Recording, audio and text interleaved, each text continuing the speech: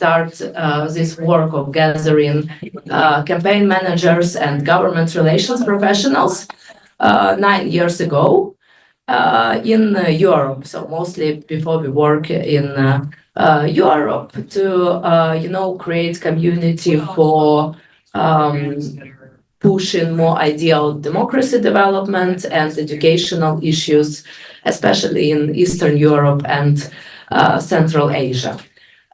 So that's why for this years we called 9 Government Relations Forum and 3 Campaign Managers Forum. We also do 2 experience exchange programs, and also every 3 months we have some educational seminar for our members of Institute for Democracy and Development projects and also IGAPA community.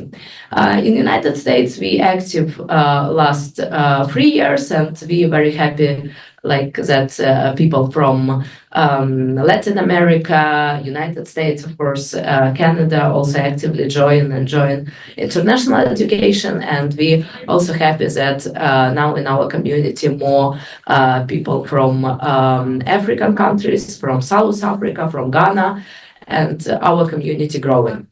I think that now, and I'm originally head of company SAC Group. We sell political management and government relations as offers to our clients. So for sure, we understand that now it's very challenging times. And we understand that it's like a lot of problems with polarization.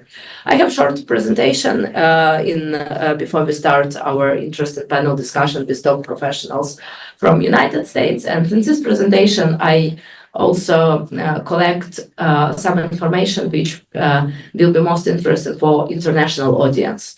And in this presentation, I also will put some my thoughts on these issues. And Mark, I'm just going to go look. Mark, you main star of our forum today. So some points which I think will be interesting for discussion today, and also some thoughts about case studies in 2024. So our members as main problems this year talk about polarization and about disinformation. And it's obviously when we have like new technology. I'm Jewish, and Lubavitch Rebbe always said that it's like knife, new technology. You can use it for good and you can use it for bad, right? But this year we see, especially on elections in European Union, in Germany, that new tools more put polarization to elections. And it's very interesting to discuss with our speakers, is it true? And how we can use all these tools for good, because all officers, of course, use ChatGPT for like multiple line text and for more effective work, right? But Russian disinformation also use that to create more like disinformation for bots who put that, I don't know, in United States, only people who use drugs, they live here, right? So something like that.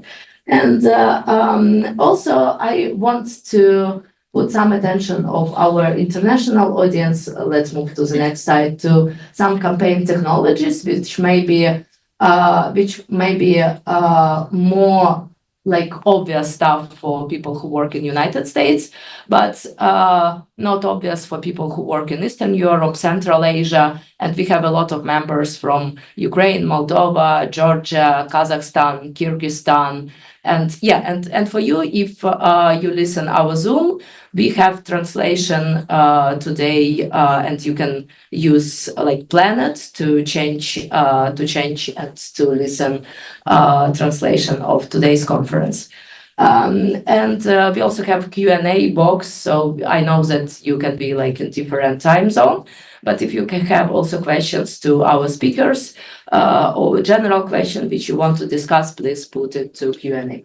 So let's move. Let's discuss like American elections, and let's also put some points which we can discuss with top Republican and Democratic strategists today who kindly join us.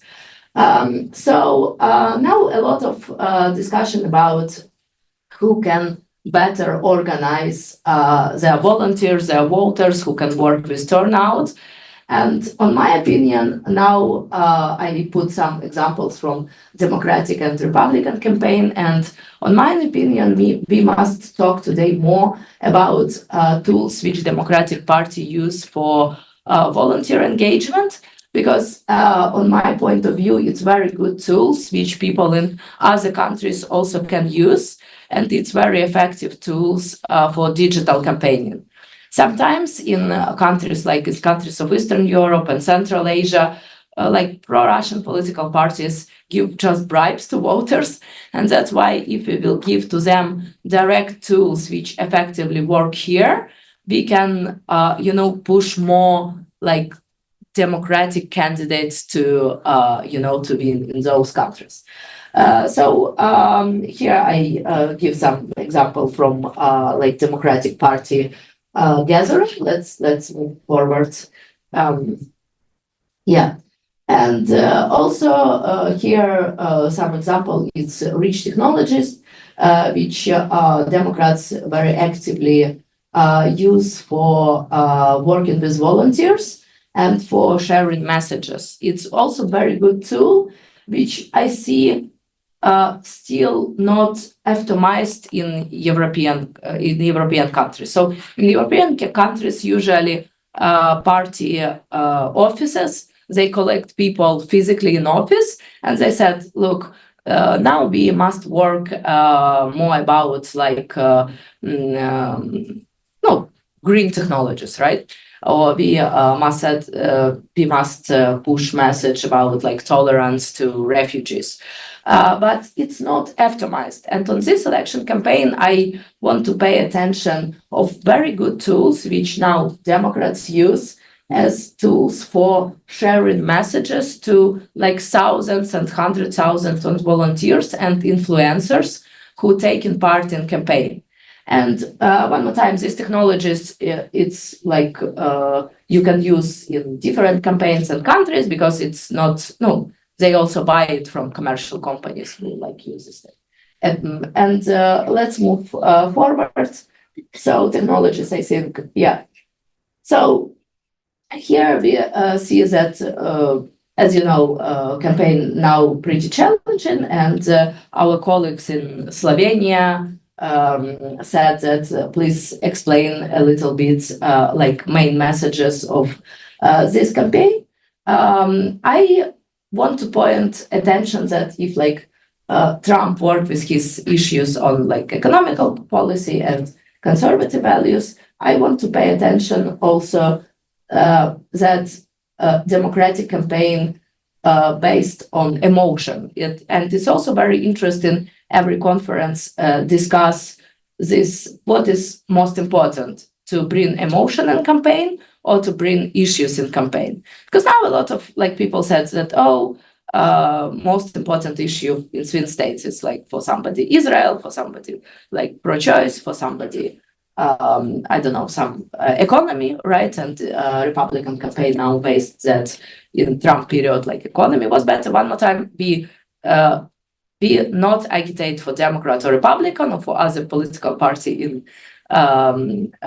Europe. We just give examples as a tools to think and to discuss these tools with top professionals here.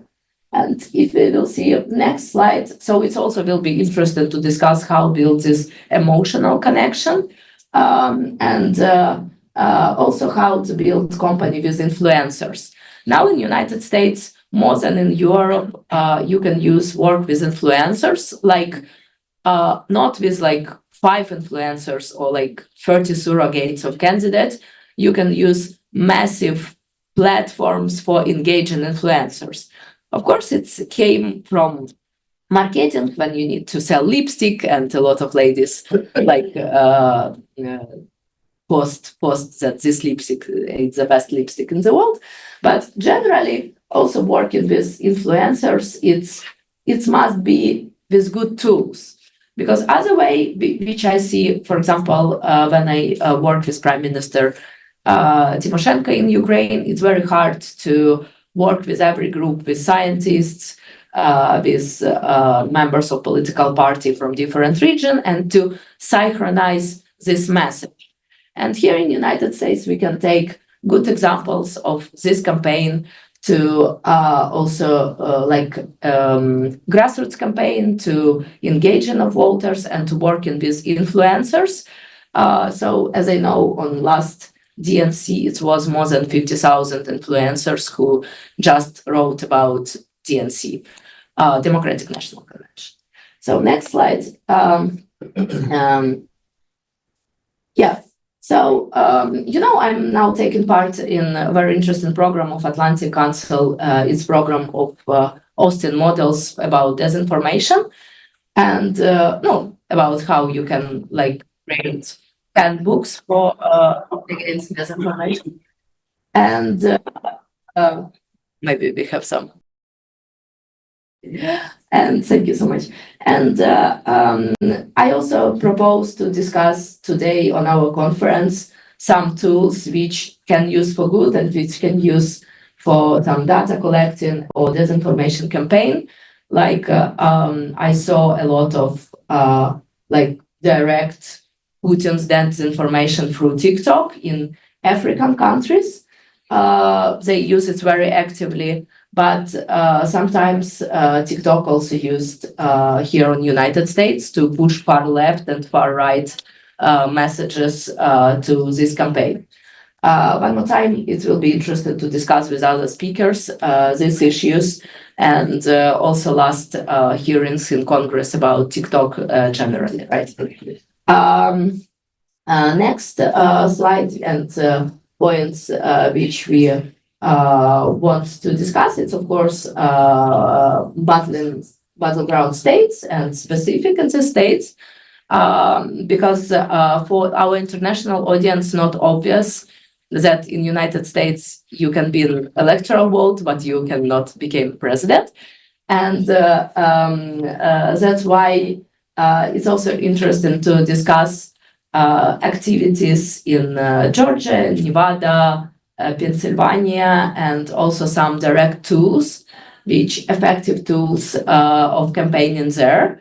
And today we invite also some people who won their elections when they was in municipalities, Democrats in Republican states and Republican in Democratic states, which I think will be interesting.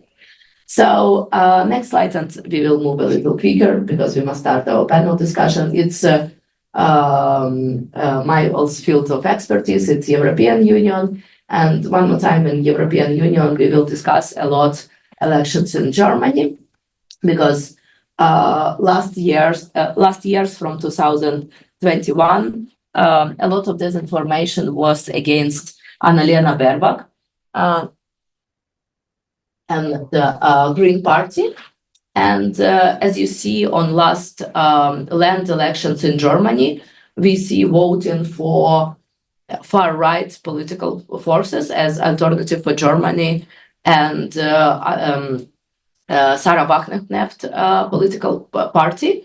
And for sure, for me, this issue is always very interesting, how in countries where some economy challenges start, like some far-right movements became very active and history became, like circle of history.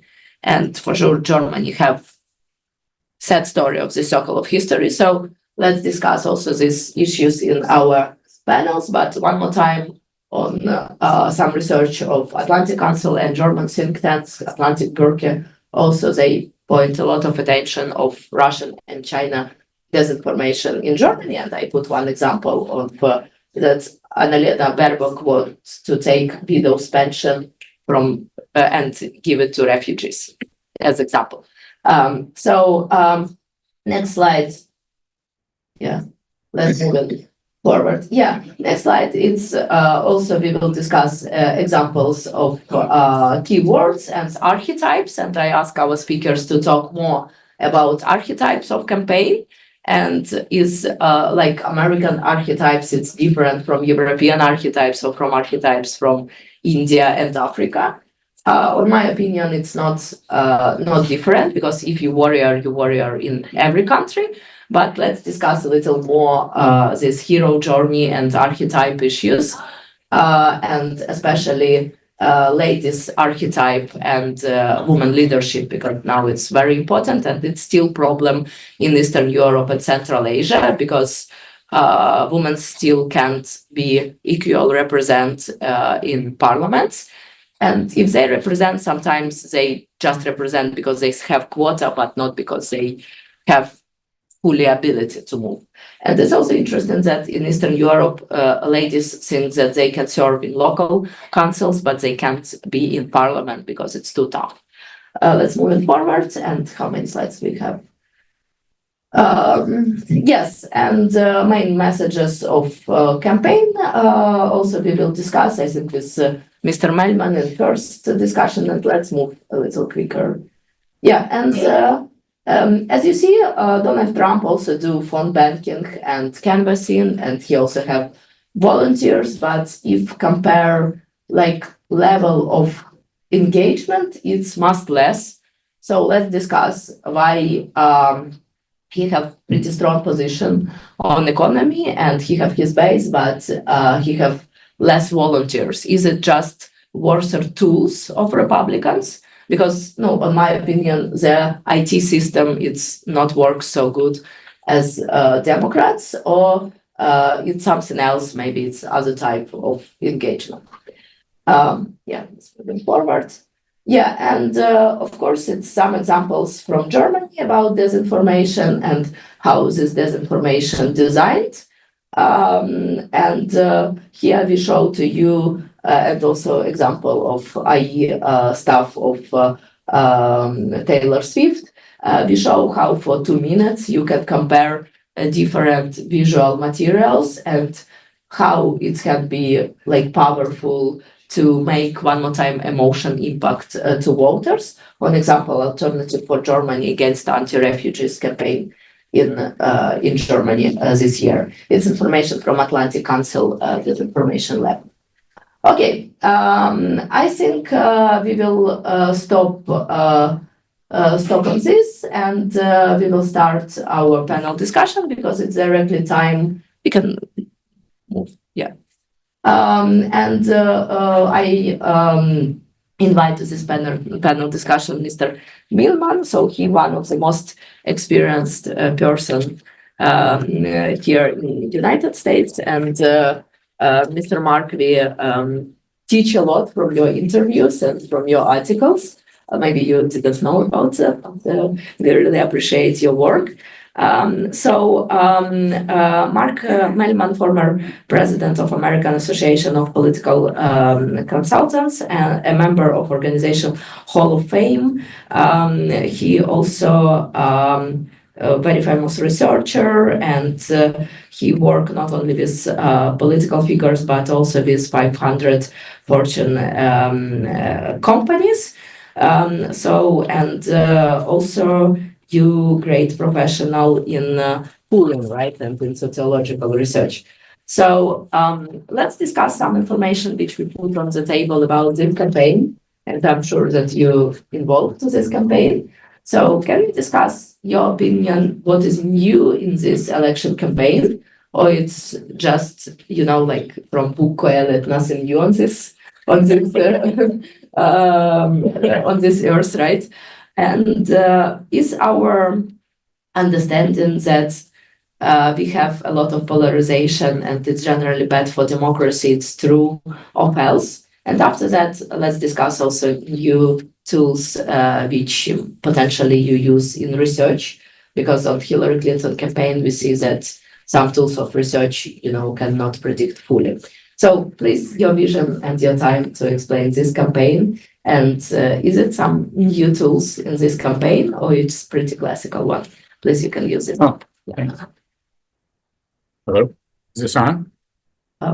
Right. I think it should. One. You can. Okay, thanks. Well, thanks very much for having me. A pleasure to be here with you all.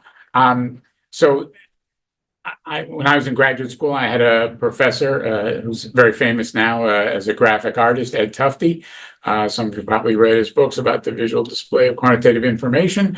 But Tufte loved to skewer his fellow academics for what he considered banal findings or conclusions or just ridiculous ones. And he used to, one of his favorite people he loved to hate was someone who wrote a book, a book of history that basically concluded that it was a time of continuity and change.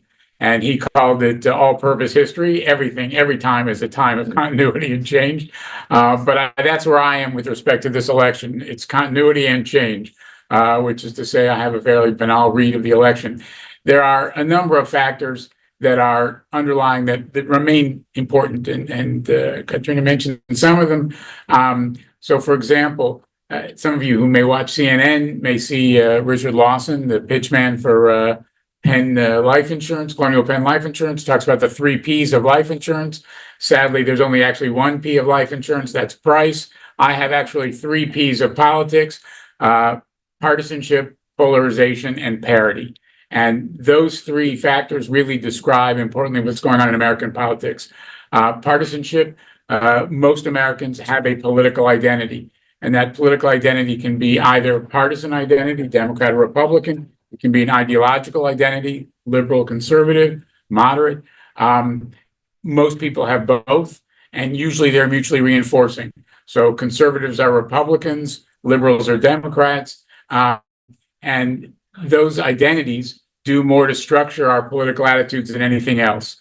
And so we actually showed some years ago, we gave people an education plan, and we took 2 education plans, and we asked them to choose which one they preferred. And we labeled one the Democratic plan, the other the Republican plan, except we split the sample in half, and each half of the sample was told the opposite plan was the Democratic and Republican plan. And lo and behold, the plan itself made no difference. The only thing that made a difference was the partisan label. When we said Plan A was the Democratic plan, all the Democrats preferred Plan A. When we said Plan B was the Democratic plan, all the Democrats preferred Plan B. And that was true for the Republicans as well. So that's just one example of the way in which partisanship structures people's attitudes, even on issues that are very important to people, like abortion rights, for example. What we found over time is that some people who were pro-choice Republicans left the Republican Party, became Democrats, but many people who were pro-choice Republicans became anti-choice Republicans, because Republicans were the anti-choice party.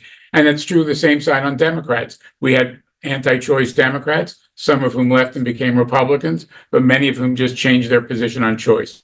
So the partisanship is a very, very powerful drug that structures our attitudes on candidates, on issues, on politics generally.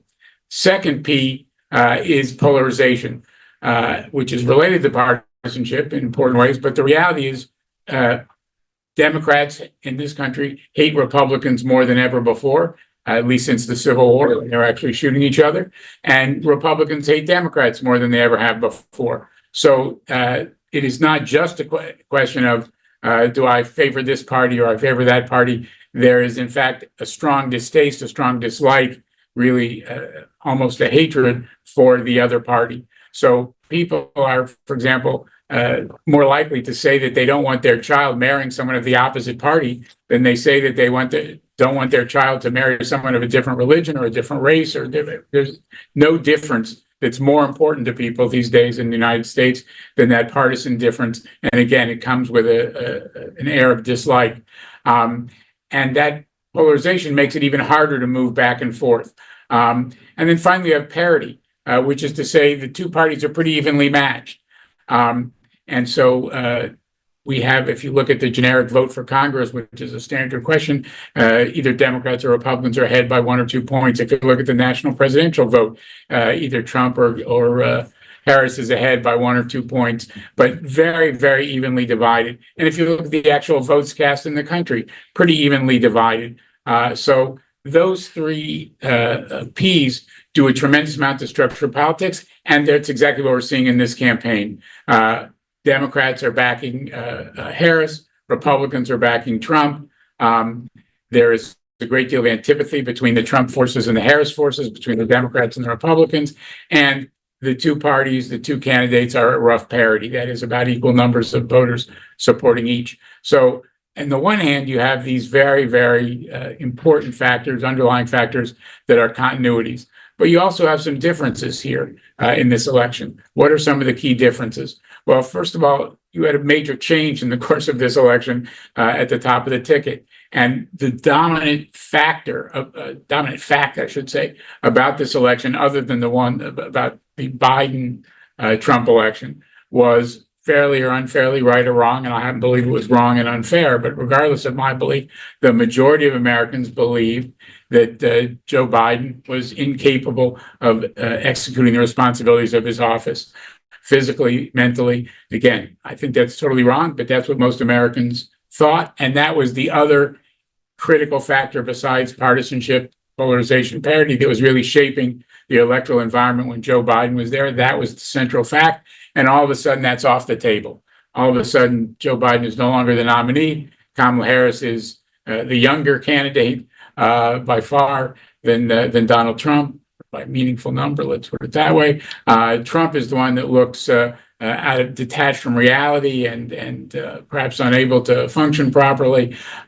So this is a major change in the race. And indeed, this issue of sort of basic ability to do the job from a physical and mental point of view has not been an issue in American politics before. This is a new issue.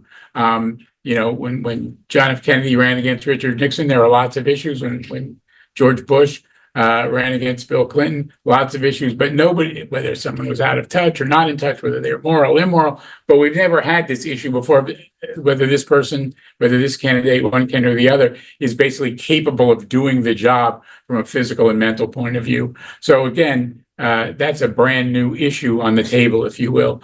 Was on the table, off the table in a big way, and now on the table a little bit, but on the other side. There are other differences too in this election, other issues that are coming to the fore. You were asking before about the relative power of issues and emotion. There's no question in my mind that emotion matters here, and what Kamala Harris was able to do in a very short time was to forge an emotional connection with the American electorate. Donald Trump has also done that with his supporters, and that's one of the reasons they stick with him through thick and thin, through indictment, through conviction. It all doesn't matter because he has forged a strong emotional connection with them. And polarization, again, helps to keep people in place. Partisanship helps to keep people in place. So we don't see much movement in this election either. And again, that's a difference. In the past, we had a lot of landslide elections, one way or the other. We're not going to have a landslide election this time. We haven't had a landslide election in recent years. And again, very unlikely to this year. So let me stop there and see. So now we will go to Mr. Turner and to Mr. Melman. I have a question to think about. It will be a question of some cases from work in battleground states, which can be, some iconic cases of successful campaigning.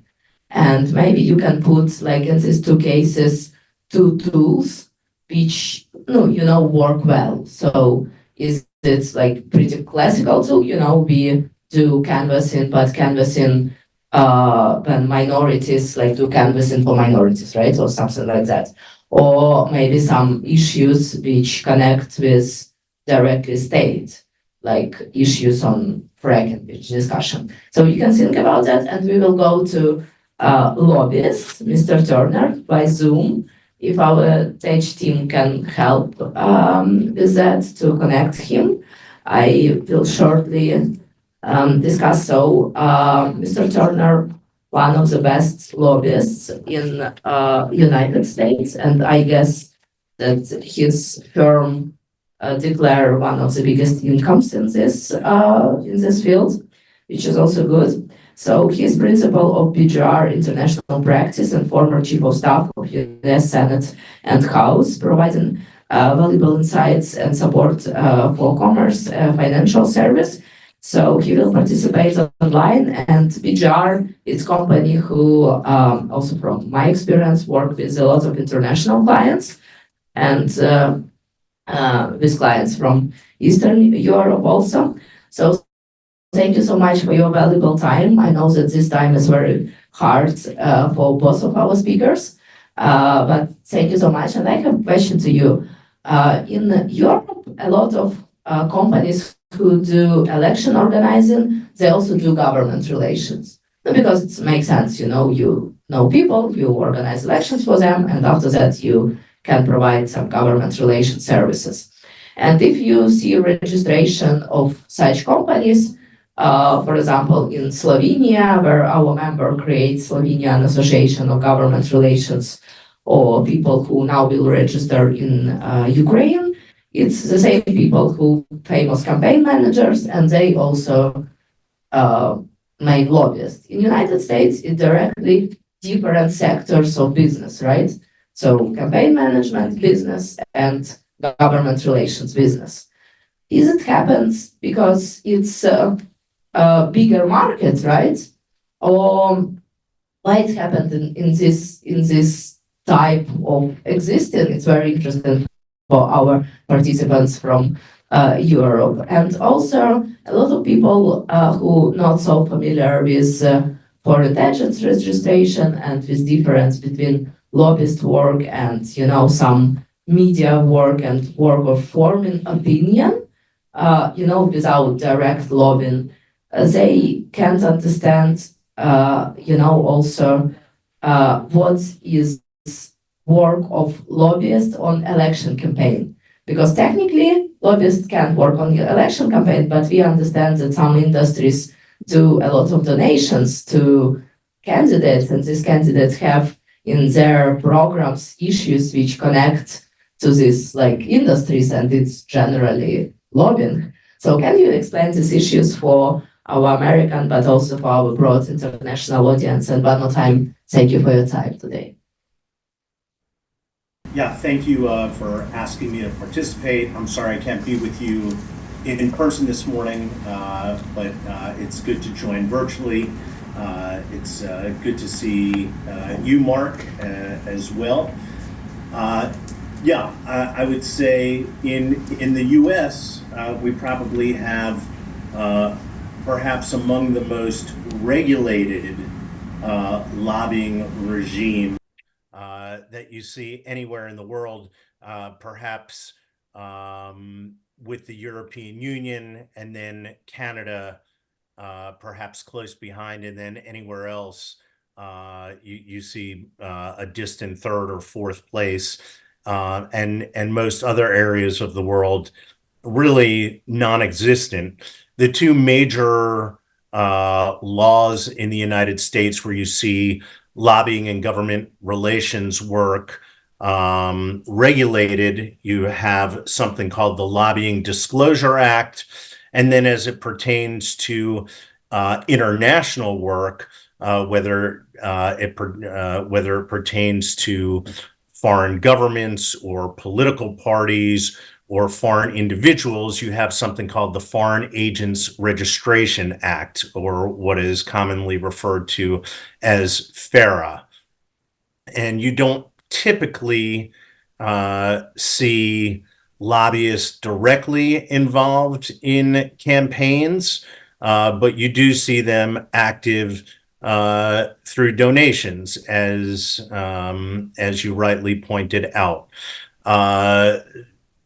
You do see the Department of Justice recently, over the past, I would say, 8 to 10 years, becoming more and more aggressive in their prosecution of lobbying activities, and those people who are breaking the law, both from a domestic perspective and from an international perspective. You saw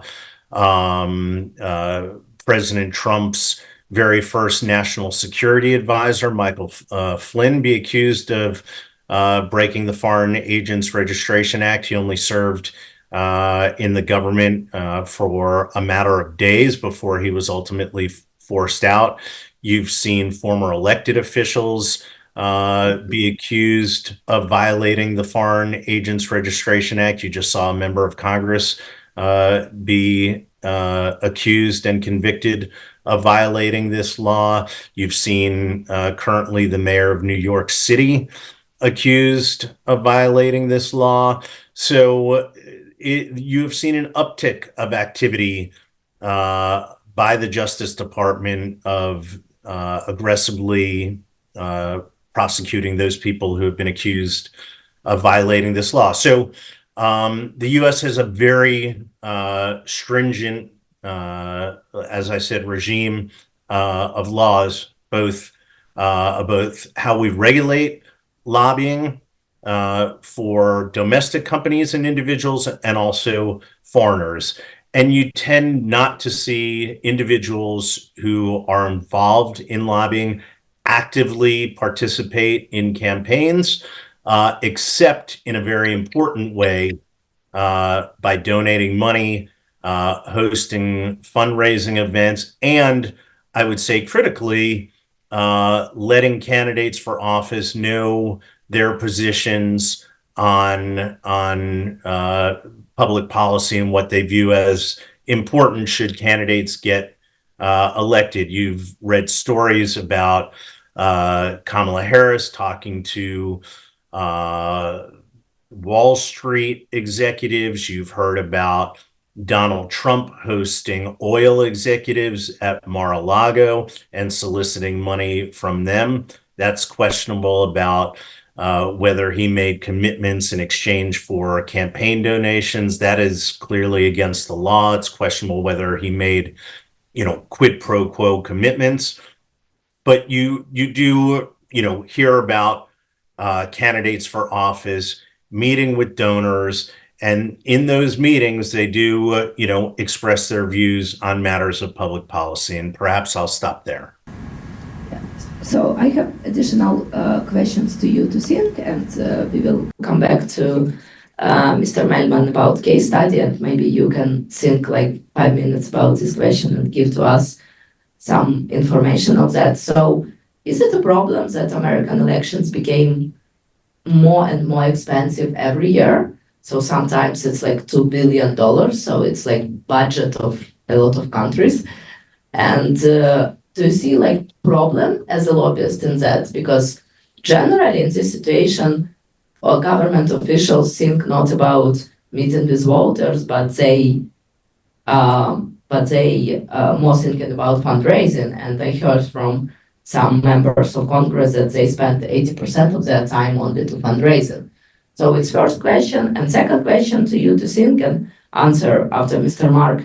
It's question for foreign agents generally. So I work a lot with like international people, like governments and leaders of political parties, and they all have stereotype, even people from Eastern Europe, Central Asia, Africa, that they must build relationships in Washington, D.C., and their understanding of building relationship a little different from D.C. understanding of building relationships. So what you can recommend to these people who try to build good relationship between their political parties or their governments with United States and their needness connect with direct bills in Congress, right, or direct executive orders? So also if you can think and give to us some advices to these people, it will be very useful, because sometimes from my point of view, and I can be wrong, they use not right tools. They don't want to register because they're afraid to register, and their understanding of relation-based influence also mostly wrong, and it's became very chaotic communication, or sometimes just, photos for photos. So it's question for you, and we come back to Mr. Melman. Maybe he have answer about some cases from this campaign and election tools from battleground states, which he wants to represent to our audience. And then we will come back to Mr. Turner, and then I think we will give some time to our Republican strategists who will join online. Yeah. Okay. So I take a couple things. First of all, I work on the sort of message and strategy side, not on the field side. And a lot of the innovations you're talking about really are on the field side. That is, how are you communicating directly with voters one-on-one? So it's not my area of expertise, but I will say the thing that is sort of gripped the attention of Democrats here is what we call relational organizing. That is not having people who are unknown to you just call you up on the phone or knock on your door, but getting friends to organize their friends. So people helping to organize you to work on behalf of the campaign and to organize your friends as well. And those circles of friends are overlapping to some extent, but also different. So you're adding new people all the time. But the relational organizing, very important. Second thing that I think is a very important lesson out of organizing in the US is that regardless of whether you're doing relational organizing, traditional organizing, having a conversation with voters is much more useful, much more important than simply knocking on their door, handing them a leaflet saying, please vote for my candidate. But engaging them over time in multiple conversations is useful. Engaging them in conversation the first time is important and useful. But those conversations are what make those visits useful, not just the fact that there's a knock at the door or a telephone call. It's the conversation that counts. On the research side of the ledger where I work, I think one of the most effective and important developments we've had is ad testing. We used to, we still do polls, focus groups, and we try and develop effective messages out of those focus groups. But a lot can get lost in translation between a pollster saying, this is the message that we're going to communicate to voters, and somebody putting together an ad that communicates that message. And we need to make sure we're spending a lot of money. It's true. I don't necessarily think that's a bad thing. I think democracy is worth it. We spend more on advertising soap than we do on advertising our candidates. So, we have to keep this in perspective. Even the billion-dollar campaigns, we spend, as I say, more on advertising soap and cards than we do on candidates. But be that as it may, we want to make sure that advertising that you're paying for is actually delivering the message you want to deliver. And so we've developed here now, there are a number of different companies that do this, but experimental designs that we actually won an award for originally, using experimental designs to determine how effective ads are in relative terms. So in short, we divide a sample into random subgroups, and we give everybody the same ad from our opponent. We give each group a different ad from us. We see how those people change their vote after they've seen the ads, and that gives us important insight into which of these ads is more effective, which of these ads is less effective. We have other parts of the test that tell us how and why the ad is more effective or less effective. But we've learned a lot from those. So, for example, in one race, which I won't name for reasons become obvious, a Hollywood director put together a whole series of ads for us, and we ended up throwing them all away because the ad test told us they just did not communicate the message effectively. Believe me, it's hard to throw away tape from a Hollywood director, but we did. In the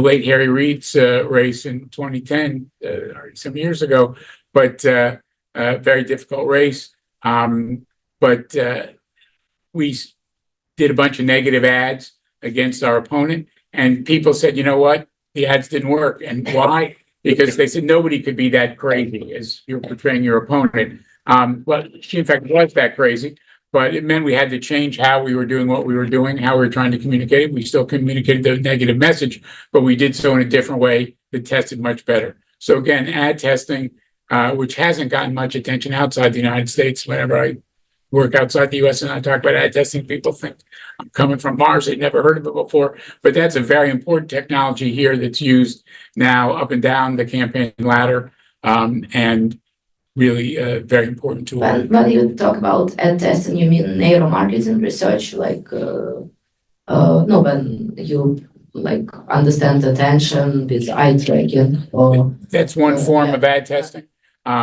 These experimental designs, though, give us, I think, the richest information and the most direct information, though these other techniques, neural nets and whatnot, can be very helpful in that. No, generally some countries use neuromarketing research, even with neurobiologists to understand which part of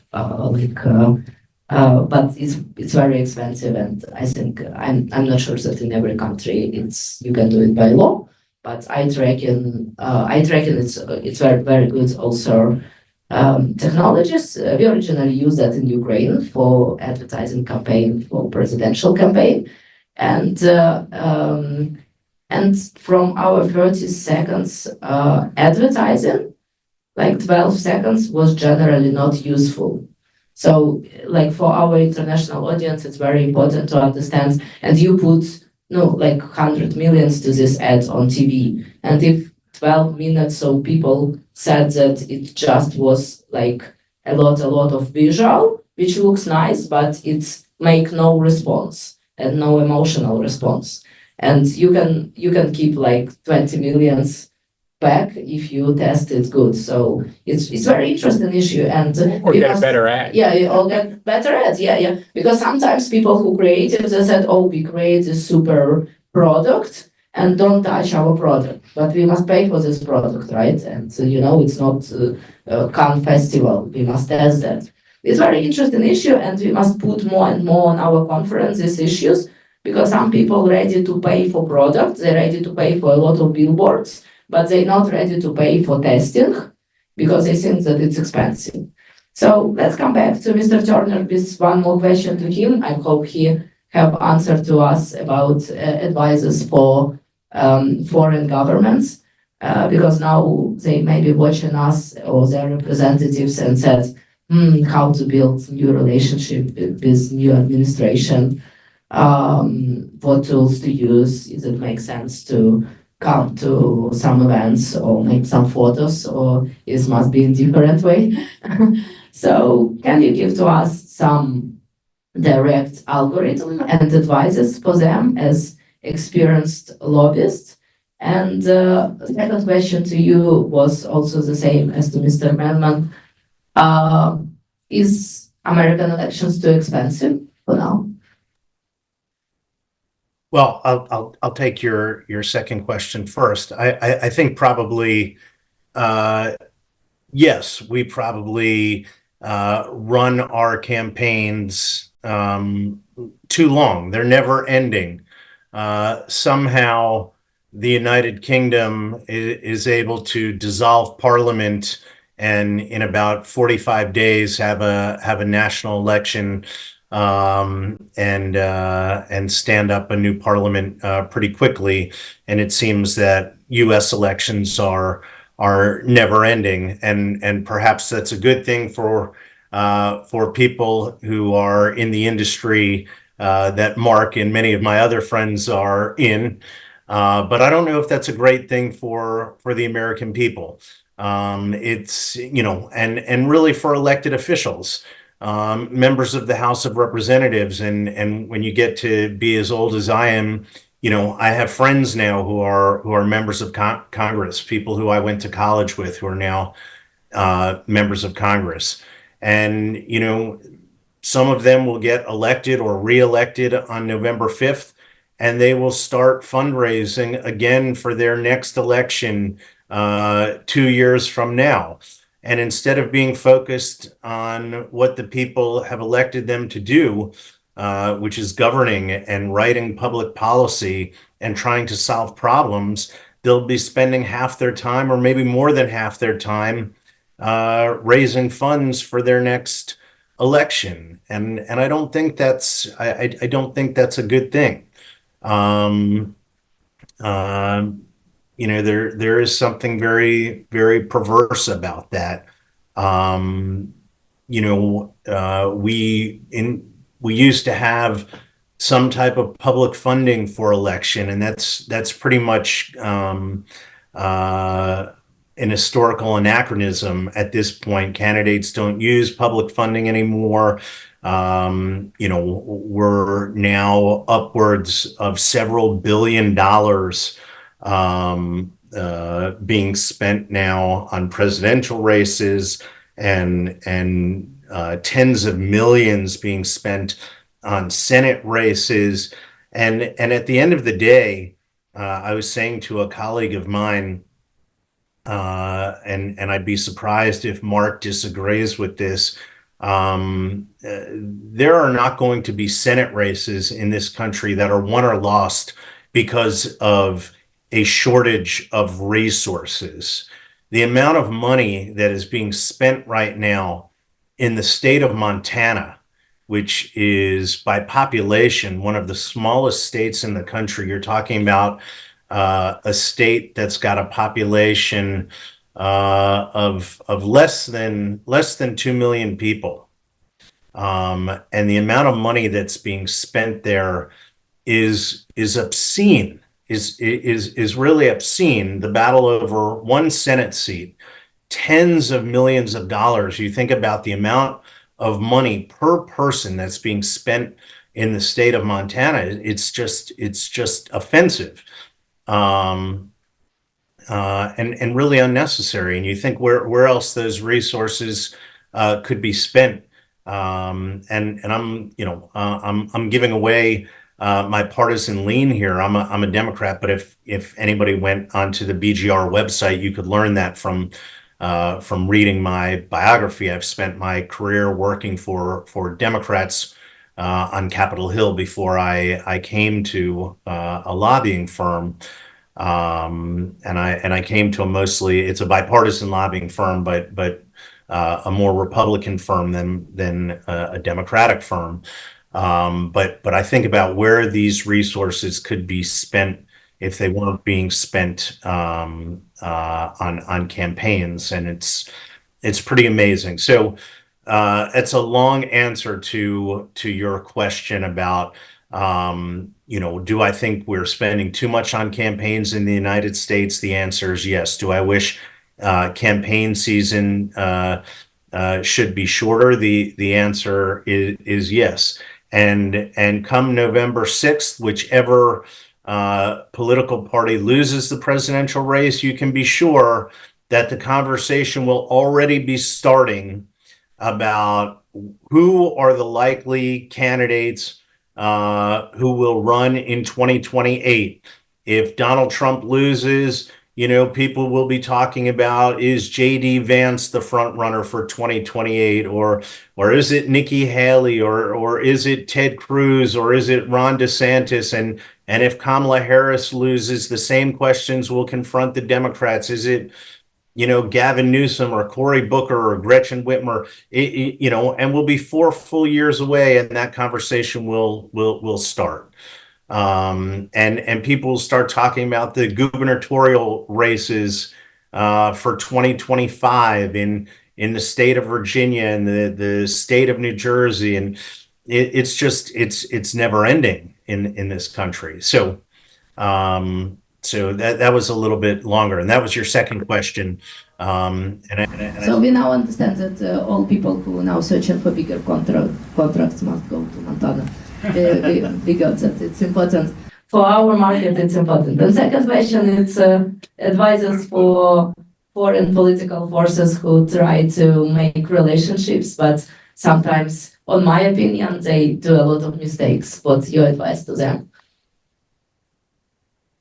Look, I think I think foreign governments have seen, pardon me, they've seen some real whiplash over the last several years with the leadership in the White House, and I can understand that the frustration with that. And if Donald Trump comes back into the White House, there's going to be some more whiplash. That's why I think more countries have been using consulting firms, whether it's BGR where I am, or some of the other big name lobbying firms, where especially the big bipartisan firms where they have relationships with the campaigns, where you have people who have served in former administrations in both parties, where you can sort of plug into those networks. That has been that has been successful. It wasn't as necessary as it was previously. You do have some foreign governments that will swap out their ambassadors here in Washington because somebody in the foreign ministry maybe has a personal relationship with somebody that is close with Donald Trump or with Kamala Harris or with Joe Biden, and they're waiting to see who has, who the winner is or who the next Secretary of State is. It is challenging. It used to be the case with U.S. foreign policy. We used to say that that politics ended at the water's edge. That is no longer the case, and I think it makes it challenging for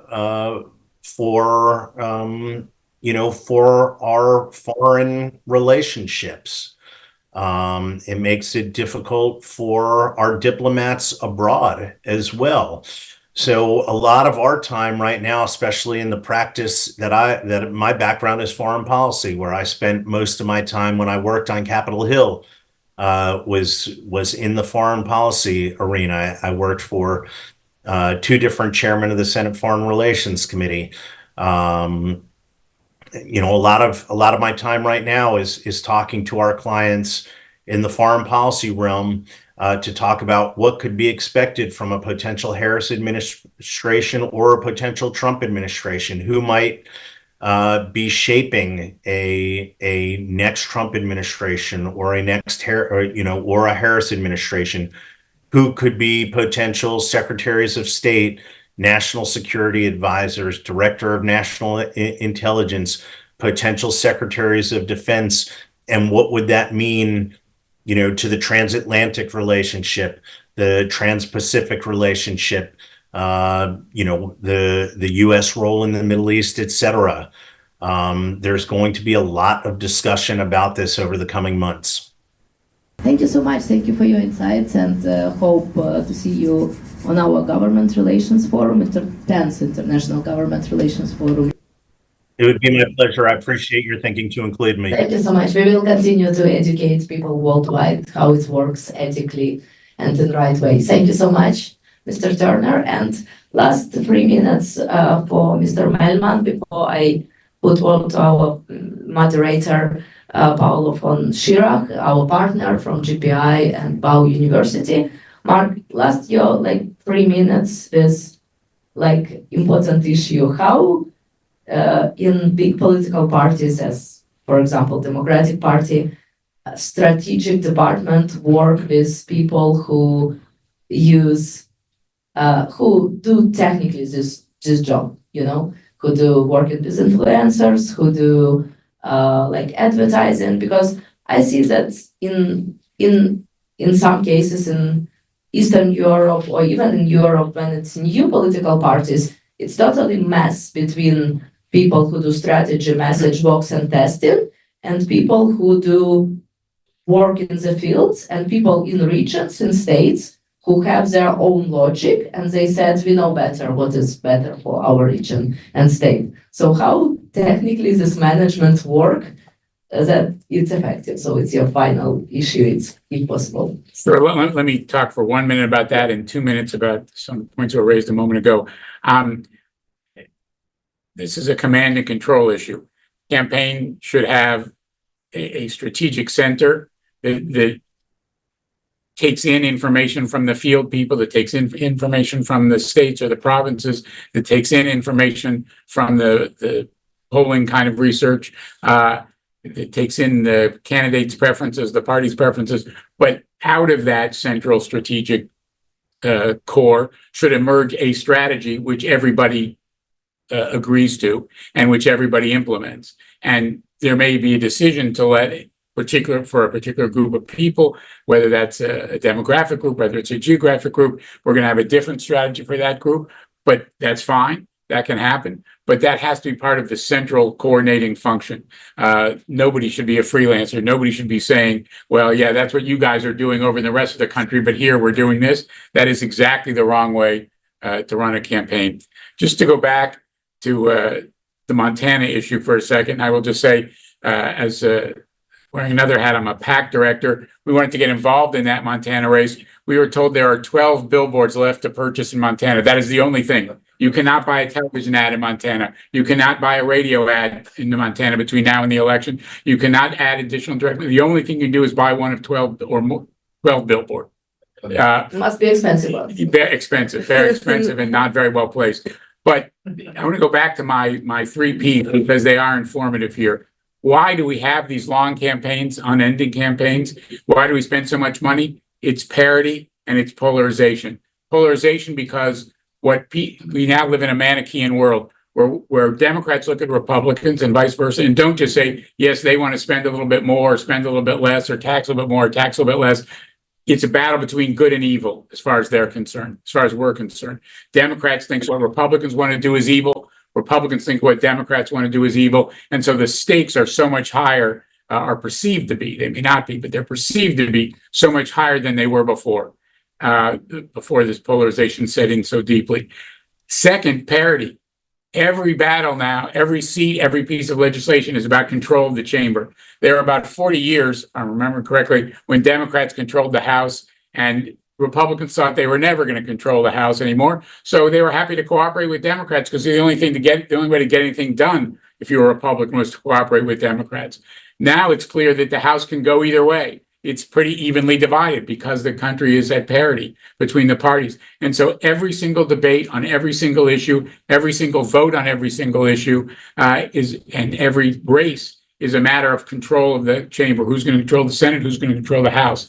And that explains a lot of what's going on. Again, the parity and the polarization explain a lot of what's going on, not just in campaigns, but also what's going on Capitol Hill. Thank you so much for this insights, and thank you for your valuable time. Mr. David Safarian will, Republican strategist, he will join us next panels because he a little in rush hours. And thank you so much for your attention, for your time. So I put this stage for Mr. Paolo von Schirach. He is president of Global Policy Institute, and we do a lot of partnership projects together with Paolo. It's connected with foreign policy analysis and also with democracy development building as sharing new tools and practices of campaign management and also advocacy and government relations. So Paolo will talk to us a little bit about Atlantic University and GPI, and also he will represent our next panel, where we have also Republican strategists, so we'll see their point of view on elections. And Paolo, thank you so much for your partnership and for your time. All right. Well, ladies and gentlemen, I think we can start with our second panel, and I thank my good friend and colleague Katerina for being with us again. And we've been working together on a variety of different projects, and we're really happy to have the opportunity to host this event. Let me just say a couple of words. My name is Paolo von Schirach, and I serve as both professor of political science and international relations at Bay Atlantic University. That's where we are here. And I'm also the president of the Global Policy Institute, which is a nonpartisan think tank here in Washington, D.C., based in the same building here. I don't know, I think I don't need to resort to simple marketing. If you look outside here, you see the Washington Monument, the Jefferson Memorial, the Treasury Department, and well, if you little imagination because of the way buildings are, the White House. So we are right here in the center of Washington, D.C., and I think it's a good place to be for a university which is devoted to social science. And not only, by the way, we have, for those of you who don't know much about this organization, we were established in 2014 We've been last year accredited by NECHA, the New England Commission for Higher Education, which, for whatever it's worth, is the same accreditor of Harvard or MIT or what have you. So we're very happy about this step forward for our institution. We've been around since, incorporated in 2014 here in Washington, D.C., and operational since 2015. I have the privilege, I suppose, to have been with the institution since the very beginning as a professor of political science and international relations. So our strongest programs are business administration, economics and finance, and of course, political science and international relations. As undergraduate programs, we also have a very robust MBA program. I believe in terms of enrollment is one of the biggest in Washington, D.C., which makes us proud. And soon enough, let me advertise, coming attractions, we'll have a Master of Science and Public Policy. That's cooking and will be offered very soon. And on top of that, we also have degrees in information technology, various undergraduate degrees in, this is not my area, but data science, cybersecurity, all those lovely things. Some of them actually impinge upon the topic that we will be discussing today at this juncture in this event, and also master's degrees in these areas. If you want more information, this university has a kind of a interesting roots, because it's part of the vision of an entrepreneur in the field of education, whose roots are actually in Turkey, which sounds a bit exotic and unusual, but he runs the largest, education enterprise, I would say, in Europe, with about almost 180,000 students in private secondary schools, and a large university in Istanbul called Bahçeşehir University, another one in Berlin, which is Berlin International University, one in Northern Cyprus, one in Batumi, Georgia, and indeed this one here in Washington, D.C. His idea is that education, builds relationships and builds bridges among different people, and that's his lifetime mission. For whatever is worth, our motto here is peace through education. In Latin is concordia per erudition. So we try to follow in those footsteps. So this is what we are. This is what we're doing. And in the Global Policy Institute, we focus on a variety of different topics, from politics to international affairs, energy, security issues, and all of you, of course, welcome to participate and be our guests in future activities. But enough for the commercials. Okay, thank you for allowing me to do a little bit of marketing for us, but I couldn't resist.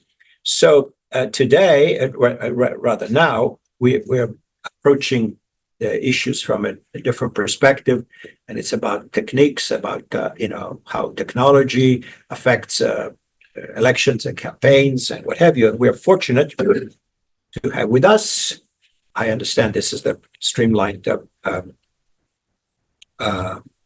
program. We've got Carolina here. We just exchanged a few words before, and she's from Serbia, who is I see here, attorney at law, representative of the U.S. Department of State, Fulbright Fellow at the AUWCI under Hubert Humphrey program, and she's right here. Then we have also right here with us Mr. Peter. I'm sorry if I mispronounce your name. Hussey? That's right. Correct. Thank you. A former senior fellow at the Hudson Institute, a very important think tank here in DC with a great deal of prestige and many important people, and involved in many different areas, for policy, defense, security. So he is definitely, as it says here, one of the key analytical centers in the United States that prepares analytics for the White House president, and he's also president of Geostrategic Analysis. And he is here, obviously, in person. And then last but not least, my good friend, I don't know if is she with us, Malka? Okay, greetings, buenos dias, Malka. How are you? Buongiorno. So Malka is an old friend and who is based in Mexico City, but with a great deal of international experience, including a long experience here in the United States, which makes her also an expert for various media discussing and commenting on the ongoing campaign. And she is the director of institutional relations in DIARC, Design and Architecture, and advisor to Mrs. Gina Diaz Barroso, one of the most influential businesswomen in Mexico. And she joins us online from Mexico City. So welcome, Malka. Hi, how are you, everybody? So here we go. The topic you've seen, it's about how can the mechanics of campaigns and how technology affects everything. We got now new tools that 20, 30 years ago didn't exist. Artificial intelligence, machine learning, all those things. And obviously everything is put to the service, if you wish, of trying to understand how you can maximize, how you understand your voters, differentiate segments, and what have you. I do remember, for whatever it's worth, there was this big story. I think this goes back to the 2016 campaign. Please, since you're the experts, correct me if I'm wrong. But there was Cambridge Analytica, right? That was working for the Trump campaign. And they claimed at the time, it was also discussed and debated later on, that they had figured out a way to segment the voters, particularly in the key swing states, so that they could determine key swing voters, which they called, I believe, the persuadables, and say, okay, persuadables means they're not here, they're not there, they go either way. We need to target these people, and we need to make sure that our message gets through to them. And of course, after the fact, they say, hey, look at that, it worked. We were successful because Mr. Trump won the election. As you know, elections these days, and I don't think this election, but our experts can tell us different, is not going to be, we're not going to see any landslides. Those are gone. Gone are the days in which I think it was in 1984 that Ronald Reagan won 49 states. Forget about that. That's gone. Now we're again talking about the swing states and where you see calibrations 49%, 48, 47, 46. These are the numbers that we're having. And unless there's some strange new development between now and the elections, probably it's going to continue to be like this.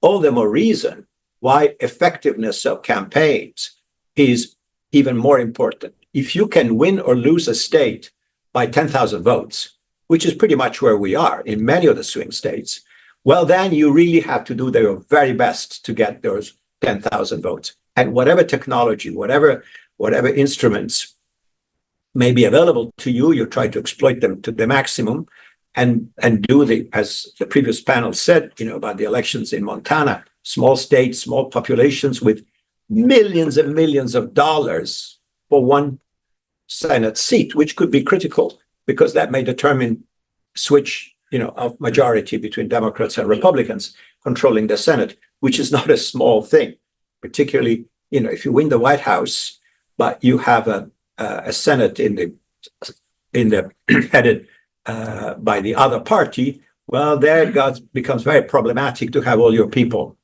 approved by the Senate, the top leadership of the administration, and many more things. Anyway, let's get to it. I don't know, and Peter, maybe you want to start and give us a picture of how you see all this and how you see technology in influencing or affecting one way or the other how campaigns work. Thank you. Thank you very much. I'm a senior fellow also at the National Institute for Deterrence Studies.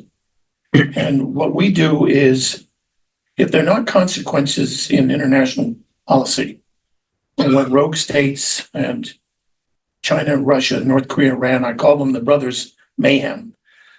When they do bad things, there are no consequences. And that's why they're doing bad things. Iran attacked the United States 170 times between October 2023 and January 2024. What do we do? Nothing. We, in fact, took almost $100 billion of escrowed money and freed it up in oil money for the Iranians to use, which they used to support Hamas, Hezbollah, Islamic Jihad, and the terrorist organizations within the Palestinian Authority. So in my business,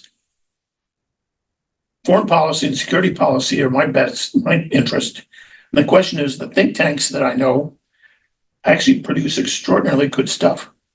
The Hoover Institute under Condi Rice has done wonderfully.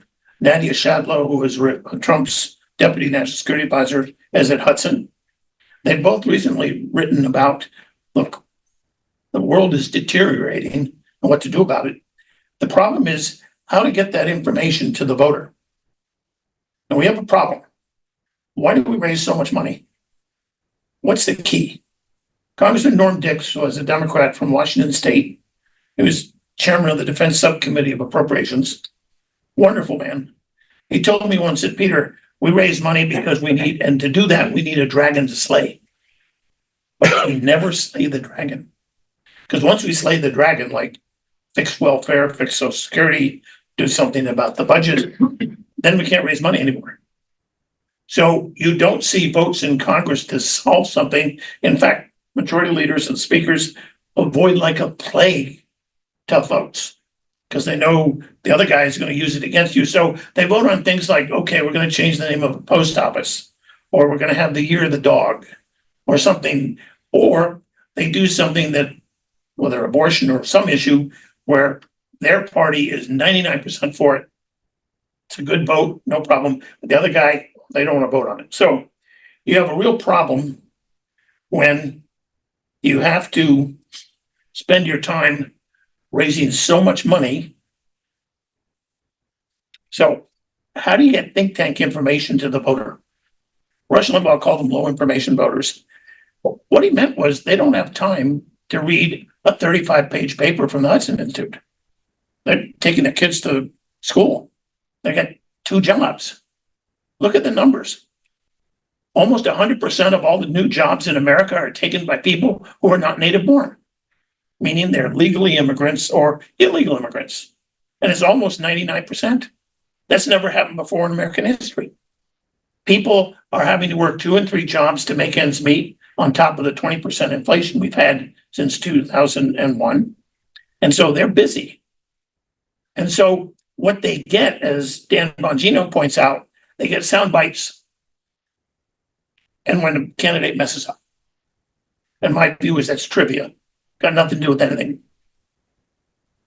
So my friend in Israel, Uzi Rubin, he calls this the politics of the fortune cookie analysis. It's a very good phrase. And unfortunately, it doesn't capture anything. For example, we keep beating the heck out of Israel to have a ceasefire. Why aren't we beating the hell out of Russia for a ceasefire? They started the war. Israel didn't. We never talk about Iran in terms of victory. As the former head of the Strategic Command, Admiral Richard, said at a conference I hosted in September, we have to bring victory back into our vocabulary. And guess who's been doing that in Israel? You all know about all the pagers that the Israelis put explosives in, and all of Hamas, all of Hezbollah's guys started using their pagers because Nasrallah said, don't use the email because the Israelis will hack into it. So they started using pagers. And talk about the most discriminate kind of warfare. The only people that got hurt were the people who were Hezbollah or terrorists, okay? What did we immediately say? Oh, Israel, you've escalated. Are you kidding me? The whole point of your military capability is to escalate, to tell the other guy, stand down. But in Ukraine, we have been saying to the Ukraine government, oh, no, don't escalate. And so we dribble over a period of 3 years. Okay, you can use this missile. And you know what we did with the missiles? We fixed them so they didn't go very far. And Ukrainians, not being stupid, went back in and fixed them so they do go far. And then we go, oops, they just hit something in Russia we didn't want them to hit. Well, why should Russia be in a sanctuary? Which is what we're saying is to Ukraine, you can attack now in Russia something where they're attacking you, but if they haven't attacked you from that area, no, you can't use it. So the problem I find as a conservative, who by the way worked for 5 U.S. senators, all Democrats, Gaylord Nelson, Bill Proxmire, Mike Gravel, Frank Church, and George McGovern. And I was a political appointee for Jimmy Carter, for which I apologize. And I made up for it. I was a political appointee to Ronald Reagan. So I worked as a political appointee for presidents on both sides and as a consultant to the United States Air Force from 1983 to 2017, helping them understand what's going on in the nuclear business and so forth. So here's your problem. On the left, I'm going to take 5 issues. They think immigration, not a problem because it's against the law to vote, against the law to get food stamps, what's the problem? Energy. Go read Davos. Energy poverty is good. Energy plentifulness is polluting. And oh, by the way, you have to use less energy because otherwise global warming will kill us all. Crime. Crime's coming down. If it's not coming down, it's caused by poverty anyway. So it's not their fault. Security policy. Already mentioned. Ceasefire for Israel, but not for Russia. An abortion, which I'm from Maryland. You would think that's the only issue on the Democratic Party, but they say any limits on abortion is prohibition. And that's the way the media play it. Now, on the right, we think uncontrolled is dangerous. From a crime point of view, it undercuts wages, and voter fraud is a problem. Why are they, when they give these people driver's licenses, they automatically register their vote? That's called motor voter. But what's really strange is Janet Yellen is asked on Face the Nation, and then she went to Congress, and she was asked about illegal immigration. She says illegal immigration is good because wages get reduced because these people take wages less than Americans, and that cuts inflation because it reduces the cost of doing business. I tell you, the members of Congress that were listening to this were incredulous. They said, ask her again, are you saying illegal immigration? Yes, Americans make too much money. And guess what? The head of the Federal Reserve said the same thing, the same week, before the same committees in Congress. Why do we want plentiful energy? I want to take power away from OPEC, which means I want to take it away from Iran. And oh, by the way, even Russia is not a member of OPEC. They benefit from high energy prices. Low energy prices kills them because 2/3 of their federal government revenue comes from sales of oil and gas. Crime. I don't know about you, but look at the numbers. You know, in Philadelphia, you can steal $950 worth of retail stuff and they won't arrest you. They've gotten rid of bail in all sorts of cities. Now, some places they've reversed because it's been, this really is making a mess. And taxes. I'm fascinated by this. Pay your fair share. I went back all the way to Woodrow Wilson, and said, what's the tax rate of each president at the highest rate? Okay, Woodrow Wilson came in, the original one was 7%. When he lost office, it was 77%. Calvin Coolidge came in and he reduced it to what? 25%. He's the only president in our history to reduce the deficit, not the annual debt, the debt every year and start paying it off and never have a budget deficit and unemployment at under 3%. Now, he first had 50% and now 37% and then finally 25%. Okay. Bill Clinton in 1996 raised defense spending. This is all because of Newt Gingrich. Raised defense spending, cut the capital gains to 16%, increased the child tax credit, reformed welfare, cut domestic discretionary non-defense spending by $50 billion a year, and balanced the budget and had a surplus 3 out of the next 4 years. Cut taxes, raised defense, reformed welfare, cut the deficit. But when the dominant media look at these issues, They say immigration, you're against it, oh, you're racist. Energy, too much energy, you're polluting. Crime, it's racist if you're worried about it. Now we'll go back to Richard Nixon's Southern strategy. Well, if you knew what the crime rate was in 1968, what the hell do you run against? You run against state, we got too much crime. And taxes, the rich don't deserve the money they're making anyway. Unless they have a foundation, then they can pay themselves whatever they want. And then, of course, abortion, you're taking away women's rights. Even though they're talking about an abortion at 9th month. What did Patrick Moynihan, Senator Moynihan, a Democrat, say? He said, when you get an abortion at 9 months, that's infanticide. So we only have 8 states at most. And within those states, counties, I counted there 27 counties that'll decide the country's election. There's no national theme, directionless. And unfortunately, the news is camouflaged because it is so dominated by trivia and what I call, my Israeli friend calls, fortune cookie analysis. The kind of serious stuff that I deal with, that think tanks deal with, never makes it on the news. For example, has anybody ever asked a Democrat, what the hell is a fair share? Because Eisenhower was 90%, 92%, and we had 3 recessions. Okay, John Kennedy cut it to 70, Reagan cut it to 50, and then 28, and boom, the economy. In fact, the economic growth Ronald Reagan kindled is responsible for the growth all the way up to basically 2008, 2009 crash, which was due to the government saying, loan people money they have no business borrowing. And oh, by the way, the Russians helped out. Do you know what energy price was on July 4th, 2008? Happy birthday, America. You know, $148 a barrel, which is a record. So my concern with AI, and I'll finish here. All of you Google all the time, or you use some search engine. You go to the search engine, there's a box on the right. It says, dear whomever, can we help you? And I'll punch in. Tell me about the window of opportunity, a window of vulnerability that Ronald Reagan campaigned against in 1976. And they'll come up with the most bizarre garbage. And I'll ask them about me. And then they'll write about me. And then I'll lay out 8 facts where they're completely wrong. They don't even mention. And you know what they'll say? Oh, yes, you're right, Dr. Yussi. But this is a very complicated issue.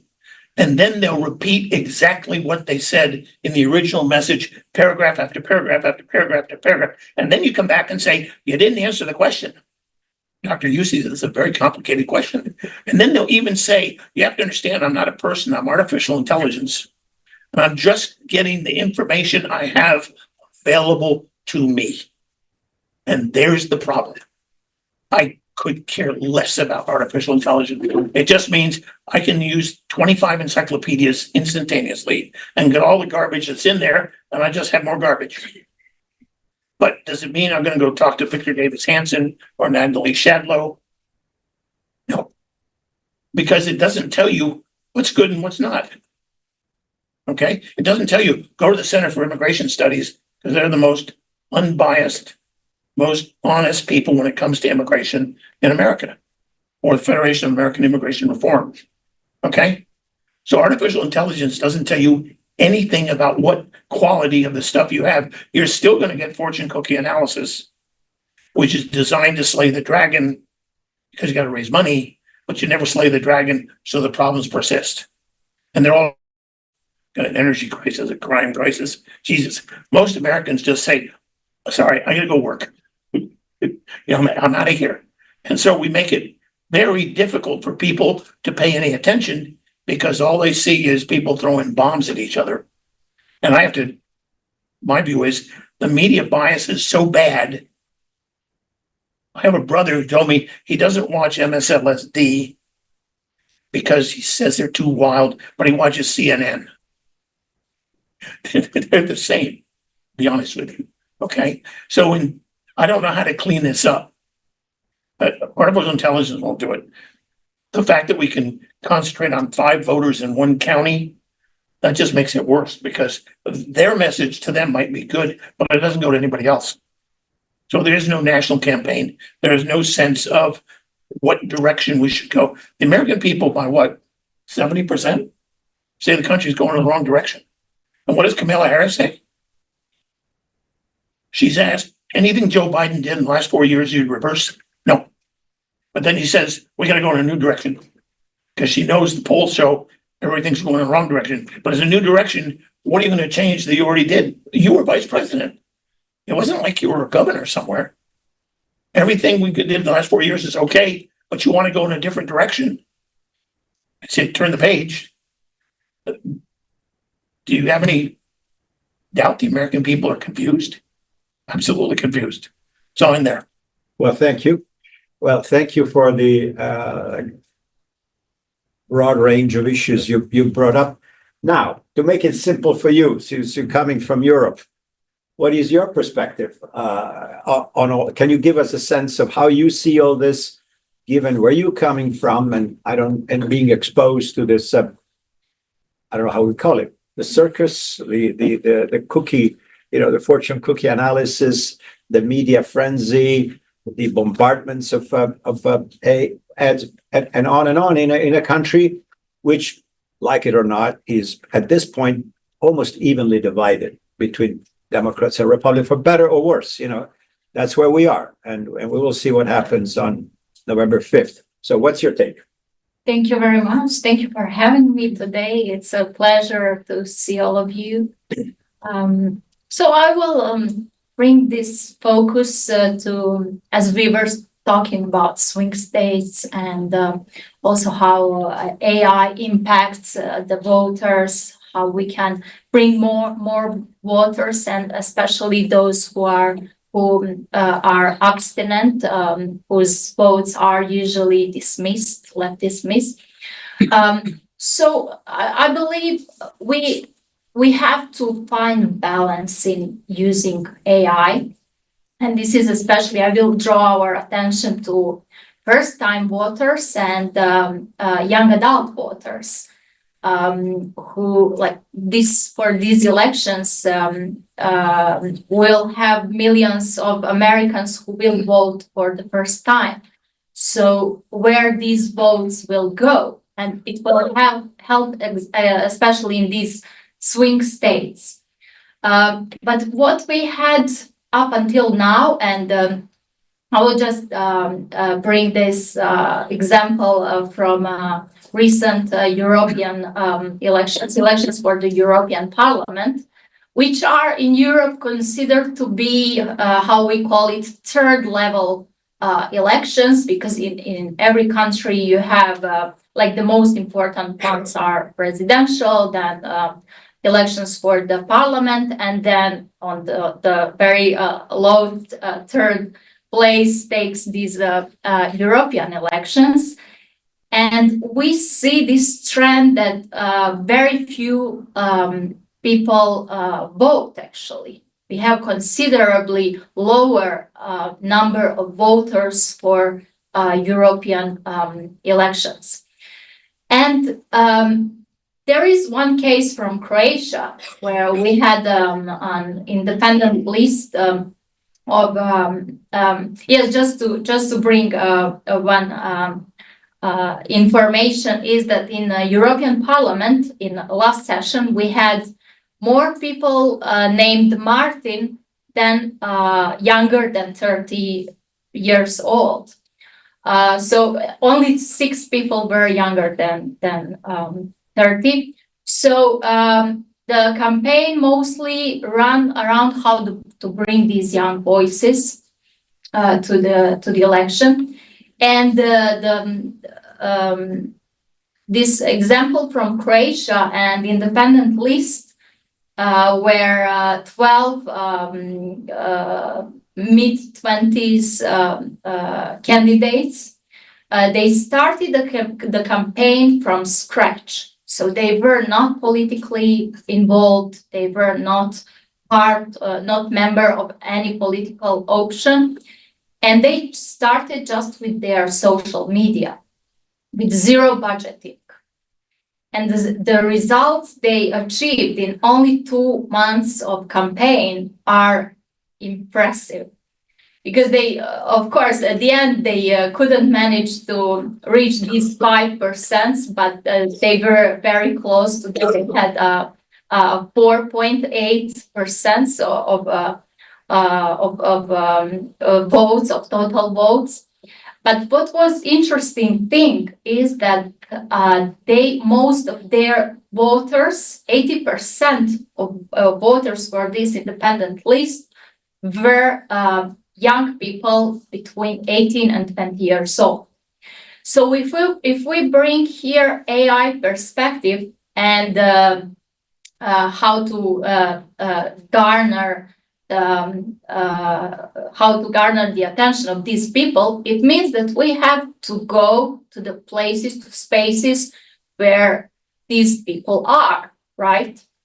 And researchers mostly show that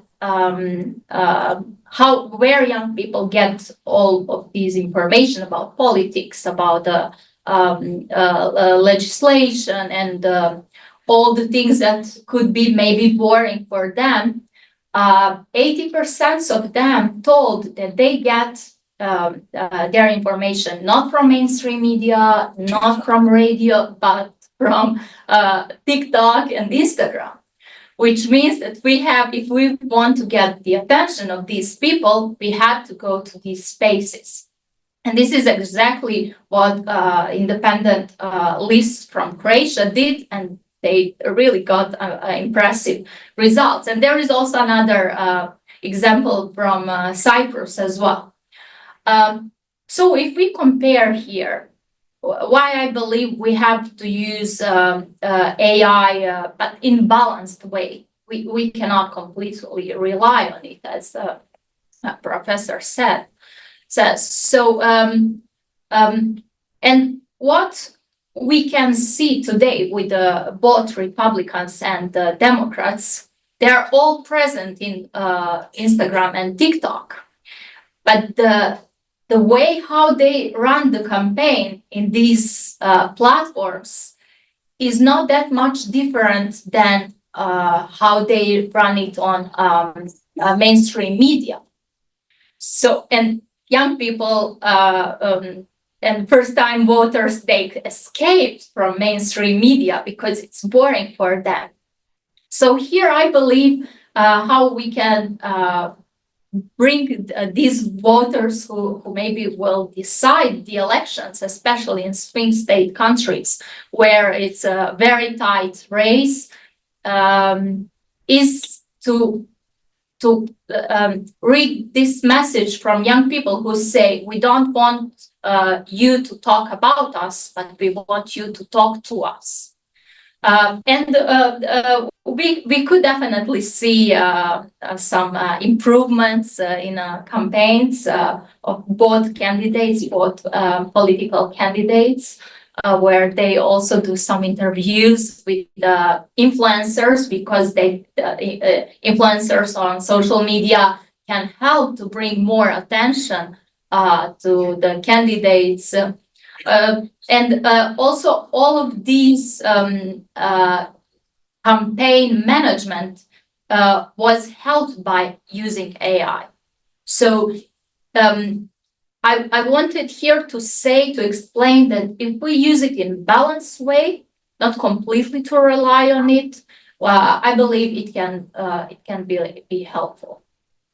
Well, thank you for these insights. And now we turn to Malka, who joins us from Mexico City. And of course, Malka, you had the privilege of witnessing an election in your own country where I think the result was not that much in doubt, right? We know, I guess it was well known from months before the election who was going to win. So there was no this cliffhanger, oh my God, is it 48, 49, 51, 49, whatever. So that's the way it went over there. But you are also a keen observer of what's going on in the United States. And so we would like to hear your perspective based on your knowledge of America, but also the advantage of being a little bit removed from the action directly. And tell us what's your take on the use of social media, AI, or refining the message, or is it working? Is it not working? What's your view on all this? Hello, everybody. Thank you for the invitation. Can you hear me correctly? Yes, Yeah, we okay. can hear you. Thank you, Malka. So, commenting on the U.S. elections, I've been very close to Univision, which is the Hispanic network, and I have to say that technology is interesting because it has tailored messages for the Latino voters, and I couldn't agree more that sometimes these messages are very issue-oriented and are very simple messages, and those have been shaping a lot the Latino vision of the US elections. But speaking a little bit more about the Mexican elections and elections in Latin America and how technology has had a huge impact, I will say the following.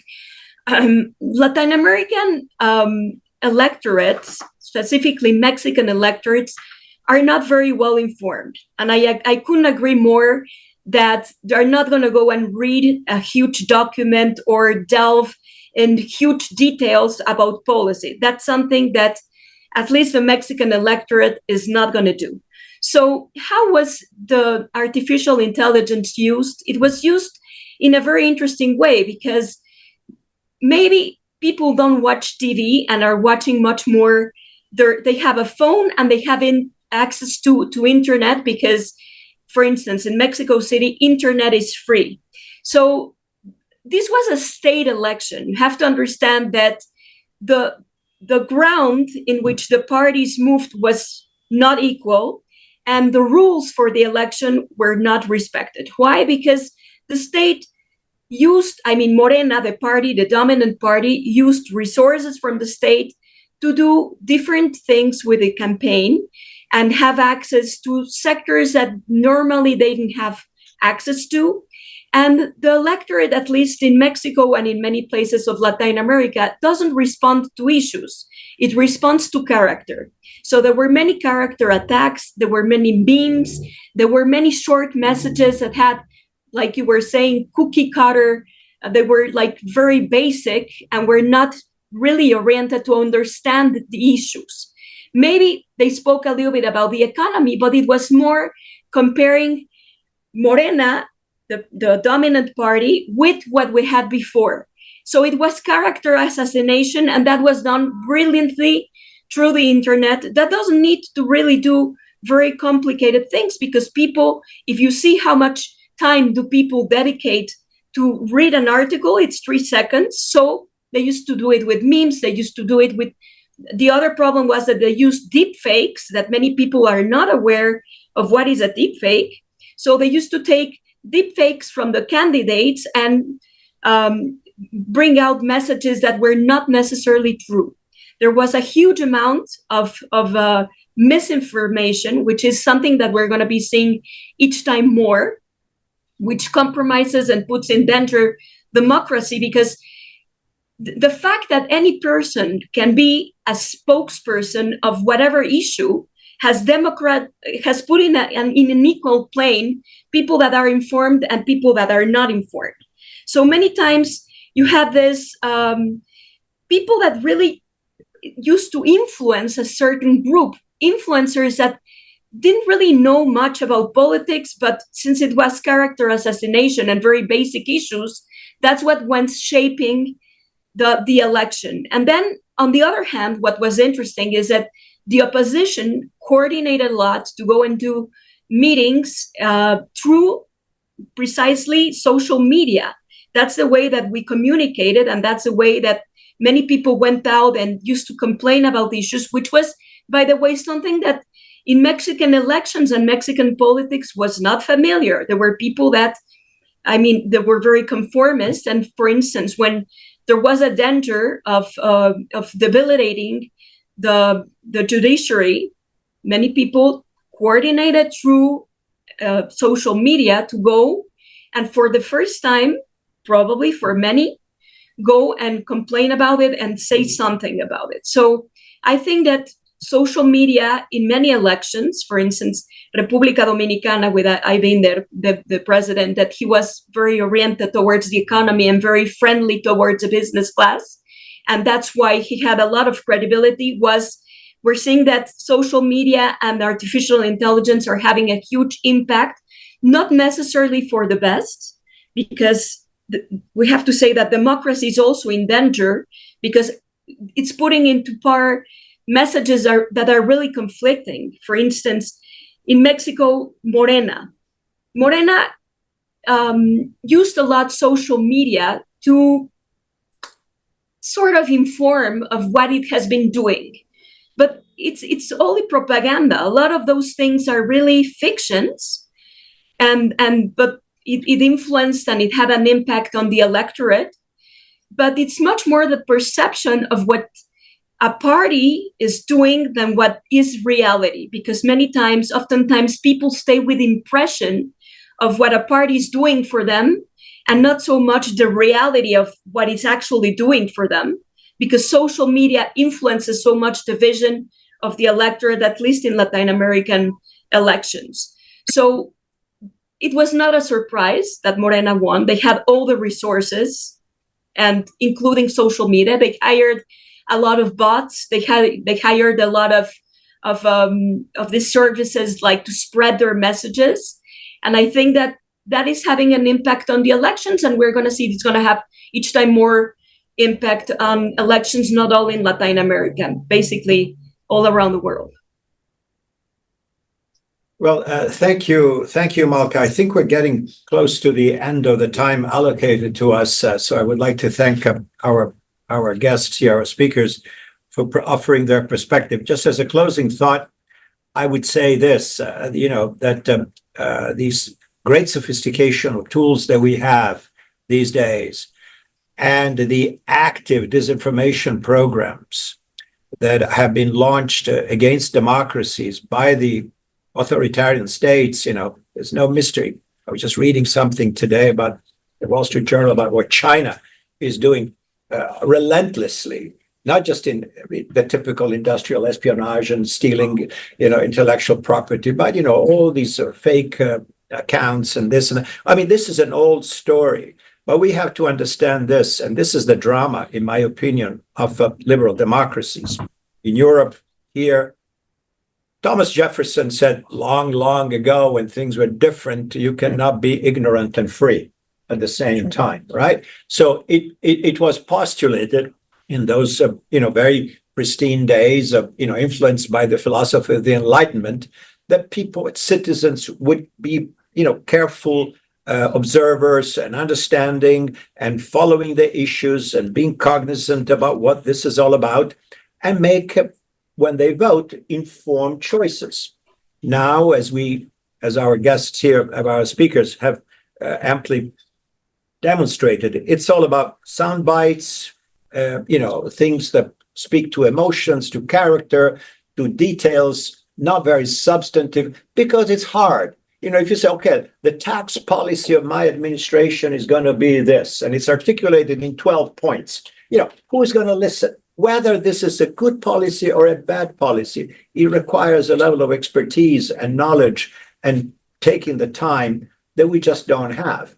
And at the same time, we've got the Chinese, the Russians, the Iranians, whoever, all these bad characters, which find this as an incredibly wonderful party where they will disseminate every possible piece of stupidity and misinformation, and tell, whether it's about what happened with the hurricanes, or who's going to do what, or the threat of this or the threat of that, not because they necessarily want to sway the election, perhaps one way or the other, because what they love is confusion and chaos.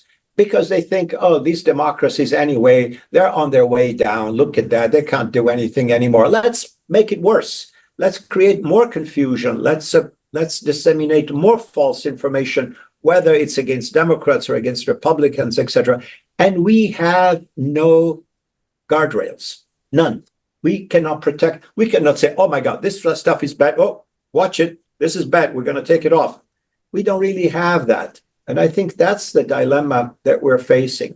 And in some places, including in Europe, as you were pointing out, what happens? People have just tuned out. They just don't vote anymore. They just don't. And so I said, you know what? I don't care. What this, that, left, right, progressive, conservative, it's all the same anyway. Who cares? And that's the death of democracy, because it's about participation. Or you can have participation, which is prompted by emotions.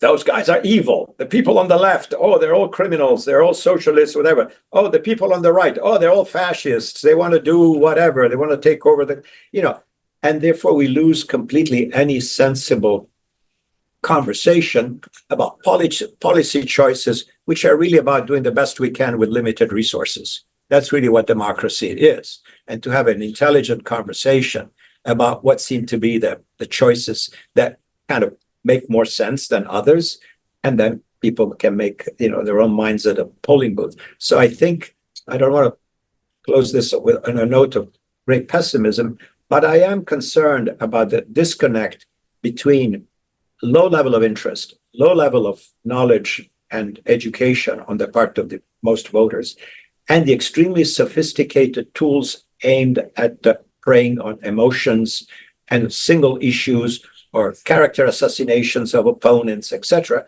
which create a picture whereby when you say people vote, okay, on the basis of what? What is it that says, all right, I'm going to vote Republican. No, I'm going to vote Democrat. Because, God knows, because they heard something, or there was a TikTok thing, or an influencer said something that sounded catchy. Oh yeah, that sounds convincing to me. And that is highly problematic. Of course, we've got, means of information, we've got schools, we've got universities, including this one, that supposedly are tools to educate the general public. I don't think we're doing such a great job. Yes, sir. Let me make one comment. The news about China, what are the two stories? China told the Houthis, terrorist group Red Sea, stop attacking Chinese vessels. That was ours, and you didn't get it right. But they didn't say stop attacking vessels. They're giving the Houthis GPS. Houthis don't have GPS. Well, what's the number one China story? The dumb pandas. You understand what the Chinese are doing? They get $1 million from the zoo to bring the pandas so they can do environmentally sensitive research. Horseshit. Excuse my French. The Chinese have the worst environmental policies in the world. And yet the Houthis rerouting all that Red Sea traffic is increasing the cost of cargo by 40%. It adds $1.5 million per boat on average to the cost of shipping stuff. And 40% of Europe's trade in and out goes through the Suez Canal and Red Sea. And the Chinese, the Iranians, and the Houthis are doing this. And guess what the Iranians have asked? They've asked Russia to send the Houthis more advanced missiles so they can better shut down traffic in that area. But that's not the news. The news is the pandas. That's what I mean about fortune cookie analysis. And when Norm Dick said, don't slay the dragon because then you can't raise any money. There's no money that you get as a politician that says, go solve this problem and go across the aisle with the other guy. Okay, that would be nice if someone would put up money saying, pick a problem, get together and solve it. And then you can't raise money on it anymore, but at least the American people would be better off. Whether it's immigration or whether it's energy, it doesn't matter. There's no money in cooperating with the other guy when you're raising money, beating the heck out of him. Okay? And until the media, instead of playing that game, says to the congressman from the Democratic Party, Republican Party, what are you doing to help solve this problem with the other guy? And said exactly the same thing to the other guy. Media doesn't do it. They're on a particular side, as you can tell. That's my bias. So we're in trouble. We have no national sense of direction. That's why Americans say we're going in the wrong direction. It's not good. Well, just one last footnote, if I may. And so many of us remember when bipartisanship was not a dirty word, you know. Great. And as you said, you worked for both a Democratic president and Democratic administration and senators of different parties. Well, there was a time in which we applauded bipartisanship. Just a couple of things. The civil rights legislation, 1964, President Johnson, you know, was a huge gamble. He was a senator from the South, which was racist. You know, in those days, the Democrats were there. You know, it was little different. But anyway, was my point. The legislation was passed with vast bipartisan approval, Democrats and Republicans, pushed by a president who risked an enormous amount of political capital to do something that he knew was, he was from Texas, okay? So the deep South. So that happened. I mean, just Ronald Reagan, the commission, the Greenspan Commission to reform or improve Social Security was done on a bipartisan basis. We still think, you know, with a great nostalgia of the good days when Tip O'Neill, the super liberal Speaker of the House, used to go to the White House and, you know, exchange baseball banter or whatever it was with Ronald Reagan. They used to talk to each other. They used to get things done. And there wasn't an effrontery or a sense of betrayal that you go talk to the other side. Now, you don't do that anymore. So, I mean, this is just some other details which shows the difficulties. And again, which also shows that whoever gets elected now with a razor-thin majority will have a really, really hard time governing, because we don't exactly know where the House and the Senate are going to go. Maybe controlling the three branch, you know, House, Senate, and White House is possible, but I think improbable in the new scenario. And when the president gets elected with a razor-thin majority, the margins are extremely limited.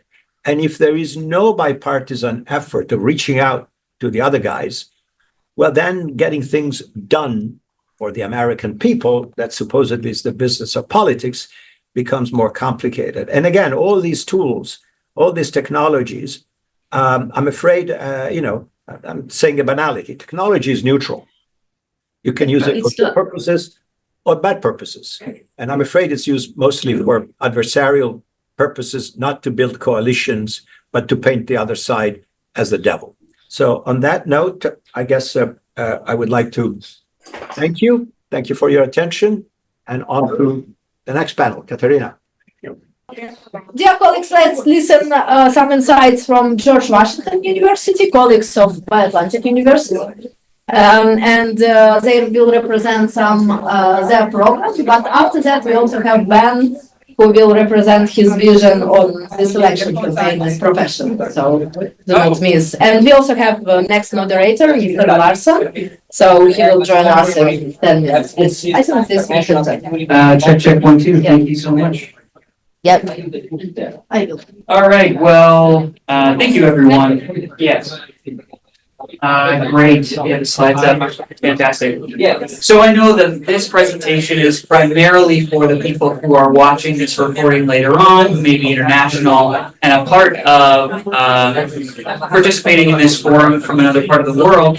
Today, we're here to talk to you about a partnership that we've had with IGAPA and SIC for a couple of years now. My name is Ben Evans, and I'm joined by my colleague Shakiba Shakir, and we represent some of the programs at George Washington University in the Graduate School of Political Management. So we're going to talk just briefly about some of the programs we offer here, but I just want to provide a brief overview of who we are and what we're about. GSBM does things a little bit differently. We are the first and foremost school of applied politics as it relates to campaigns, advocacy, legislation, and public relations. So your professors are practitioners in the field. They are lobbyists. They own their own political consulting firms. They've run for office themselves. And so you really are learning firsthand from the people who have gone before you, who have worked in the specific disciplines that you're trying to work in. We focus a lot on the networking component of the program so that you get out with connections and can find other job opportunities and connections that way. But I will turn it over now to my colleague Shakiba, and as we go to the next slide, to talk a little bit about the Legislative Affairs Master's Program. Sorry, one more slide, please. Yes, thank you. Thank you, Ben. So our Legislative Affairs program is for those who are interested to work on public policy or those who wants to be lobbyists or work on the state legislature and even on government affairs. The program is taught in person, fully online, or as a hybrid. Our in-person classes are taught in the Hall of State, and you can take the program fully online. It's very convenient for working professionals and those who has a day job, and they can take the program during the evening. It's a really short program, 11 courses, 33 credits. You take 2 classes per term. You can complete the program in 18 months or less. And our next program is there. You can see the our curriculum of the program and which classes we teach. On our table, you can see our brochures and flyers. You can find more information on the flyers, or you can reach out to us directly. And next program is the public relations. Oh, it's political management. I will turn it to Ben, and then I will talk about fire. Thank you so much, Shakiba. So the political management program is really, I think, the main program that we wanted to advertise here because I think it has direct relation to a lot of what we're talking about today. So this is a program designed for students who want to work in politics, they want to work in electoral campaigns or advocacy or public affairs, people who want to create change in some way, either through the electoral process or through ballot initiatives, advocacy initiatives, and the like. So this program is 36 credits over 12 courses. It can be completed in 2 years while working full time. That's very important to us. All of our programs can be completed while you're still working on the job. And it can be completed both online, in person, and a hybrid option. So you have quite a bit of flexibility with how you structure your classes. Our classes for this program meet on the main campus, not too far from here, just the other side of the White House. Online classes meet asynchronously, so there's a little more flexibility for that. Just next slide, I'll briefly touch on the curriculum that we touch on here in political management. The first 4 courses that you'll be taking are designed to give you the base level of knowledge that you'll need to succeed in your other classes: applied political communications, fundamentals of political management, principled political leadership. And then you'll take your elective courses. 7 of the 12 are elective courses. So more than half, you get to really choose what you want to focus on, either specializing primarily in campaigns or advocacy. Those are the 2 tracks you can typically take. And then you'll end the program with a capstone research project of your choosing that's really designed to be a work-ready piece of content that you can go and apply for a job interview or a promotion to showcase all the skills that you've gained in the program so far. So I will now turn it back over to my colleague to talk about our public relations and communications program. Thank you. So our public relation and communication program is designed for students who are interested to work in corporate communication, government affairs, and nonprofit communication. This program is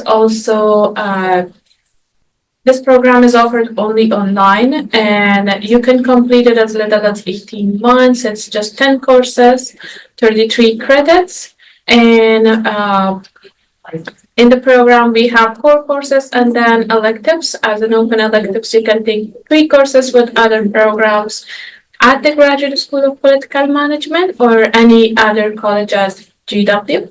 And also in the program, as a student, in all of our programs, we have a capstone project at the end that you can work from a showcase of what you learned over all the program. And that's basically a short overview of our programs, but for full details, you can reach out to us directly, and we will provide you more information about our programs, what we offer, what are our requirements, and what our application process looks like. I'm turning it back back to Ben for graduate certificates. Could we actually scroll 2 slides forward, please, if possible? Thank you. The last thing that we'll just briefly mention is that we don't offer just master's degree programs. We offer a couple of graduate certificates as well. These are standalone certifications that you can earn on their own, but they can also be earned stackably with the full master's degree programs. So if we're able to go 2 slides ahead, we can show you what some of these look like. Yes, the graduate certificates, there you go. So 2 that can be counted towards the Political Management Master's Program, Community Advocacy and Digital Politics. 3 that can be counted towards the Public Relations and Communications Program, Digital Communications, Public Relations, and Global Public Relations. And then finally, PACS and Political Management is the only one that can be counted towards either Legislative Affairs or Political Management, if you're interested. So before we go today, I just wanted to actually invite someone up to join us. We sort of happen to be joined by one of our students here today, Lanai Wells, who I just wanted to briefly ask to come up and share a little bit about her experience as a student and how it has helped her overall career, and maybe shed some insights to you. If you're thinking about going back and getting a degree, or anyone in your network may just be trying to up their skills, take it from Lanai. This is what the program has meant for her. Thank you. Thank you, Ben. Very briefly, I joined the program in January of 2021. I am from the South, Georgia. So I actually went to an HBCU for my undergrad studies in political science, Alabama State University. And so going into my master's program, I wanted to do something that really encompassed everything that I wanted to do in the field of politics. And the political management program was actually the only program that offered everything I wanted to study. So I applied and I was accepted, and it's been a great process so far. I have an expected graduation date of December 2025. So I'm still currently in my studies, and I've had an amazing experience. I've done a lot of different courses: political advertising, applied political leadership, fundamentals of political management, and just a lot of different programs that have really helped me in my career. I have a background of lobbying and governmental relations in Manhattan, New York. I worked in lobbying for about 2 years, and then I started my own small boutique firm doing consulting and management. It's really helped me in my career. I've worked on state, local, and federal campaigns. I've done consulting work. So it's just really been helpful for my journey, and just attending this type of university after going to a public HBCU was very different, but very welcoming nonetheless. And I had the pleasure of joining Ben in Brazil. Last year, we went to Brazil for the global residency program. And that was very, very, very interesting. Just learning about different campaigns around the world, learning about politics around the world, and just learning the differences. So any student that comes to GWU, you will learn a lot. You will have a lot of different experiences, diverse understandings of the political field and what you bring to the political field. And I would say you'll enjoy yourself. So I am just hoping to continue to learn on this journey. Thank you, Ann. Thank you. And then the last thing I would just add to that is that you'll walk away with several connections. Yeah. Obviously, we didn't know that you were going to be here today until you reached out to me and you saw my name on one of the panels. So we are just very grateful to have students and alumni represented in these different areas of politics. And we're really grateful to Katarina for this partnership and for the opportunity to come here and talk a little bit about our programs. If you want to learn more, please, before you leave today, come talk to either me or Shakiba. We will be here to help answer any questions you might have. There's also some flyers and some donkeys and elephants out there on the table over there. Please feel free to take whatever you like. We are a bipartisan program. It is really a unique form of study, and I really hope you'll consider us. So thanks so much for your time. Hello, and welcome back to everybody. This is the effective communication strategies in the digital age, working with the press. And this panel is going to be discussing not strictly the US election, but also more of an international feel to it. So we'll start off I'll introduce myself. My name is Leif Larson. Currently, I'm the communications director for a nonprofit called Shared Hope International, but I've worked on 2 presidential campaigns, been political consulting for the last 20 years, and I'm making up for my sins by working for a nonprofit that fights against child sex trafficking. So trying to get my karma back up to speed. We'll start off by having our panel introduce themselves. So we'll start here. Good morning. Good afternoon. Rabbi Chaim Cohen. I run the Chabad Center in Loudoun County, Virginia, Chabad of Loudoun County. Happy to be here and excited for the conversation. Thank you all. Hi, good afternoon. My name is Vishnu Datta Jayaraman. I'm the editor-in-chief of South Asian Herald, a new online platform who aims to be the voice of the South Asian community in the United States. I previously worked for News India Times as the Washington bureau chief, and also previously I worked for Hindustan Times, the Tribune, and the Sunday Observer in India. Thank you. Good afternoon. My name is T.C. Cameron. I am a speechwriter, and I've been a speechwriter for about the past 4 or 5 years. Before that, I was an editor and reporter at the Baltimore Sun, and I referee football and basketball, so trust me, you can question my judgment, my eyesight, my ethics anytime you like, and I won't take it personally. But thank you for being here. Hi, I'm Richard Leiby. I spent 32 years at the Washington Post, covered or wrote about 4 presidents.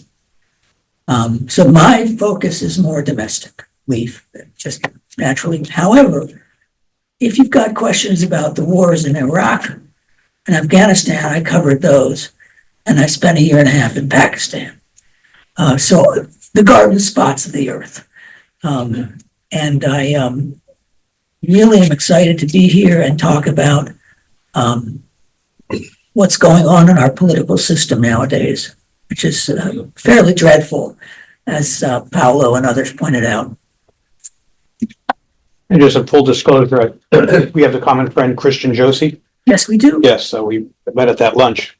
Don't share that. Christian is a is a well-known political operative for doing some things that political operatives often do. So we'll start off with our first question. And again, this is more geared towards also our European flair on what we've been discussing today. But what is the sense of what senses are dominating now, and why in the EU are the right and radical right views are so popular now? So we'll start off if anybody wants to take. Sure, I'll get started. I'm going to start with a question, and I would question the terminology radical right.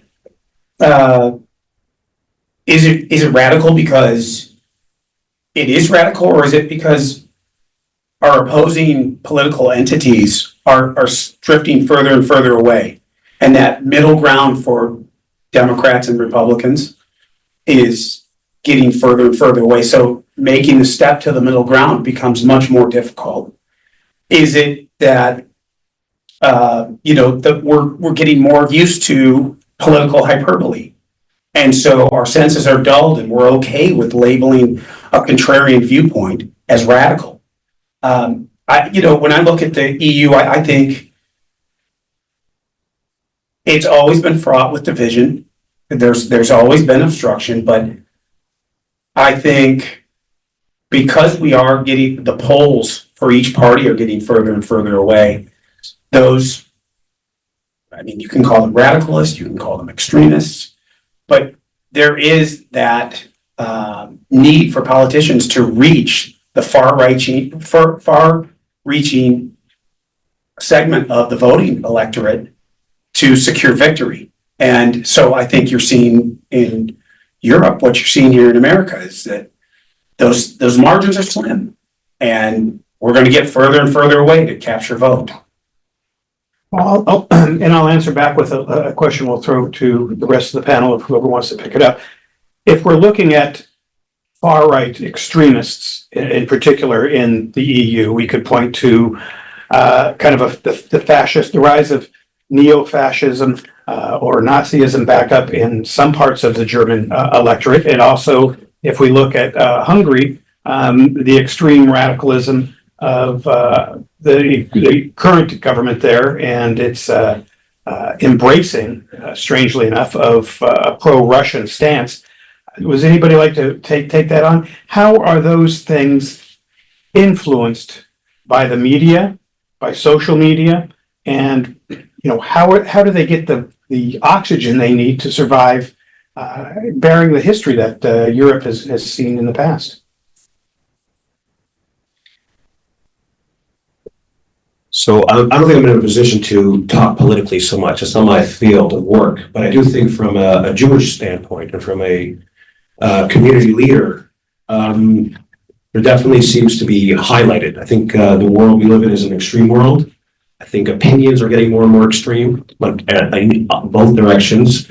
And with that comes far right, anti-Jewish, neo-Nazi style beliefs get promoted out there. I think that from a political standpoint, again, I'm not going to sit here analyzing that because it's not really my purview to say, but I think you definitely see that there's a lot more right extreme views coming out, anti-Jewish views coming out, not only in Hungary, but I think all over the world. And you find that, I think, on both sides, on the extreme of both sides, you find that. Yeah. And it's just not in Europe. We can point to India and the rise of the Modi government, who's taken kind of what has been labeled by people I know from India as an extreme position on a lot of things. What has given rise to politicians and to people seeking elective office to grasp onto these type of things in the attempt to get elected? Why do they think that these are goals that they need to embrace to get elected and maintain power? I think I'll stick to my traditional communication, and I'd rather prefer to talk about this than the politics in India. So I think I'll stick to my messaging.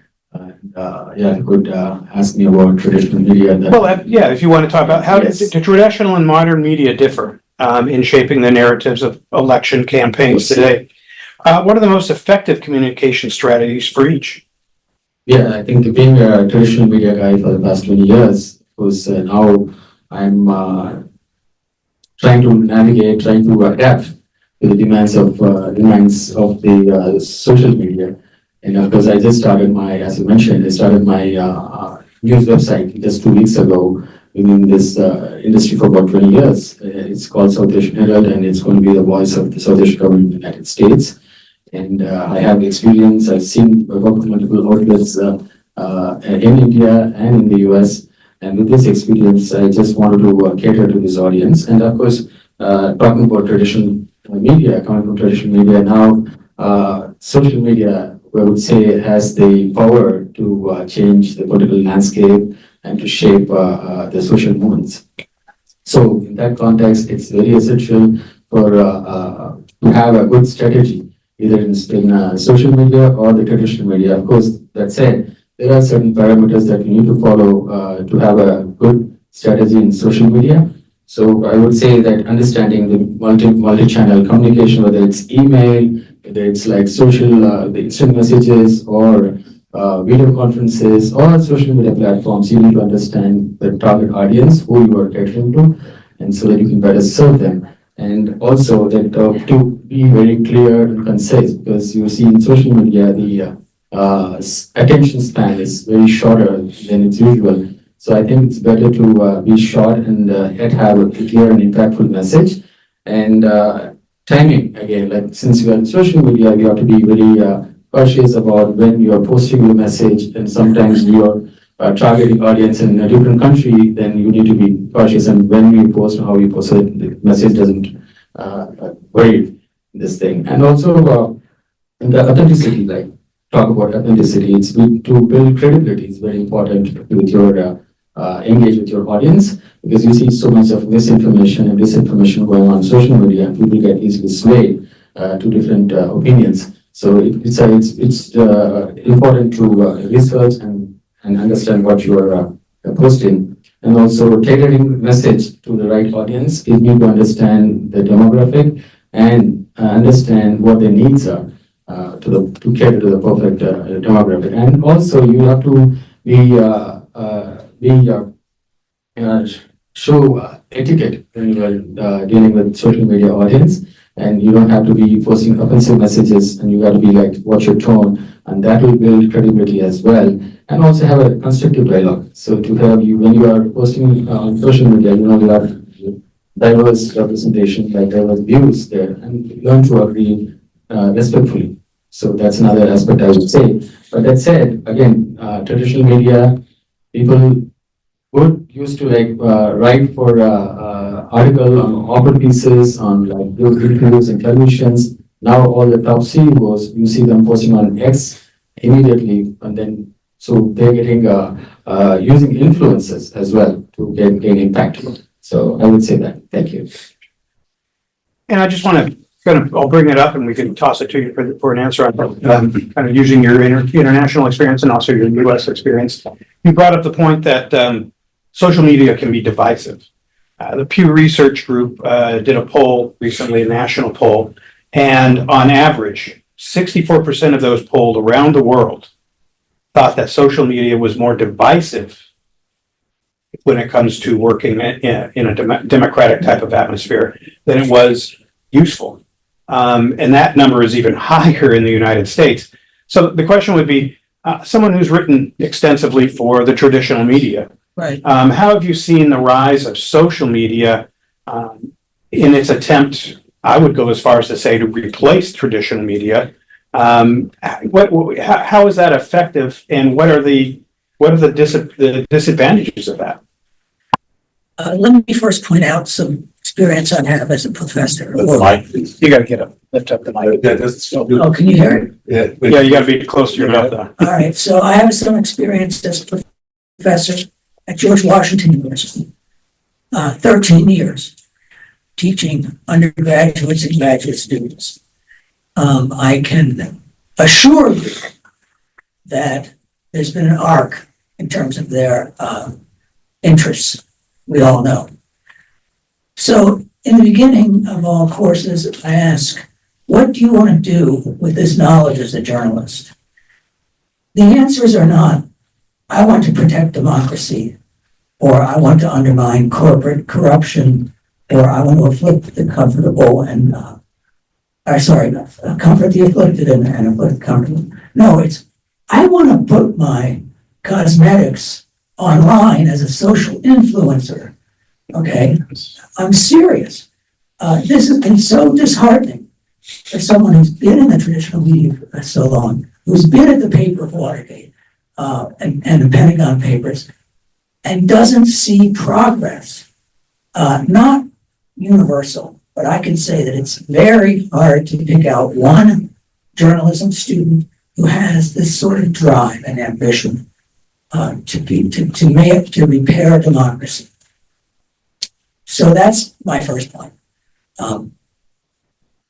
Now, we do teach narrative journalism, and narratives do play into political journalism. And I can talk about that as someone who's covered presidential candidates. And I think what we need to do is stress in the classroom the vital importance of the media. The media has a very bad reputation right now, and we have to reverse that. So I have some thoughts on this, and I think it's important to know that I think we're in the midst of a civil war.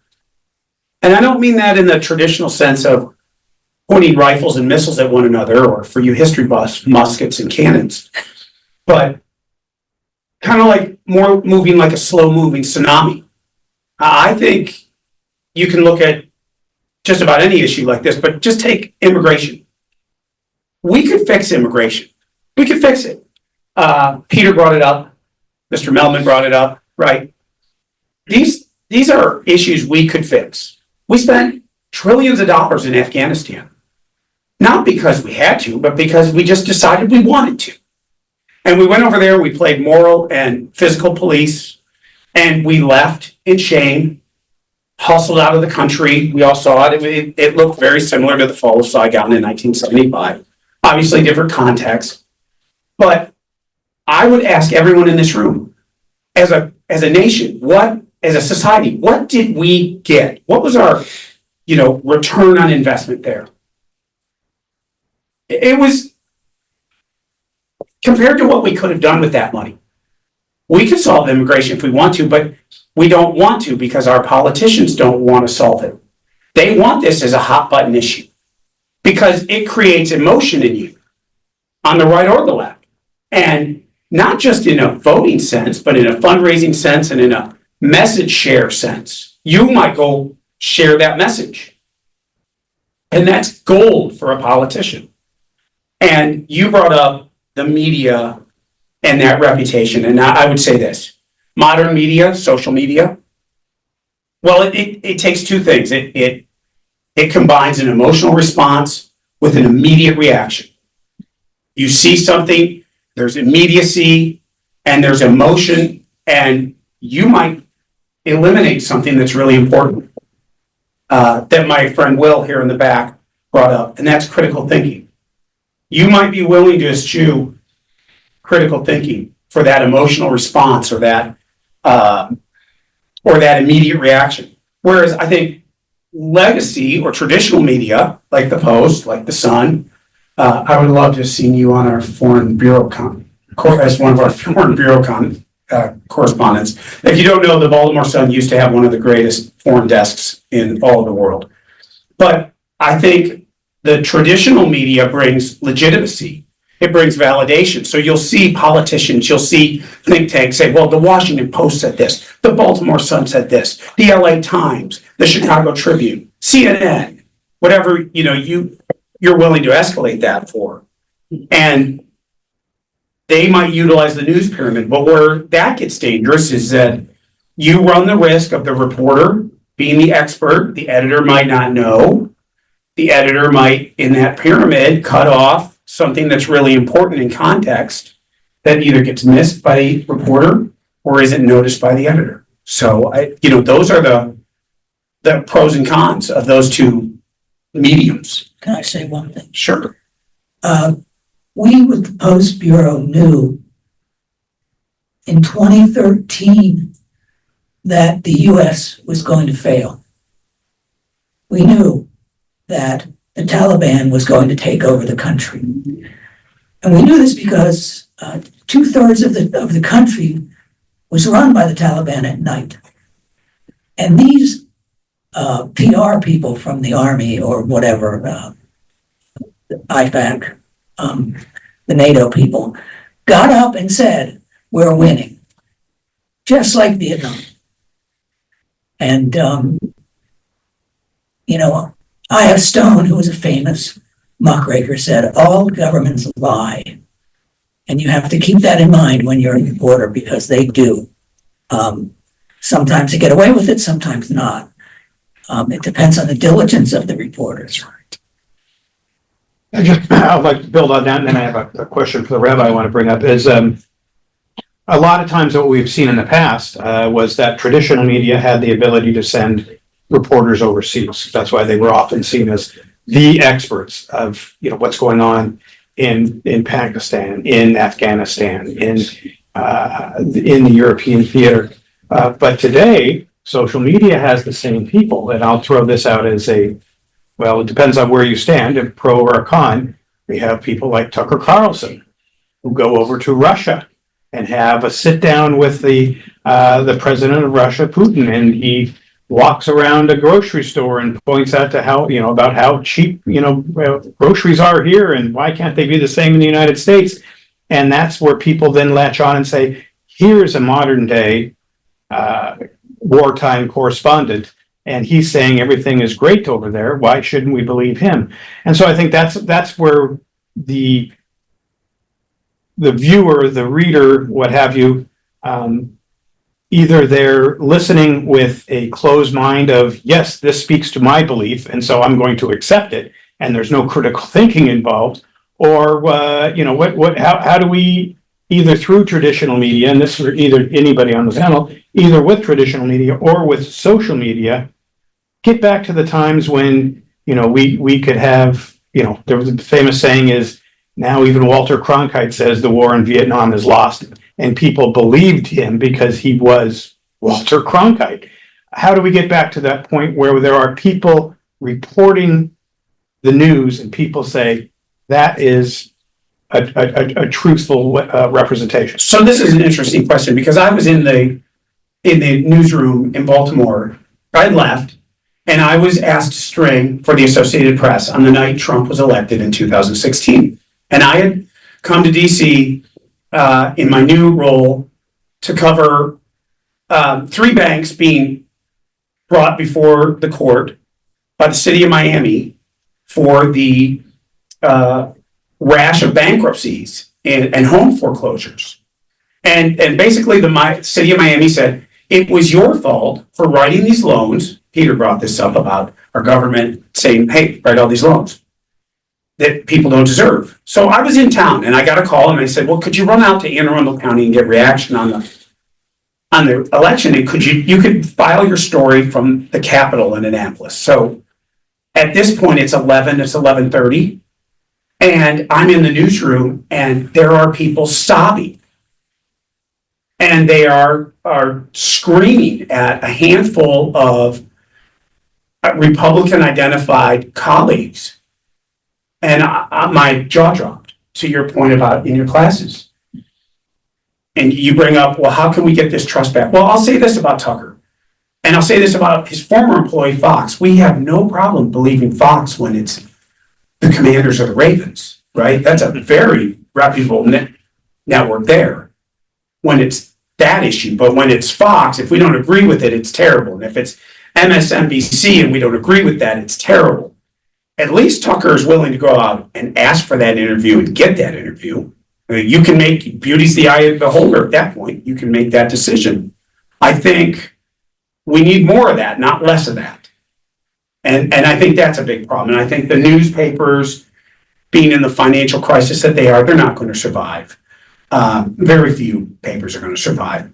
And Tip O'Neill was the one who said all politics is local. And we've lost sight of that. And and again, social media lends itself to immediacy and emotional response, and it eliminates critical thinking. And if you're engaged in that game, you are a politician's best friend, whether you know it or not. So, and you want to answer this? I want to just touch on that, which is the Talmud says that if you save the life, you save the world, right? So, you think about this statement 2,000 years ago, it's basically, what does that mean? It's meaningless.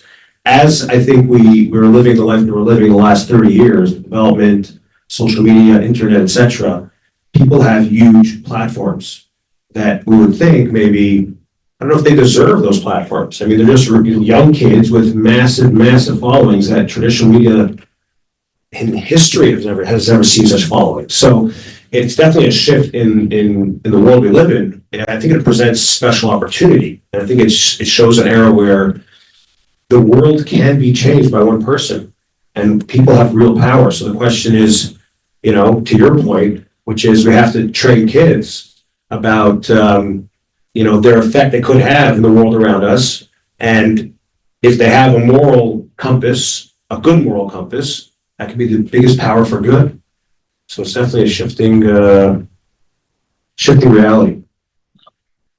Yeah, I think the financial aspect is very important. I mean, it's for any journalist to go on the ground, to travel, to report from field is very important, and then anyone would love to do it. But the financial aspect is more and more media outlets are closing, cutting costs, and then the print editions are going online, and you can sit at home and you can watch. Because of social media and the advances in online systems, you can sit and watch and write a story article. But I think, yeah, if you have money, if you have somebody to fund you, and I think it's good for video outlets, but I think more and more video outlets are going down and cost cutting measures, and that is an important aspect of this.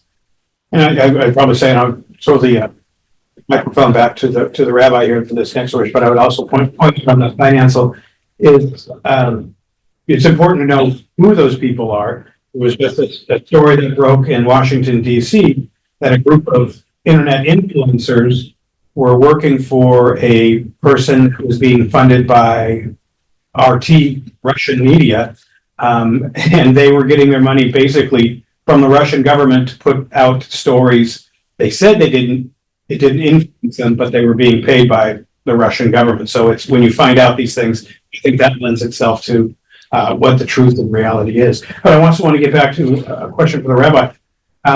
In our current election cycle, reaching out to certain communities and groups is playing a big part.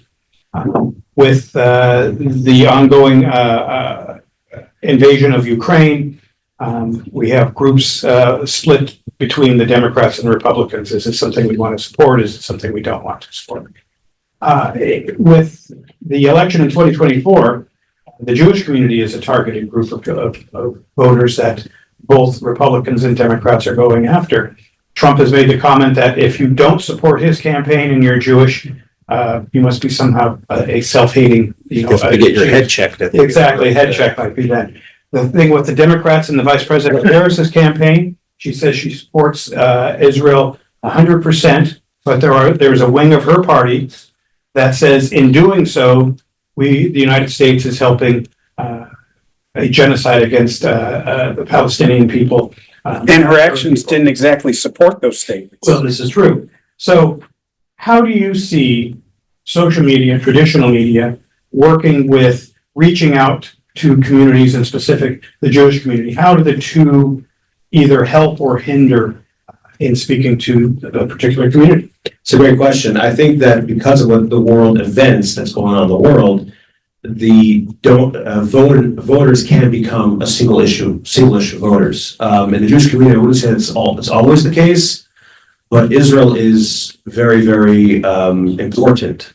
And that is becoming a big deal in this election, no question. Personally, in my community in Loudoun County, I've gotten calls from the head of the Republican Party in Loudoun and the Democratic Party. We want to come speak high holidays at the synagogue. We want to present to the community. We want to be available. So, we're going to be making an evening Zoom that's going to be a half hour for Republicans, a half hour for Democrats to make their case to the community. We're definitely going to do that. But there is no question that the events of the world that's going on in the world are becoming a very significant factor in people choosing which way to vote. I see it very, very straight. I don't want to get into the specifics of both sides of the argument, but there is no question that it's there. People are asking a lot of questions. In our community, we were very affected by what happened in October 7. We had many members in our community that lost family members. I personally lost a first cousin on October 7. So it's not a far story. It's not a distant story of the end of the world. It's a very, very relevant story. If you stop your average person on the street, I don't know that Israel and Hamas war is a big deal in their decision, but in the Jewish community is definitely a very, very big deal. There's no question. And how does social media play? I mean, I forgot who was saying earlier, it can be the most beautiful place to hang out or the opposite, social media. So you don't know where you're hanging out. So yeah. And we'll just finish up with, and this question is for everybody, but we'll start with the rabbi. In your experience, what has been a significant win that you've seen in politics, either using traditional media or social media, that helped propel a politician to victory or even to defeat? Can you think of something that you would point out? I don't really think of a specific, but I did get a call from I'm not going to say which party, but I got a call from the party in Loudoun, and I asked them specifically. I said, I know that you're meeting with other groups and you've been saying other things, so you're coming to me and telling me, the exact opposite. So you got to. The question was about, social media. Social media or traditional media, and I'm guessing what you're saying is in today's immediate news and the train, the ability to get a text, not just a phone call. Right. You'll know what is happening with your neighbors and other groups right away. So Yeah, probably trying to play both sides of the. that's what I'm trying to say. Right, trying to play both sides is like, hey, I just saw you yesterday doing that, so keep consistent. So definitely it exposes a lot more. And I think it's a good thing. I don't think it's a bad thing. I think it's a very good thing. Same question. Yeah, I would talk about two examples. In fact, I did two stories on this recently, one yesterday and yesterday, and how the Indian American organizations and the South Asian organizations, in terms of electing Kamala Harris as the next president.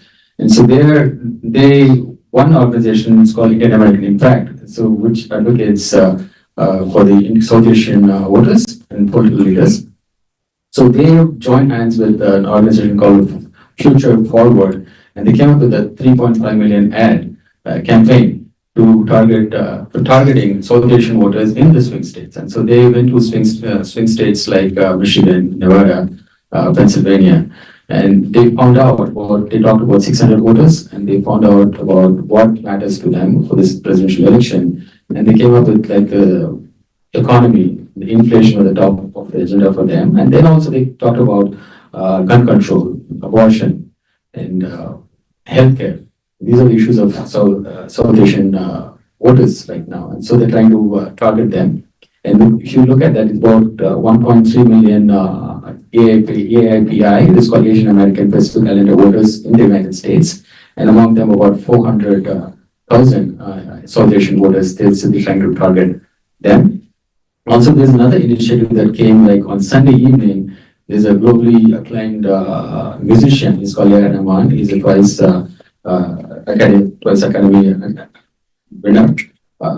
So the AIPI Victory Fund, there's another organization. So that organization joined hands with him to do a 30-minute video performance to highlighting the strengths of Vice President Kamala Harris. So that again, that they are trying to play that video with the South Asian voters to trying to gain their attention. So yeah, these are a couple of examples. I think it's very impactful, and also Republican organizations, they're also doing the same thing to the voters. Thank you. So with a show of hands, how many of us remember where they were at on March 16th, 2020, when the offices shut down? Were you at your house? Were you in office? Do you remember what that day was like? Anyone? Okay, right. We're not coming into the workplace anymore. We're not coming to school anymore. And you asked me for an example of how traditional and social media and helped a politician. Well, at that time, I was writing speeches for the Mortgage Bankers Association, and mortgage bankers don't tend to be real popular people. They own all the money. They decide who does or doesn't get a loan. It's the realtors always get away scot-free with this thing. You could have mold under all the paint and no one cares, but you got a bad rate from the bank, you're mad. It's kind of like the haircut rule. You get a good haircut, you got a good haircut. You got a bad haircut, he gave me a bad haircut. Just fluctuating. Correct. So anyway, we have this panicked membership. What are we going to do with these home loans? We're not going to get our money back. Oh my Lord, this can't happen. Now, of course, if anyone remembers 2008, 2009, we wrote forbearance protections into legislation to protect against this kind of thing. Yet, at the Mortgage Bankers Association, we had to really put our thumb down on our membership to say, you have to implement these measures. And I happen to write speeches and outer ring narrative with nuanced inner ring narrative. And we use social media to disseminate our message. This is the other thing that people forget. Politicians, governments, corporations, school, Loudoun County School, they might not like the media, but they need the media to get their message out.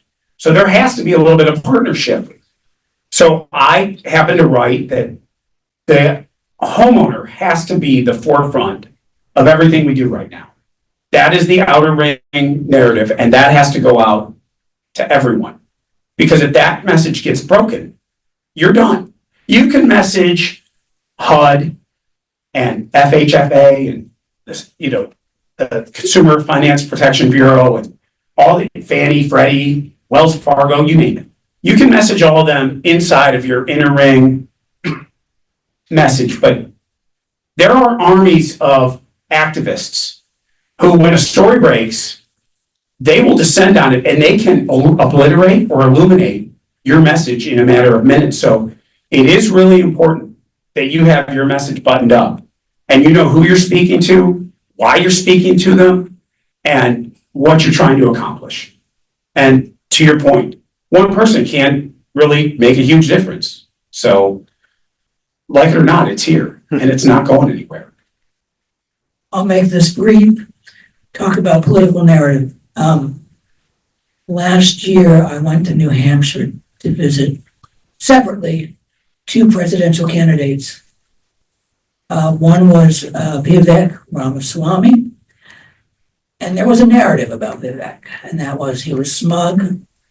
He was basically doing the work of Donald Trump, and he was going to lose. Okay, this was a media narrative, and to a certain extent, people, average people. A lot of people didn't like him. Okay? He didn't have a likable personality. So what happened? Didn't get very far. The second guy was RFK Jr., who I spent the better part of a day with, and came away thinking, what is this guy about? He's in so many directions, including frogs changing gender or stuff like that. I mean, I didn't even know what he was talking about. But he had the pixie dust, I call it, of Camelot, of being a Kennedy. So he turned down a crowd of about, the biggest crowd in this little town in New Hampshire which I've ever seen. And he was at that point a Democrat. But as you know, he then turned into an independent and then turned into a Republican and is now going to get into the Trump cabinet. But people genuinely liked him. I talked to people around town and just said, well, he stands for something. He's got, I didn't think he'd know what he stood for, but he's, got this wonderfully chiseled looks of his father, the Attorney General and brother of the President, John F. Kennedy. Long story short, narratives matter. Somehow he became, a force. Maybe at 20%, wasn't that big a force, but if he'd stayed in, he probably would have swung the election. And you would know better than I do. But anyway, that's a story from the presidential trail.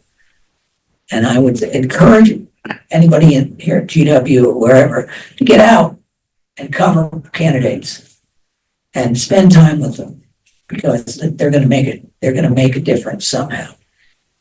Yeah, just on that, I'd probably add when someone tells you who they are, listen to them. And Mr. Kennedy came out and said, I had a parasite in my head that ate part of my brain and died inside of there. That would probably explain a lot to me, and also that his family didn't like him much either. So that's kind of a decisive factor on that. So I'd like to thank our panel for this lively discussion and sharing their insights, which are varied and from a lot of different points of view and a lot of different industries. And I think it shows that from where you're coming from, whether you're speaking on American politics or European or Asian, there's a difference, but there's also a lot of things that are in common. And so I'd like to thank them for sharing their opinion today. Thank you very much. Thank you. Go ahead.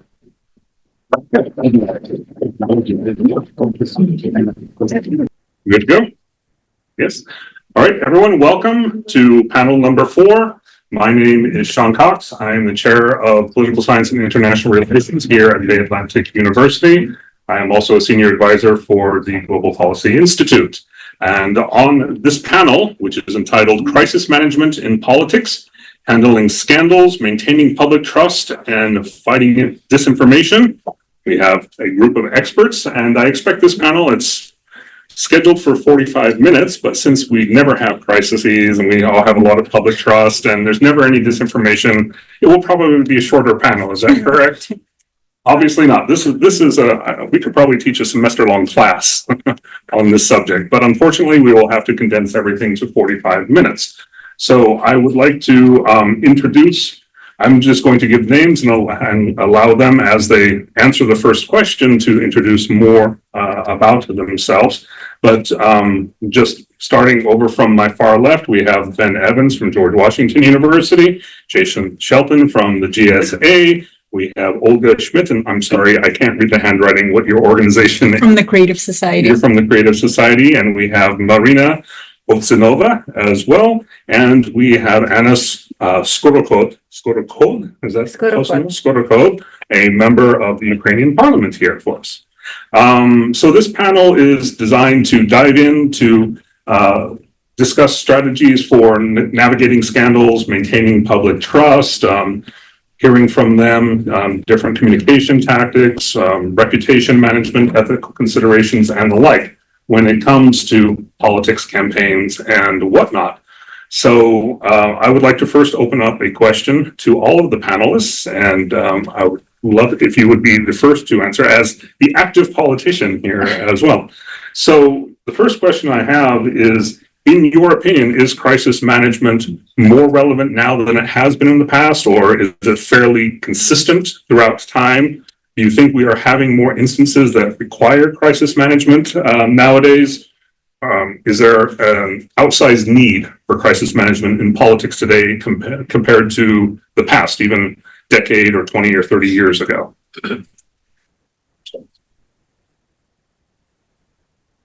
Okay.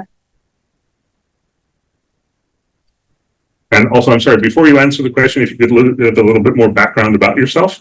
Oh, okay. Hello to everyone. I'm very happy to be here today. Thank you for the invitation to be a part of this conference. I'm Anna Skorokhod, a member of Ukrainian Parliament, the head of the Temporary Investigation Commission in the Ministry of Defense and the Ukrainian Army. I'm specified directly on the military sphere nowadays. And we work a lot also, and I guess crisis management also needs in a military staff because we have crazy high propaganda from Russians everywhere. Inside our political life, inside our everyday life, everywhere, and we have to do something with it.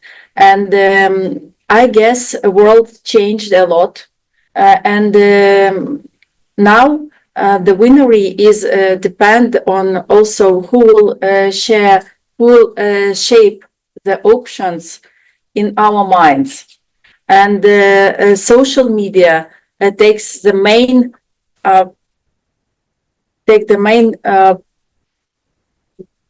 role to create our minds, and nobody watch TV anymore like before.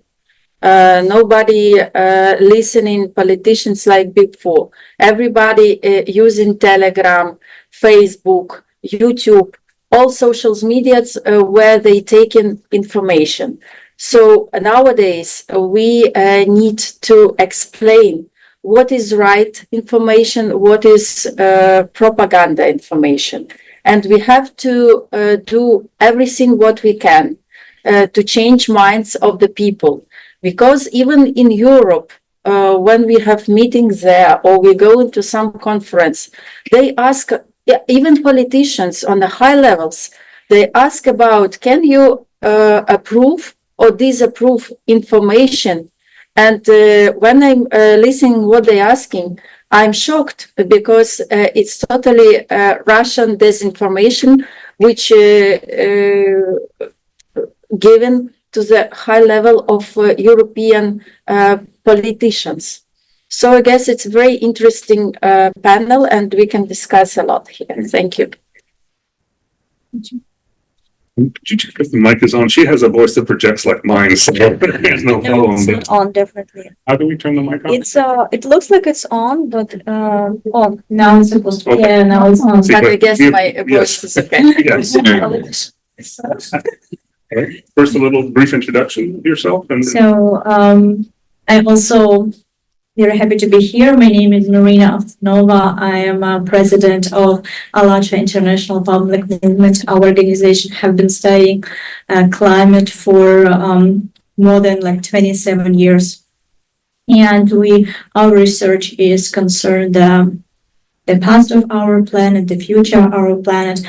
We are looking for solution, how we can unite the scientific potential of our humanity in order to find the way out of this crisis.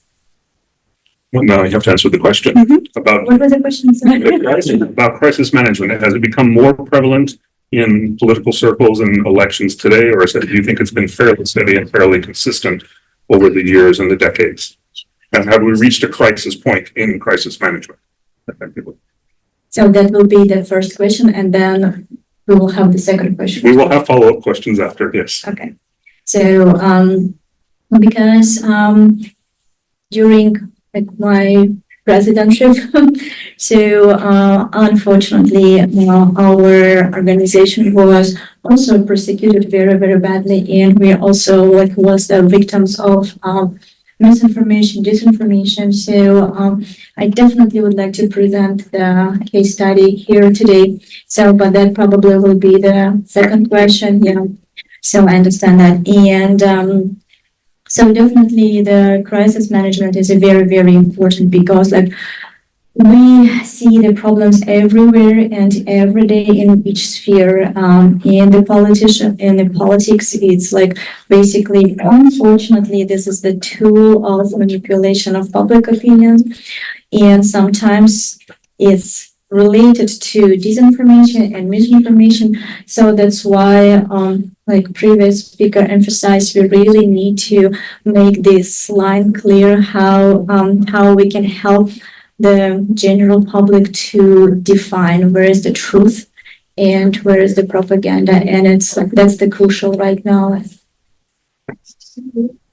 Olga, first a little background and then answer the question. Thank you so much. Great to be here. My name is Olga Schmidt and I'm the president of the Creative Society. As Marina said, we also study climate and environment, and also we look for the solutions on what can be done today in order to save our planet, save our civilization, and preserve life on this planet in the near future. That is our main concern. And as to the topic today, misinformation, disinformation, as I have a great example, I will save it for later as well, but we do see it a lot as well. We see it even with climate today, that there is a lot of mis and disinformation out there. And unfortunately, this makes it very hard to bring the truth out there to the people, because there's just so much information that I don't know where it's coming from, but there's just so much information that doesn't go with the truth, that it's very hard to get to the bottom of it. It's hard to find the solution to the problem we're all facing today because of this important topic. So I do think that we definitely need to understand where it's coming from, and again, have some kind of regulations or something on. Thank you. Thank you. I'm Jason Shelton. I'm currently a political appointee with the Biden-Harris administration. More so here today in my personal capacity and capacity as former mayor of Tupelo, Mississippi. I was honored to serve 2 terms as mayor, and before that, I was a private practice attorney, where every day is crisis management. So, but to answer your question, I think it's more critical now, more of a crisis now, to be actively engaged and immediately engaged in crisis management. We have just an instantaneous society where, as the other panelists mentioned, everyone's on social media. You have it in your phone, in your pocket. You have access to information immediately, and when you see disinformation or misinformation, you often see it go viral or spread like wildfire.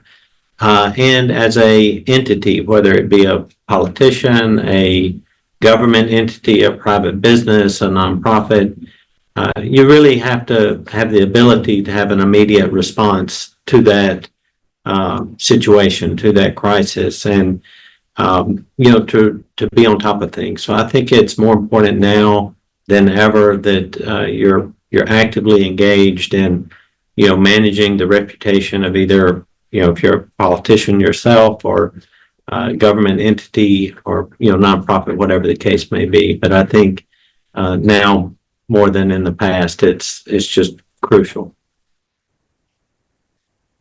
All right, thank you. So my name is Ben Evans. I have a background in social work and grassroots organizing, but I also now work here at GW, and I'm really coming to this conversation as an academic. Which department? I'm sorry, which department?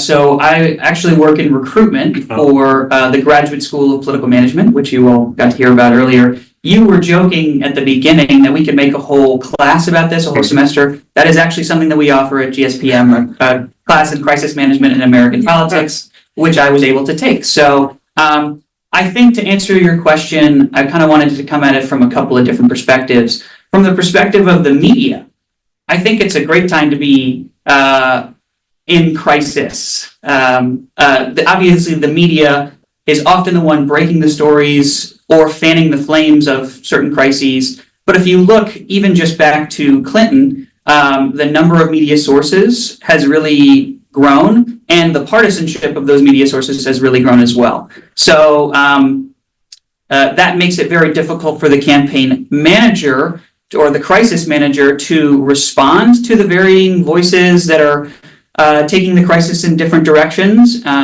And so I do think it's becoming more and more difficult to keep up with the news cycle and which voices you should be responding to. But then, interestingly, from politicians, I feel like they're maybe just as susceptible as they've always been to the potential of a crisis. And given the nature of campaigns, even the smallest poorly funded campaign has to believe in some small way that they're going to win. And so that creates sort of an environment of not necessarily looking at your flaws or examining the ways in which you could be affected by a crisis, which can affect the way in which you handle the crisis once it happens.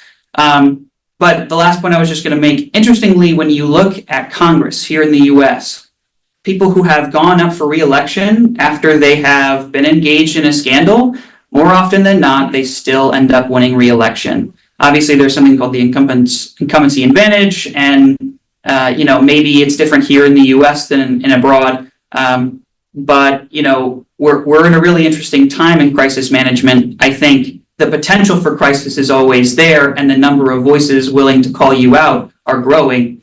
But we're still figuring out how to navigate it from the political side, I guess, as politicians. Thank you. I have a question for Jason now, also because I saw a bit of your biography. You were an elected Democrat in a Republican state, in a Republican environment. Isn't that sort of a crisis in and of itself? I mean, some people thought so. But so seriously, part of the question is the fact that what do we consider a crisis nowadays? The political right talks about cancel culture and having political progressives, those on the left, saying that someone who wore blackface at a frat party 30 years ago is now a crisis as a candidate nowadays, but 30 years ago it wouldn't have been a big deal. Or, I mean, as someone who has been on the political road, what do you consider to be a crisis within the campaign? Is there anything that social media or the news tells you is a crisis, or do you figure that out yourself? That's a great question of what, you would define as a crisis. Plenty of people have told me, Jason, you're being overly sensitive, you're worrying too much. But at the same time, as you said, I was the first Democrat elected in Tupelo in about 30 years. And, I was in a political environment where I was always outnumbered, and there was always people who would like to see me replaced in that office. So, I had to really kind of walk a tightrope, no margin for error type campaign, and in office, there was no room for error. So, I see the current mayor now, who's a good guy. I have nothing against him, but he gets a little more leeway with the Republican City Council or kind of the local establishment, if you will, than I would have gotten. So, you have to be very mindful of your environment.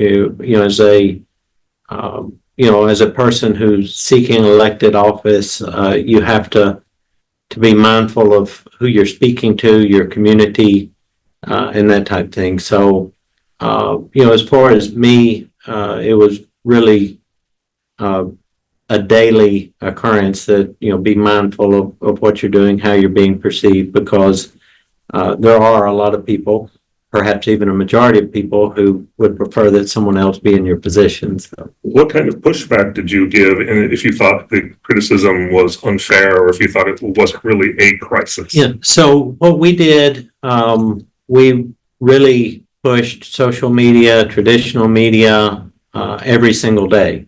We tried to control as much as you can from the office of mayor, the narrative of what was coming out of City Hall, how City Hall was being perceived. So we were extremely active on social media, kind of as the other panelists have alluded to, daily content on our social media of this is what we're doing, this is what we're doing well, and this is how it's helping our community. So really just tried to push the narrative from City Hall of, that we're doing a good job and we're serving the community's best interest. Do you think, as an American politician, that offering a mea culpa in public helps mitigate the crises, or? It can, it has to be done correctly.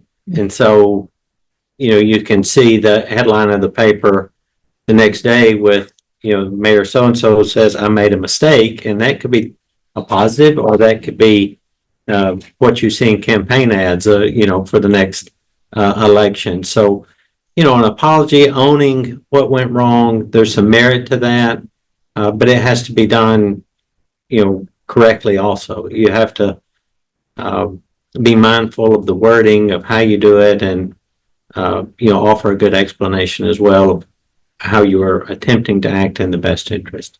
And would you have any insights as to the Harris campaign and how they address crisis management? So, I'm a political appointee. I'm subject to the Hatch Act, so I'm gonna have to decline. All right, thank you. If you could pass the microphone to Olga and Marie.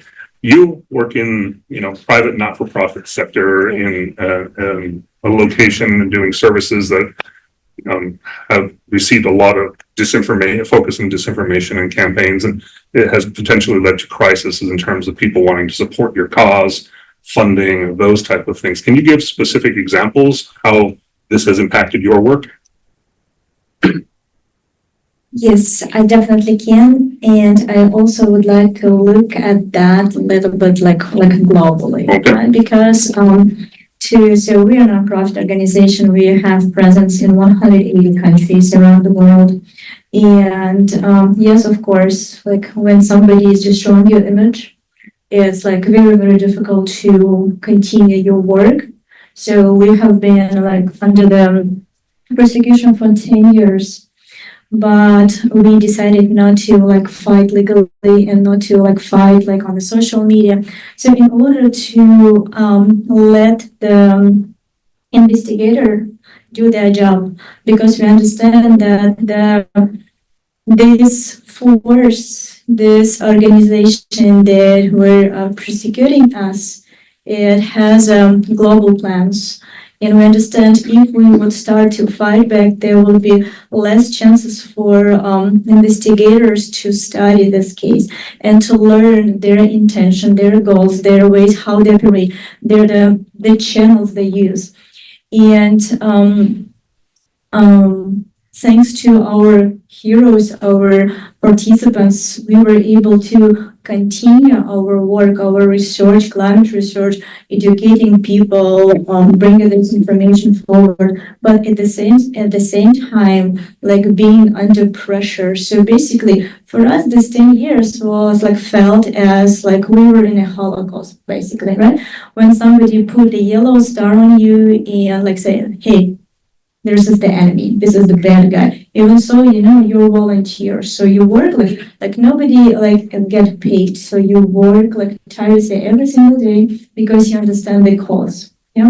So that's why I'm really, really grateful for all our participants that we were able to really sustain and even gain momentum and invite more people to join the movement. So, but also you need to understand, and this is a really good lesson for all of us. So, everybody can take this investigation as a case study and see how the Russian propaganda, Russian misinformation, disinformation destroy the organization. But at the same time, they also ignite the wars. And for example, the conflict between Russia and Ukraine, it started way, way earlier than everybody knows. And in order to justify that, in order to make it publicly acceptable, so the Russian propaganda worked tirelessly. So how you can, if you just think about two neighboring countries, Russia and Ukraine, all of a sudden they were able to change the entire mindset of the people and start one country hate another and really wanted to kill the neighbors. That's unbelievable. And how they did that. So their propaganda was organized and monitored by the Russian Orthodox Church. So, and by the anti-cult organization called Razzirs.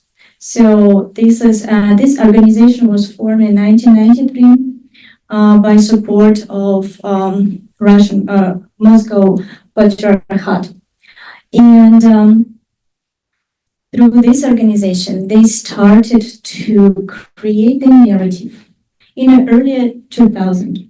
So that in Ukraine, there are too many cults, too many sects that are destroying the Ukrainian entity. They're they're brainwashing people. So, and these cults are operates together with the United States. They controlled by United States. For example, the Orange Revolution that we had in Ukraine, or the Dignity Revolution, which called Maidan.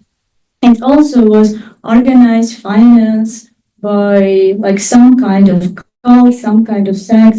So, and that's why the Ukrainian people, they have no understanding of what democracy is. They have no right to have their to rule their country by themselves. And the next narrative that we saw in the media, also spread by Russian anti-cult organization, were that the entire Ukraine is a sect-like country. We see Nazism there, we see fascism, which is basically work of Satan, and we as a holy country, we need to go and need to fight it because God wants that.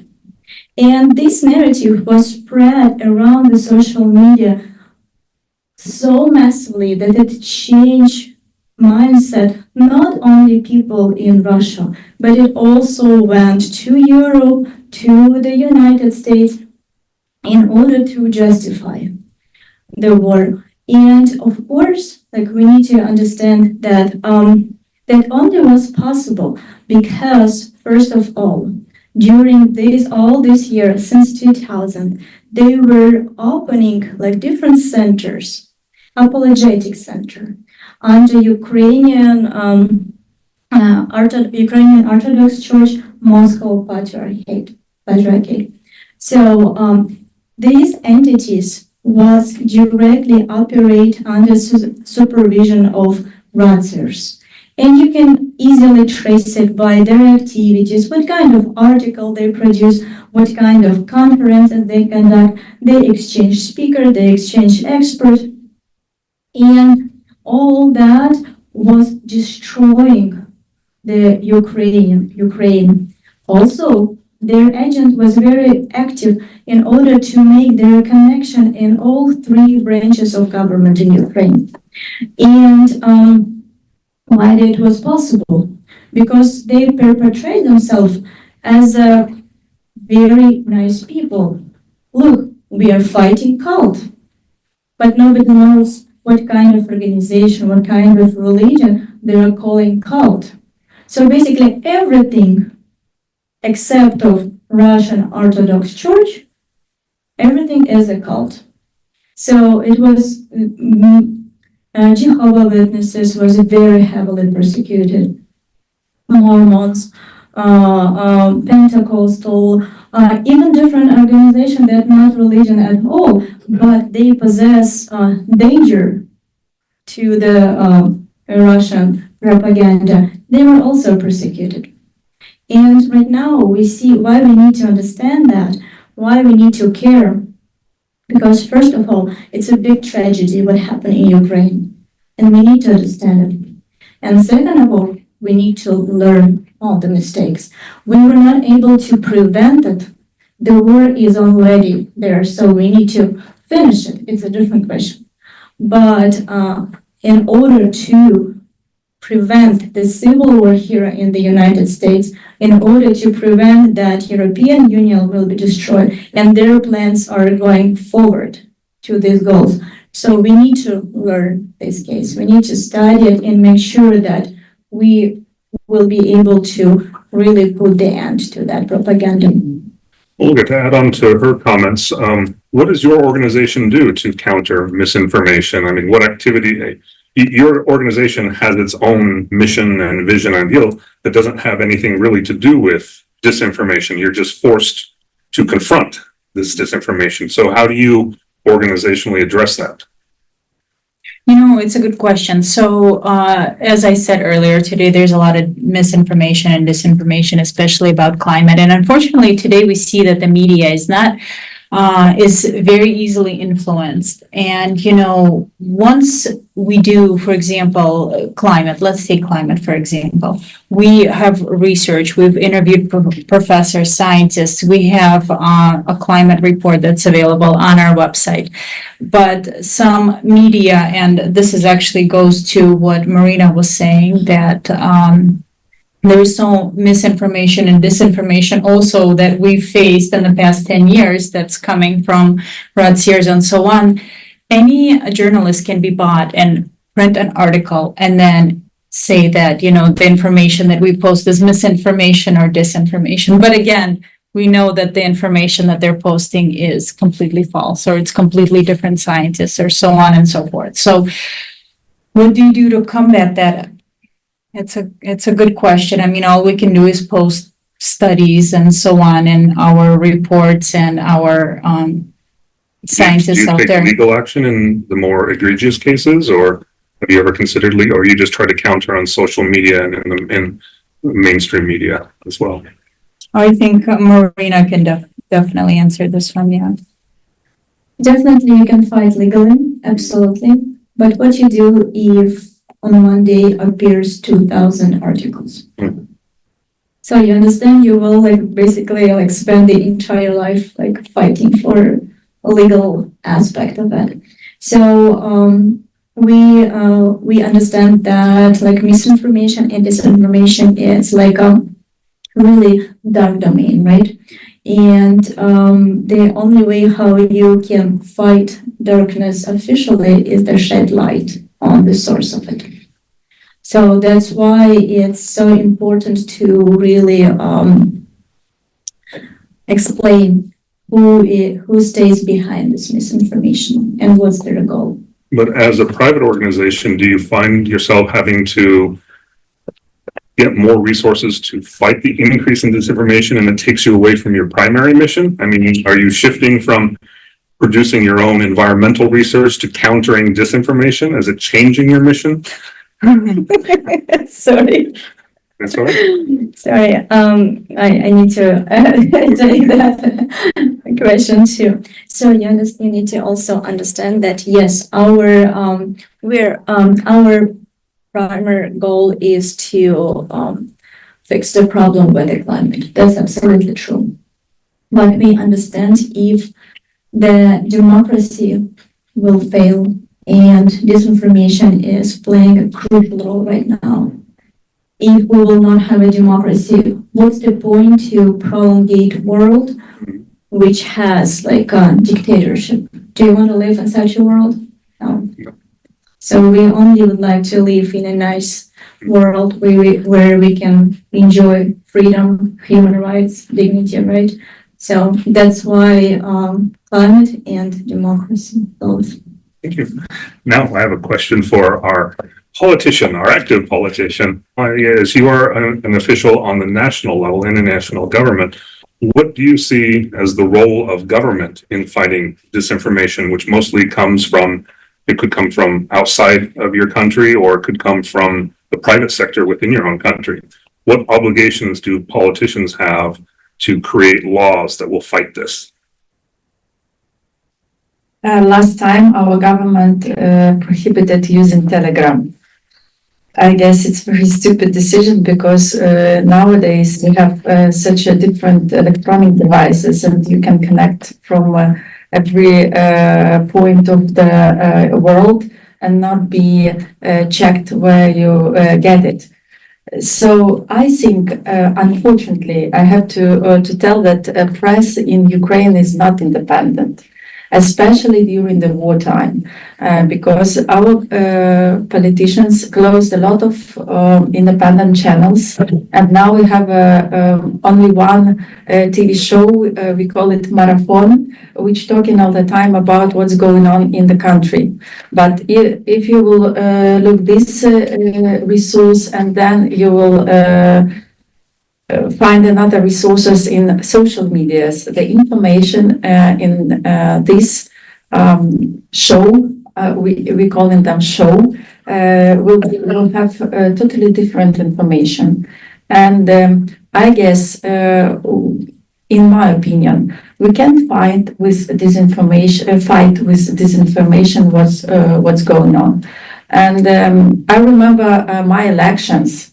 When the worst information about me, disinformation, which I never know about me, was pushed in press one day before elections, and this is a silent day when you can't do nothing and you can't tell to anyone that no, it's not true, etc. So, in general.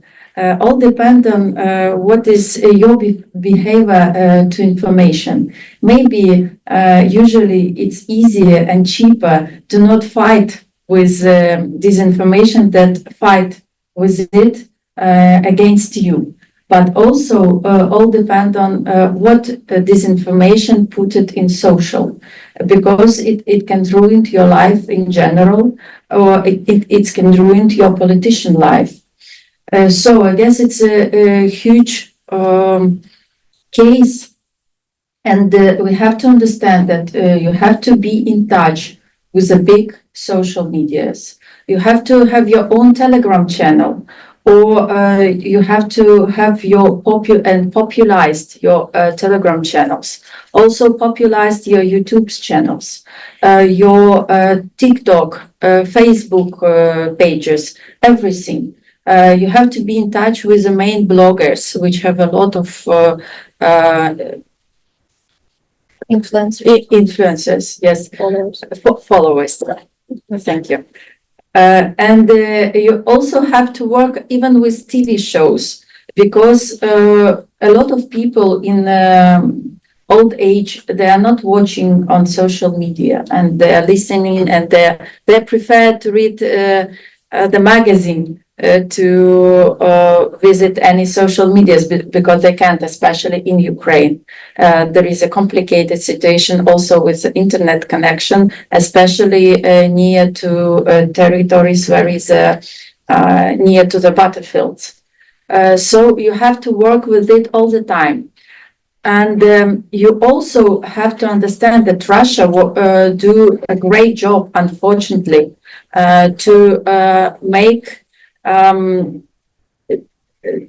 to create very wrong minds about what's going on in Ukraine. I'm very often going to the front line, and once we've been 4 kilometers directly from the line where is the battlefield, and we catch a radio station, Russian radio station. And when we listening what they are talking about, in just one second, I catch myself that when I'm listening what they're talking, I start to thinking, maybe I'm living in different country, and maybe everything goes in a totally opposite way that I'm thinking. But then I stopped thinking, okay, this is a really very good propaganda, but I understand what's going on. So we have to do opposite to Russians, also to our Ukrainian people. We have to explain what's going on. We have to do a great job at schools to explain our children what's going on. We have to do a great work in universities to explain what's going on also. We have to do very good connection, very open connection with our people, because on it depend also what they will think about you. If you are open with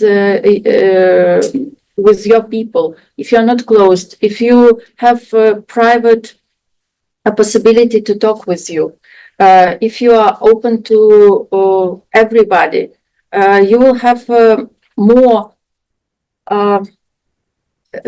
You will be more success to change opinion and to cancel disinformation, what goes about you or against you or about the situation, what happened.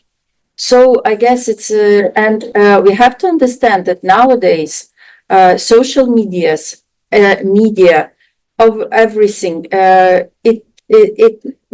it plays huge role because it's like one of the battlefields. It's one of the information warfare, and we have to take care about it very kindly, because I will again repeat, a lot of politicians abroad doesn't understand what's going on in Ukraine, and they're taking very often information from Russia and thinking that it's true and it's the right information. So we have to fight with it. We have to give opposite information. We have to explain. We have to tell to everybody what's going on in real. And I guess also it's a good idea if we will be more openly on our battlefields to foreign journalists. You know, it's very complicated. It's a very dangerous work, but it must be. And yes, unfortunately, nowadays it's not very easy to get there. It's not very easy to stay there. And sometimes you are saying goodbye to your life, but then when you waking up and thinking, oh, I'm still alive, thanks God, you can continue and you can explain what's really going on. And only foreign journalists can do this. Because when they're going to the front line, they understand the situation. When they're going to the nearest cities, villages, they understand the situation. So they can bring another information to their country and to explain to everyone what's going on. The same in a government, the same in a politician activity. So all depend on situation and all depend on you. Thank you. Thank you. To close out the panel, we're going to have an academic perspective on this. So this question is me. Okay. You've heard everything that's been said here. What obligations do social media companies have to support the truth over disinformation or to weed out disinformation and misinformation from the truth? Giving me the easy question. Yes. All right, so, And you got 1 minute. okay.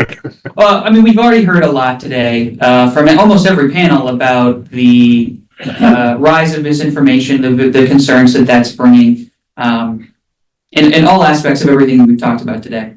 I think when you get into regulating any of this misinformation, I think you get into the First Amendment territory of conversations. It becomes very difficult. Oftentimes, people are hearing stories not directly from their politicians. They're not listening directly to those speeches. They're interpreting it through a third-party media source, and then that is sort of what's blowing it out of proportion. And then, obviously, they are titling and writing their pieces to favor the algorithms so that it continues to get more likes and clicks and things like that. So, obviously, I don't really see how we can start to address this unless we maybe have conversations about addressing how the algorithms work, at least in that capacity. I don't see a world where we really begin to have a serious conversation about censorship or anything else relating to minimizing the amount of disinformation that comes out by certain sources and pushing specific agendas because they want their voters to be infuriated. It's a big driving factor. It's a big get out the vote effort to have their base be angry at the other side, almost apocalyptic, that if they win, then really it is the end of the world. So if we can get away from some of that, if we can get a few more good actors, maybe in the media space, to do more fact checking and things like that, I think that's a step in the right direction. But I don't know if we can solve this legislatively or across the board. Well, thank you. And we unfortunately are out of time because I have a whole bunch more questions, but I'll have to wait until next time. So thank you, panelists, for your contributions. Thank you. And if possible, I also have part of my presentation about tools on elections. And if we can come back to this presentation to the second part, where part about European elections and campaign, because when we have discussion with Mr. Mainman, we discuss more like how to fight polarization in United States, and we discuss with him as top democratic strategist, like some emotion support of campaign, some tools. And our last panel will be, of course, about European Union, because like 60% of our members is people from European Union, mostly Brussels and Strasbourg. And let's look through the slides to some tools which we can learn on European elections. And I think that it's Estonian voting system. Sometimes we not pay attention to like countries like Estonia because it's small countries, and some people said that last panel it's a little hard, but we will still work on that. We don't point attention to Estonia because as some people said that, look, like Estonia is smaller than, one county, what the sense discussed in Estonia. But Estonia have one of the most progressive voting technology, which based on blockchain technology, and also one of the most progressive data protection in European Union. So when we build this presentation and when we build some cases, what we can teach from European Union, I want to pay attention and to put maybe to discussion on our panel Estonian voting system. And of course, on this forum, we cannot discuss election to European Union, election in Germany. And if we will go to next slides, we will see results of election to European Union. And of course, everybody discuss some good result for far-right political forces. And I don't want to manipulate on like far left, far right. I want to say that these people do directly different election campaign. If we discuss tools, like right on election campaign, like Alternative for Germany, Sarah Wagner-Kneft party, it's parties who do pretty unethical tools of election campaign. And as you see, they also now have some seats in European Parliament. And you must understand that before in European Parliament was pretty stable situation from like end of Second World War, right? And very understandable ideologies. And in Germany, Christian Democrats, who was very stable party, now have the same land result as Sarah Wagner-Kneft party, which was like exist less than 1 year. So it's very, very interesting and very weird situation which we need to discuss. And I also want to pay some attention to archetypes of European leaders, because now it's a lot of ladies presidents and ladies prime ministers. And we see this in Eastern Europe, and in Slovenia, we see it in Estonia, and I was on Hillary Clinton Awards last week in Georgetown University, and they put to some European presidents honor, and it's obviously was Baltic states, and the president of Estonia have very interesting speech about women's leadership. But I want to discuss firstly with Paolo also archetype of Meloni, because Meloni, she's a lady and she have very interesting biography, and she started with like archetype of fighter, but after that she evolved with working with European institution or not evolved. So Paolo do a lot of research on European Union also, and maybe you can explain some trends and some tools and some archetypes which now popular in Europe and why it happens. Thank you. I use this? Okay, this works. Well, thank you very much, Katerina, and thanks everybody for being here. So let's start with a quick overview, if I can, about the European elections. It's been affirmed and that and it's true that there have been some significant changes in the results of European elections, in the sense that the far right in Europe has become more assertive. They gain positions. Of course, we know what happened in France. The first round, or rather, not the first, the only round, because the political elections came later. And so people say, oh my God, Europe is going right. And of course, it's very difficult in Europe to make comparison and relationships, because if we think about the far right, people think of what? People think of fascism. People think of Nazi Germany. That's really not what we're talking about here. What we are seeing here is the uneasiness. I'm giving you a quick summary version. The uneasiness with Europe that is confronted with two crises, a fertility crisis and immigration crisis, which come together in a not very good mix. Europe is losing population. It's becoming a continent of old people. The country where I was born, Italy, has probably the lowest fertility rate, if not the lowest, one of the lowest. It's 1.2 or 1.3 children per woman, which is disastrous, which means at some point there's no country anymore if it goes like this.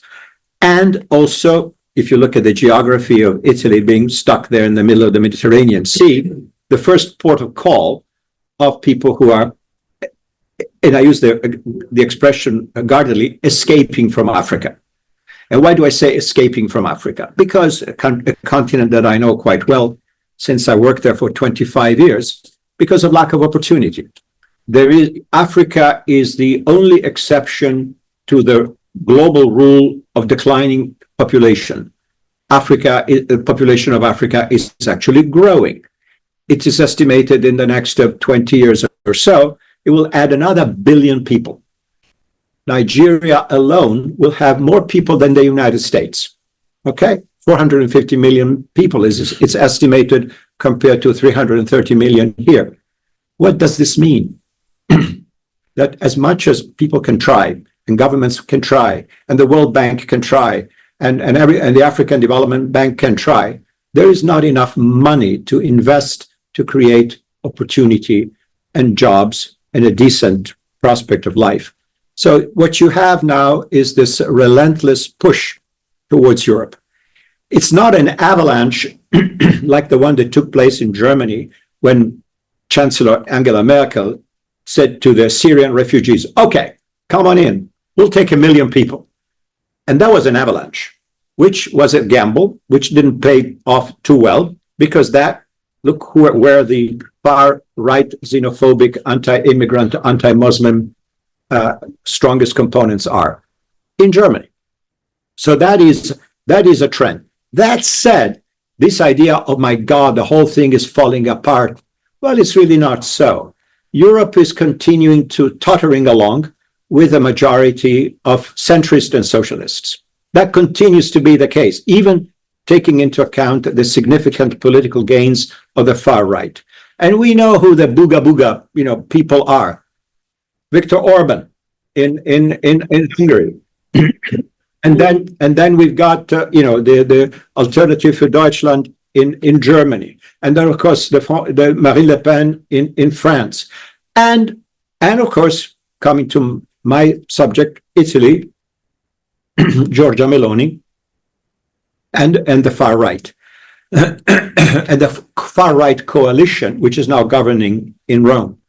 But let me just take this a little perspective again. If we look at it from a really punctilious historical perspective, Giorgia Meloni is a neo-fascist. That's where she comes from. She started as a kid, right? Really as a young activist, as a follower in the footsteps of what was the remnant, if you wish, the recreation after World War II of a fascist party, which was called Italian Social Movement. Okay? These were the neo-fascists. Then that, a lot of time passed. And of course, that's with all the ugly stuff, fascism, alliance with Hitler, anti-Semitism, racial laws, and all that. And the Italian resistance, etc., etc. But this is a long time ago. Giorgia Meloni was born many, many years after World War II. So, but she's now the prime minister of a center-right, some people would say, no, ultra-right coalition. But again, the joke is, so now we're going to have what used to be called the squadracce. This was the typical, the political, how can I say, style of the fascists was you have a gang of people and you go beat up your opponents. Don't kill them, not many killed, but kicking them and maiming them, wounding them was normal. This is how politics was done. This is what led to Mussolini becoming prime minister in the early 1920s. But what I wanted to focus at the moment is this. Giorgia Meloni and the far right came to power by default, in the sense that the Italians had said, we tried the left, it didn't work. We tried another version of right-wing populism. Some of you may remember Silvio Berlusconi. And for those of you who forgot about him, then you go to the airport, the Intercontinental Airport in Milan is named after him. So they'll remind you for as long as they can, it's now named after him, which I find it, since the man was a convicted felon, it's an interesting honor for him. But so they tried that. Then they say, oh no, this is a whole mess. Everybody's corrupt. This place is terrible. And so you had literally out of nothing in the 1990s and early years of the millennium, the rise of this movement with no head, no program, no nothing, except it says everybody's corrupt, everybody's horrible.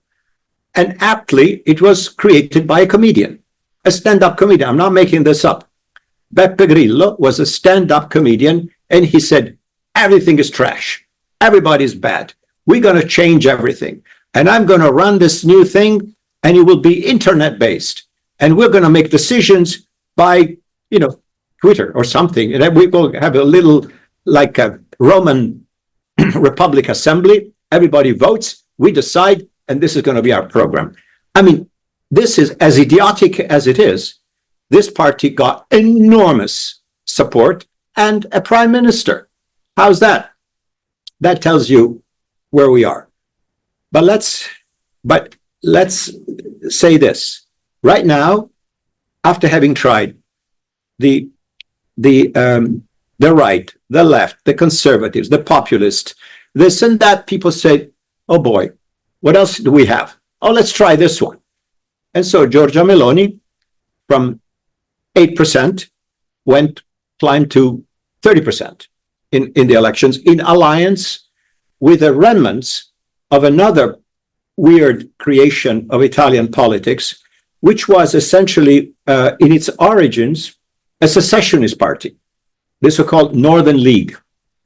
The Northern League, believe it or not, for those of you who may know something about European history, where does it come from? It comes, what is the, how can I say, their model? The model, I'm not making this up, were the free communes of northern Italy, led by Milan, that organized a successful military resistance against Emperor Barbarossa. So we're talking the 11th century. The reason why they're called Lega, because these communes in the Middle Ages established a Lega, which means a league, an alliance, and they all went to one place in northern Italy, which is called Pontida. And so this is the swearing of allegiance in Pontida in order to fight Emperor Barbarossa. So we go back 1,000 years for your role model, okay? By the way, that worked because the imperial army was defeated by the not so, how can I say, militarily proficient communes.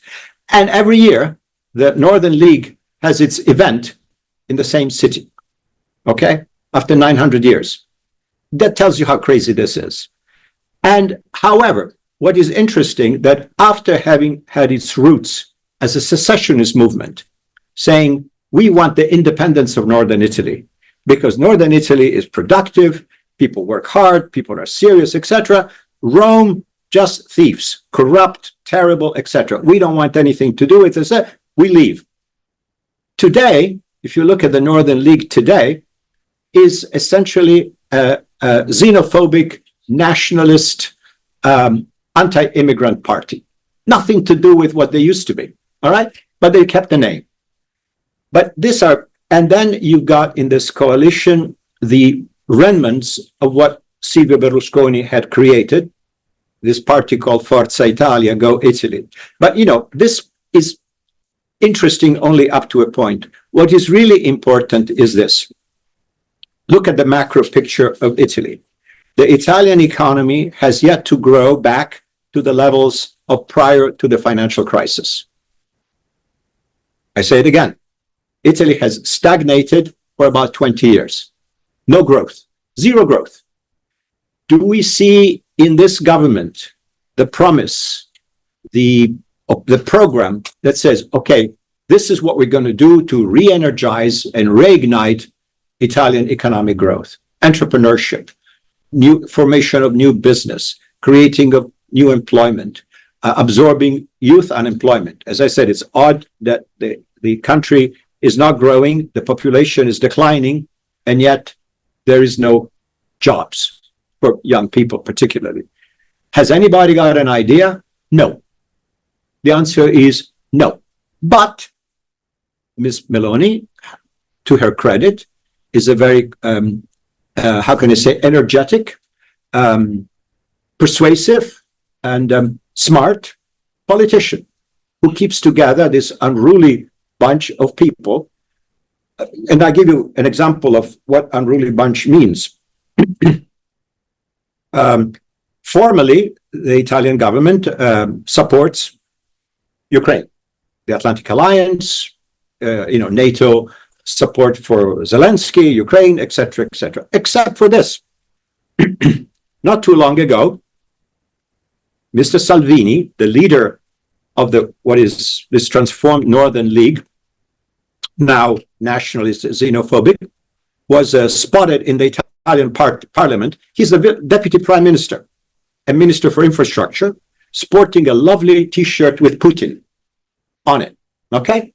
This is the same man who is the deputy to the same person who says we're against Putin. And he does that.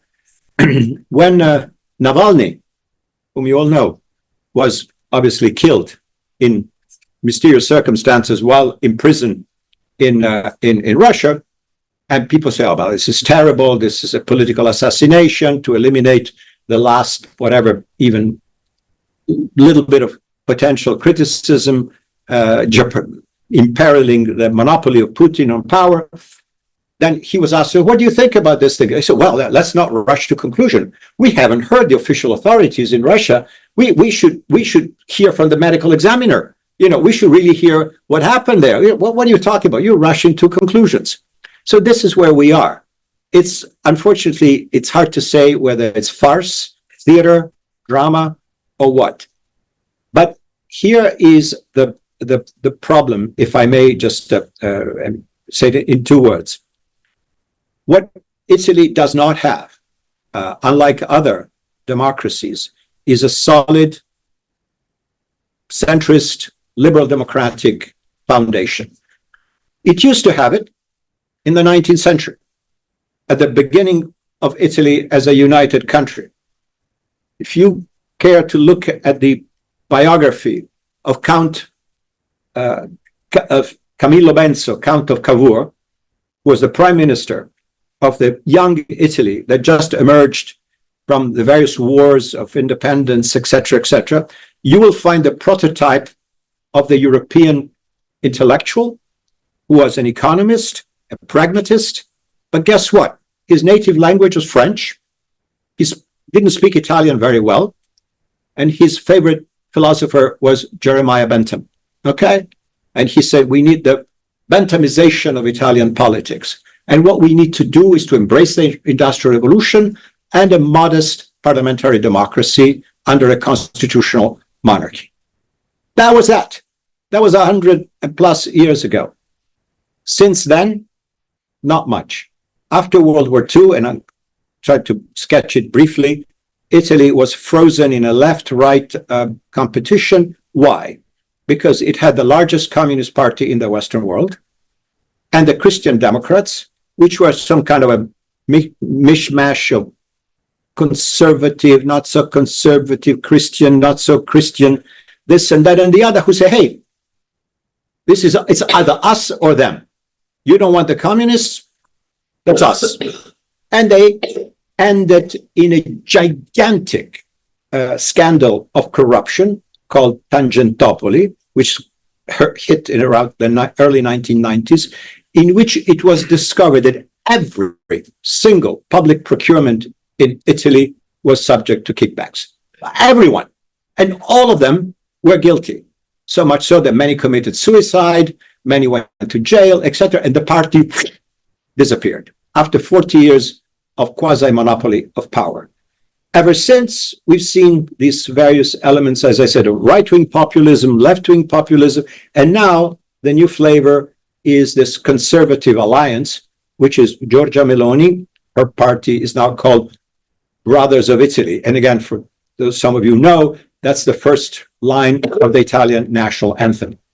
So it's like saying, hey, let's all be patriotic, national honor, we are so great, our great civilization, which of course doesn't mean anything, but seems to be inspiring for some people, in alliance with this reformed league, which is now basically xenophobic, anti-immigrant nationalist, and whatever is left of the Berlusconi party. I want to point this out. Nobody votes anymore in Italy. Let me give you a practical illustration. Berlusconi died, an old man, and so they had to have a by-election for the Senate seat that he occupied in Italy, in northern Italy. There was absolutely no doubt that this being the area where his party was strong, that somebody in his party would get the seat. Okay?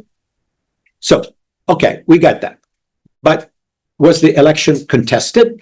Not really. The person who got elected, the people who showed up to vote were 20% of the eligible voters. 20%. That's where we are. And so basically nobody votes anymore. Miss Meloni, with a election turnout of about 50%, she got 30% of the vote for her party, which really means 15% of those eligible to vote. So she's governing Italy with 15%. And that's the way it is. And you can say, oh, but is anything else? Anybody else coming up? Anybody else who could try to, do something else or something better? The answer is no. For a short period of time prior to Meloni, there was a technocratic government which was led by this person who's illustrious and well thought of, and who had been, until not too long ago, the president of the European Central Bank, Mario Draghi, a technocrat, distinguished economist, man who knows everything about money, finance, this and that and the other. But clearly, he couldn't be a politician, and he wasn't, and he was immediately torpedoed by this alliance that supposedly was going to support the government, and that was that. He, by the way, is the same person, for those of you who follow European affairs, who was tasked by the European Commission to produce this blueprint, if you wish, of the future of Europe, right? You may have seen this document around. So he's the principal curator of that. So where is Italy right now? It's a country that's hemorrhaging talent. Young people, especially those with money, leave the country because there's no future. The economy doesn't grow. Fiat, which used to be the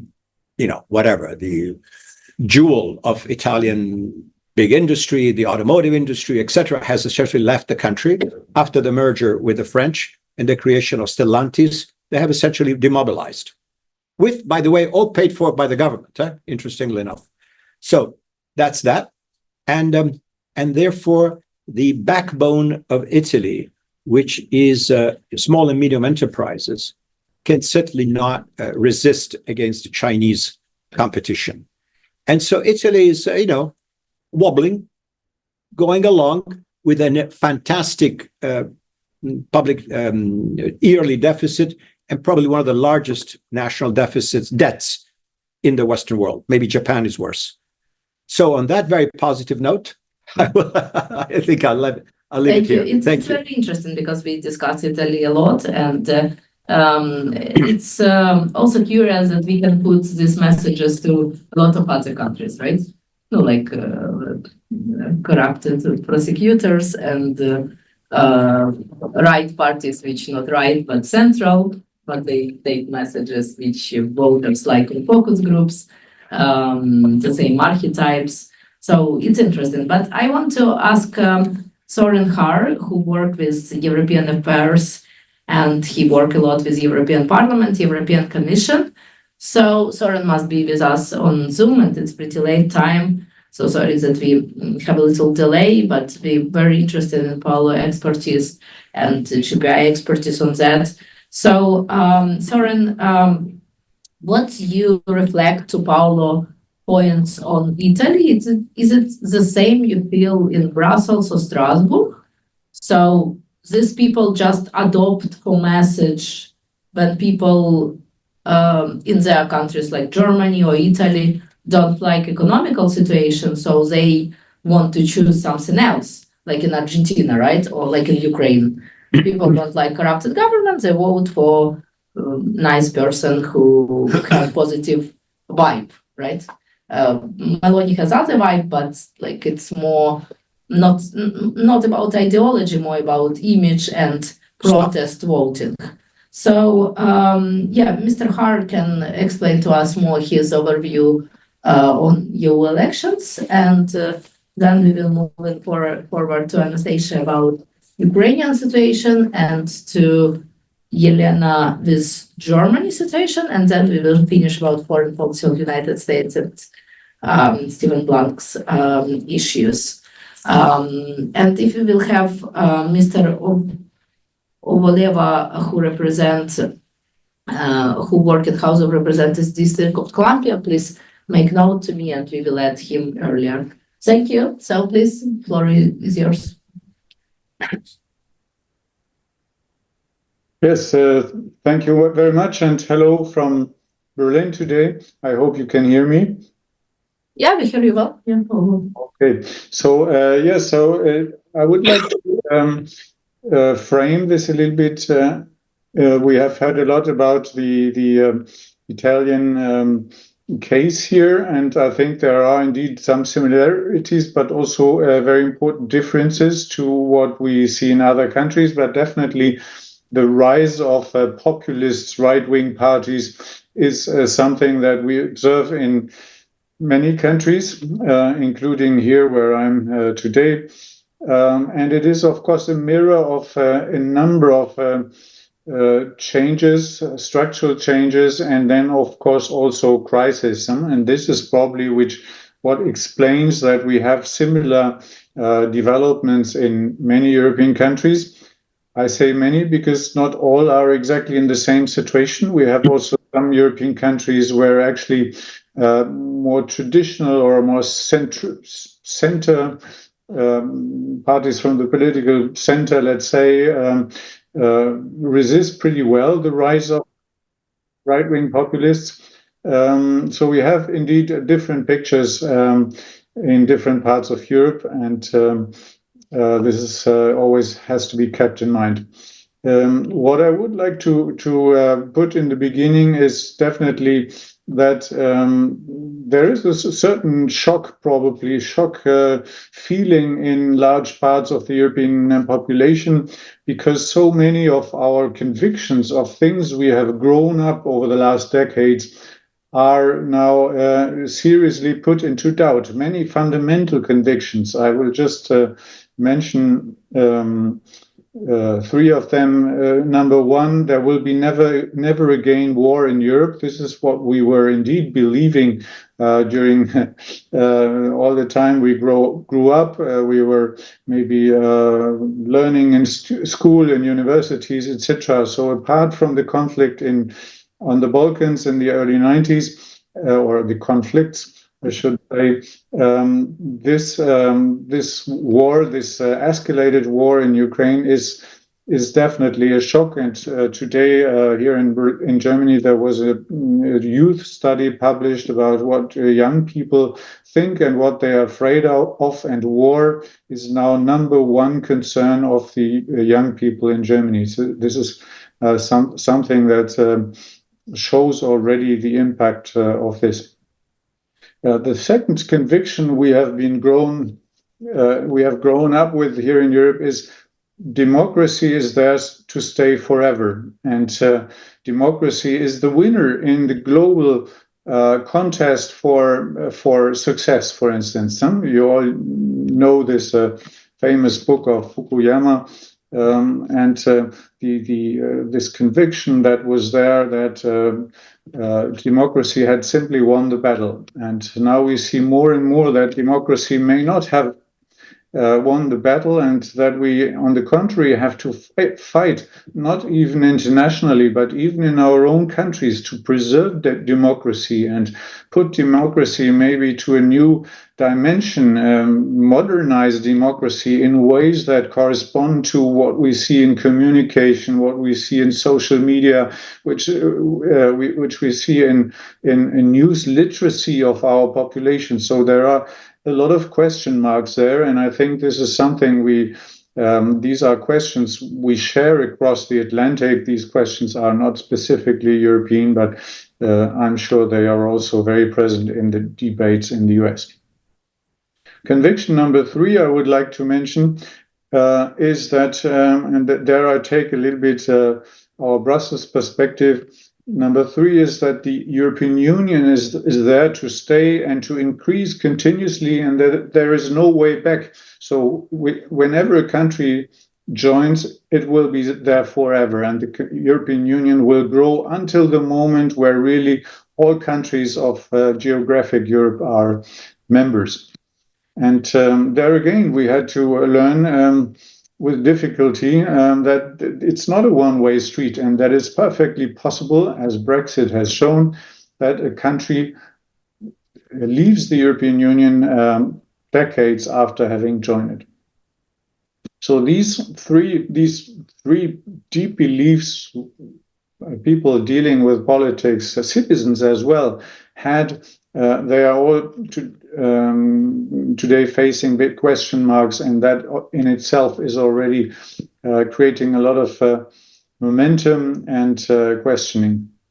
But when we discuss also tools which used in Austria, Germany, do you see difference of tools now? So is it more no, because campaigning in Germany it's very different from campaigning in Slovenia or campaigning in the United States. It's more calm, like, less advertising. So can you explain, is this, generally, let's talk like new parties, like Alternative for Germany and Sarah Wagner-Knecht parties and maybe some other parties in other countries, they use some different political technologies, or it just message that, look, if you're unhappy, vote for us, we will resolve all problems, which is very typical for every election campaign, right? In every country.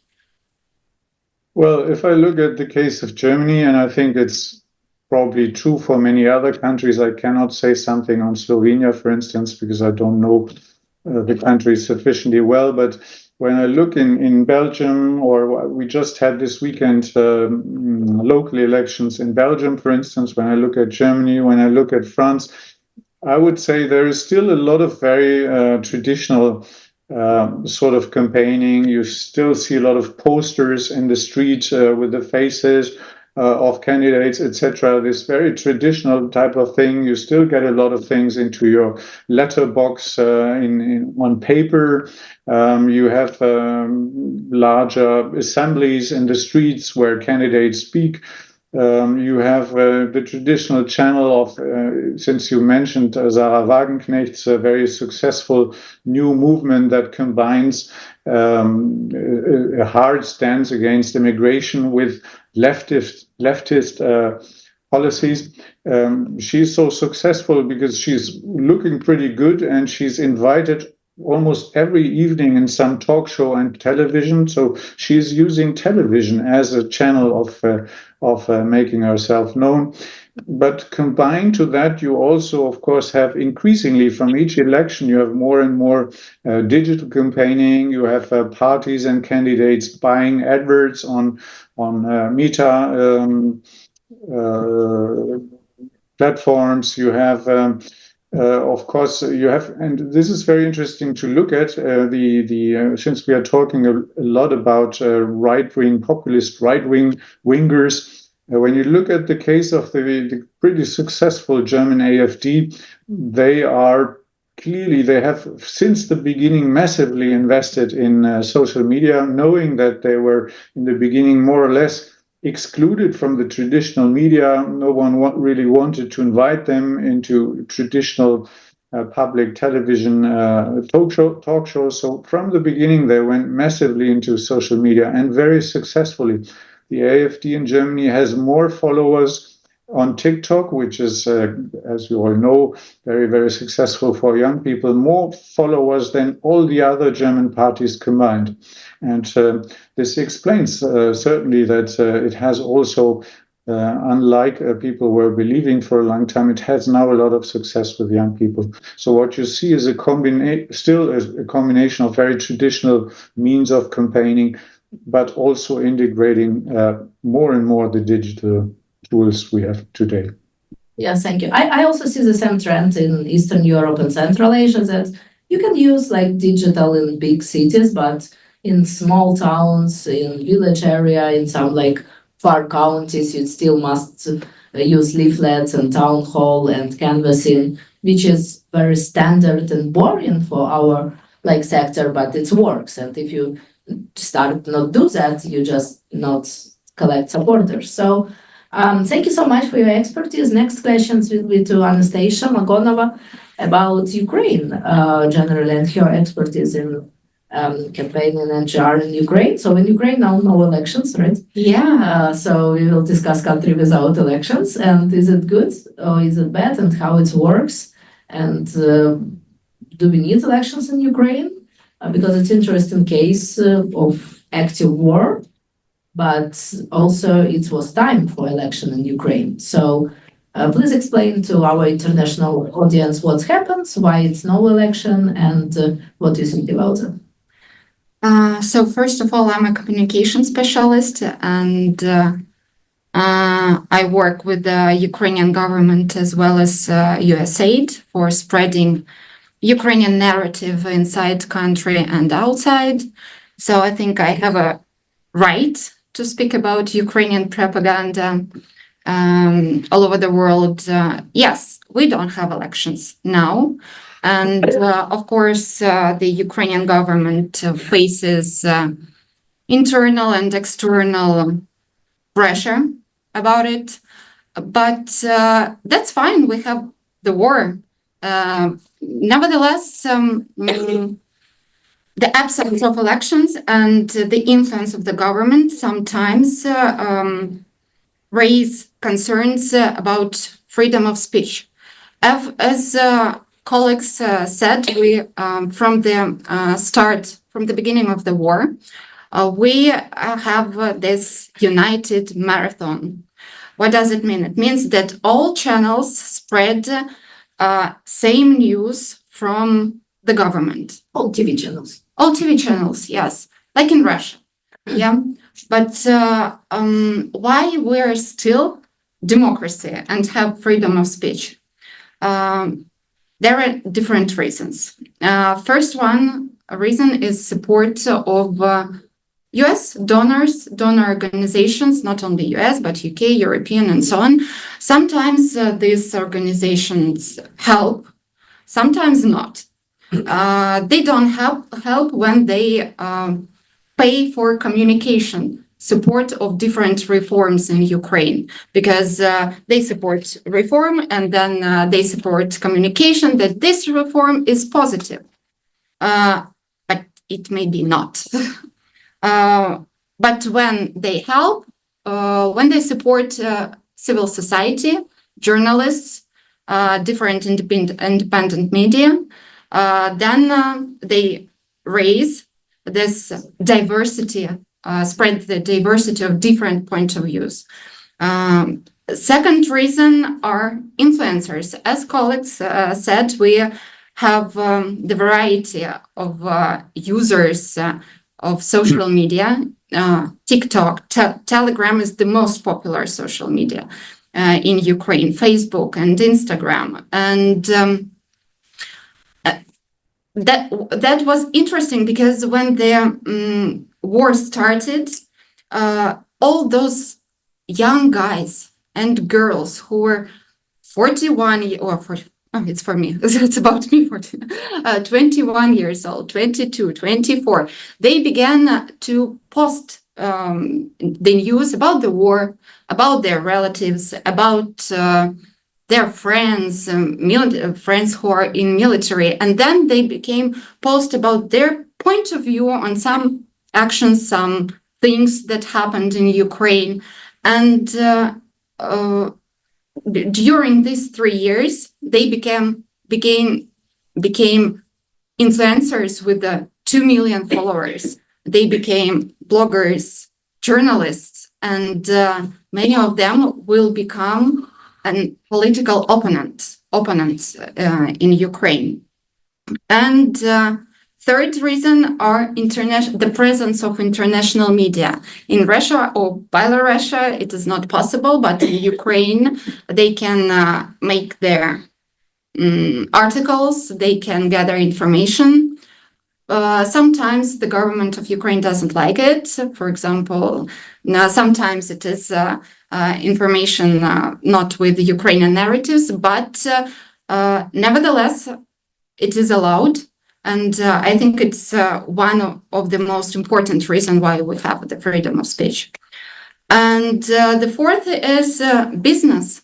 Sometimes, of course, we have common enemy. Yeah, it's Russia. It's okay, but sometimes we have a different point of view on the politics inside, on different reforms, anti-corruption reform, for example. And in this case, Ukrainian business spread information. They pay for the lobbyists, they pay for communication agencies in the USA or in Europe to spread information about different point of view on what is happening in Ukraine. So as a conclusion, I can say that we are witnessing the involvement of the democratic rights and freedom of speech, even in the time of the war. And I'm pretty sure that all those bloggers and influencers will become the next political elite and will participate in next, maybe, elections. Yeah. Okay. So so we have some change of speakers, and we will be now with Stephen Blank and our internet. So thank you to Paolo and to Anastasia. Go back to class. Yeah. No, Stephen. Okay, Yeah. Now we can discuss. Now we can discuss also your point of foreign policy and what's happened generally also with American foreign policy, and is it is issue of Israel and Ukraine. It's still important issue on American elections. And is it important for workers in Swedish states? Okay. Thank you. Katerina asked me to talk about what are the prospects for lobbyists with regard to both the war in Ukraine and the war involving Israel.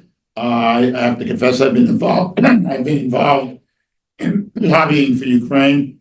I've signed a lot of these petitions and been active in writing about Ukraine, to a less degree about Israel. So let me share my ideas with you, and we'll take the questions afterwards. The obvious point is that the prospects for lobbying in both of these cases is that in both wars, both of these countries were attacked. These are both wars of defense, particularly from the standpoints of the government in Israel and, of course, in Ukraine. And the prospects for lobbying, therefore, depend to some degree on the actual progress of the war, the situation at the front in both cases. Second, the prospects for lobbying in the United States and perhaps to some degree in Europe will depend on the outcome of our presidential election in 3 weeks. And nobody can predict at the present how that election is going to go, nor can anybody really predict how it's going to go for the congressional election, which is no less important from a lobbyist's standpoint because it is Congress that has to authorize money. And Congress can also put pressure on a president acting as a medium of public opinion or in its own right on behalf of one or another policy. In the current situation, and you can see this in Zelensky's last visit, he failed to get the support he needs, either for his peace plan here or in Europe. And what's going to come about as a result of that remains to be seen.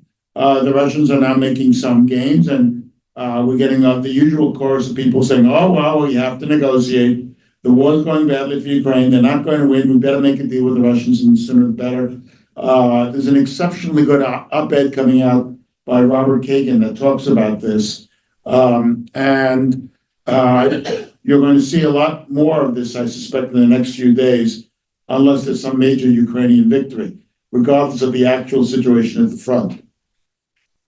But despite the calls for a negotiation, the Biden administration supports Ukraine, is giving Ukraine a considerable amount of assistance. It's not giving it, though, what it wants and needs to sustain itself and go on to victory. And the same is true about Europe. I mean, Europeans are paying Ukraine to finance government operations in Ukraine. And now we're trying to get energy into Ukraine because the Russians have been destroying the entire Ukrainian infrastructure as far as they can. But neither the administration nor the European governments, individually or collectively, has acted to make the case with the public why support of Ukraine is in the national interest. Let me repeat that. Because although the Biden administration supports Ukraine and public opinion in America broadly supports Ukraine, the Biden administration, for whatever reason, and I don't know what it is, has refused every opportunity to take the case to the public why we should continue to support Ukraine. And this has given the Trump campaign a space to campaign against support for Ukraine, as both Trump and Vance have done. And therefore, that leads me to assume that if they're elected, and to the degree that the Republicans get at least one house in the election, which appears to be a distinct possibility, they will aim to cut support for Ukraine and maybe even make a deal with Putin. Trump has said this several times, and Vance said he doesn't care what happens to Ukraine, which, if you think about it, is an amazing statement in the history of American foreign policy. On the other hand, with regard to Israel, the administration has clearly supported Israel. We just, we're moving air defense troops into Israel, which is unprecedented. On the other hand, we have been systematically trying to restrain Israel. There's a new headline out just a couple of hours ago that they're threatening not to give Israel weapons unless the humanitarian situation in Gaza improves. So we're trying, on the one hand, to give Israel the weapons and restrain it. Yet, the Democratic Party is discernibly split. You have a large body of centrists, or traditional Democrats, who more or less support Israel.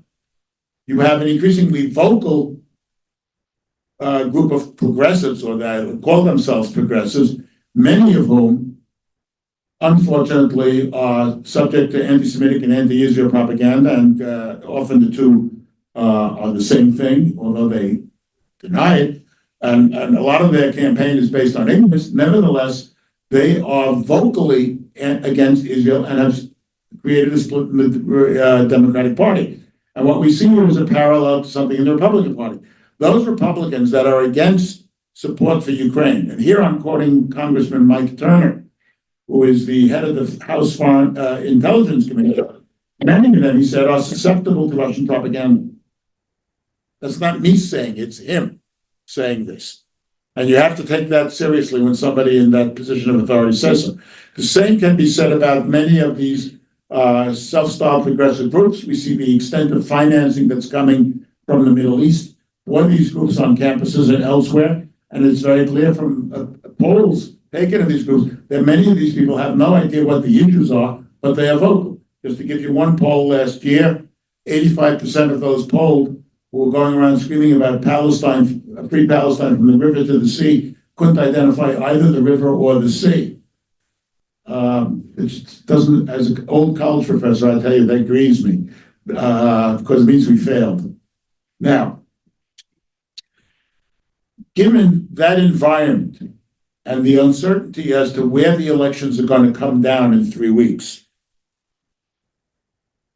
and the likelihood that the framework I've sketched out will survive the election, at least for the foreseeable future, what are the tasks for lobbyists in each case? For Ukraine, and I have to say I've been lobbying for Ukraine for 10 years now. Lobbying for Ukraine must focus on expanding support here, Canada, which has a large Ukrainian diaspora, by the way, and Europe, and in the so-called global South, or what used to be called the Third World. The global South apparently is a more politically correct term, to support Ukraine and its just cause by providing it the weapons, finance, defense industrial integration, membership in NATO, and diplomacy that it deserves. Again, if you look at the op-eds, also the op-ed that came out in today's New York Times by William Taylor, who was former ambassador to Ukraine, strongly arguing on behalf of Ukraine and NATO. To give you an example of how the U.S. has failed, in late last year, we agreed with Ukraine to appoint somebody to integrate American and Ukrainian defense industry.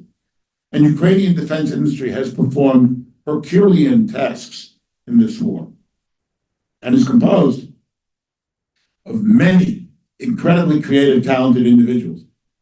But for whatever reason, and I suspect it's because the Pentagon has decided to go slow on this and opposes this, nobody has been appointed yet, 10 months later, and this is lost in a bureaucratic fog.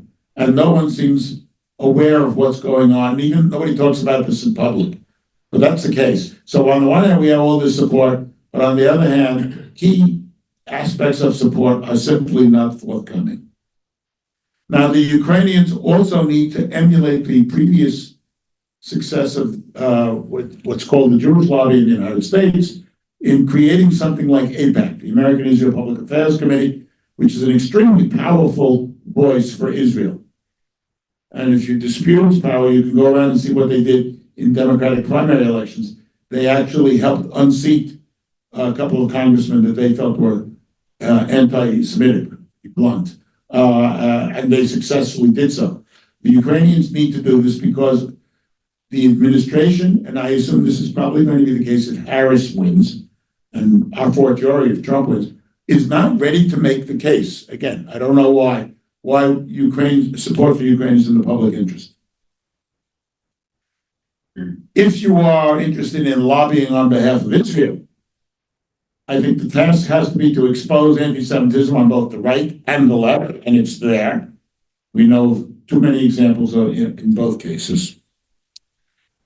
You must reverse the previous Israeli policy, which wrote off the left wing of the Democratic Party because it was critical of Israel, and simply concentrated on the right wing and evangelicals and so forth because they support Israel. In other words, if you wish to lobby on behalf of Israel and create a favorable environment for support of Israel in this war and in potential future crises, or depending on where the crisis with Iran now goes, the Israeli government and your organization need to engage the Democratic Party's left wing, like it or not. There's no other way around but to do that. That means also establishing a presence in American universities and, to be blunt, funding them. I mean, for all this talk about the great freedom of speech at American universities, and I attended them as a college student and grad student, money talks. And if you go look at the funding for these organizations at Harvard, Columbia, Penn, my alma mater, etc., you will see that much of this is funded from the Arab world. And I don't think it's an accident.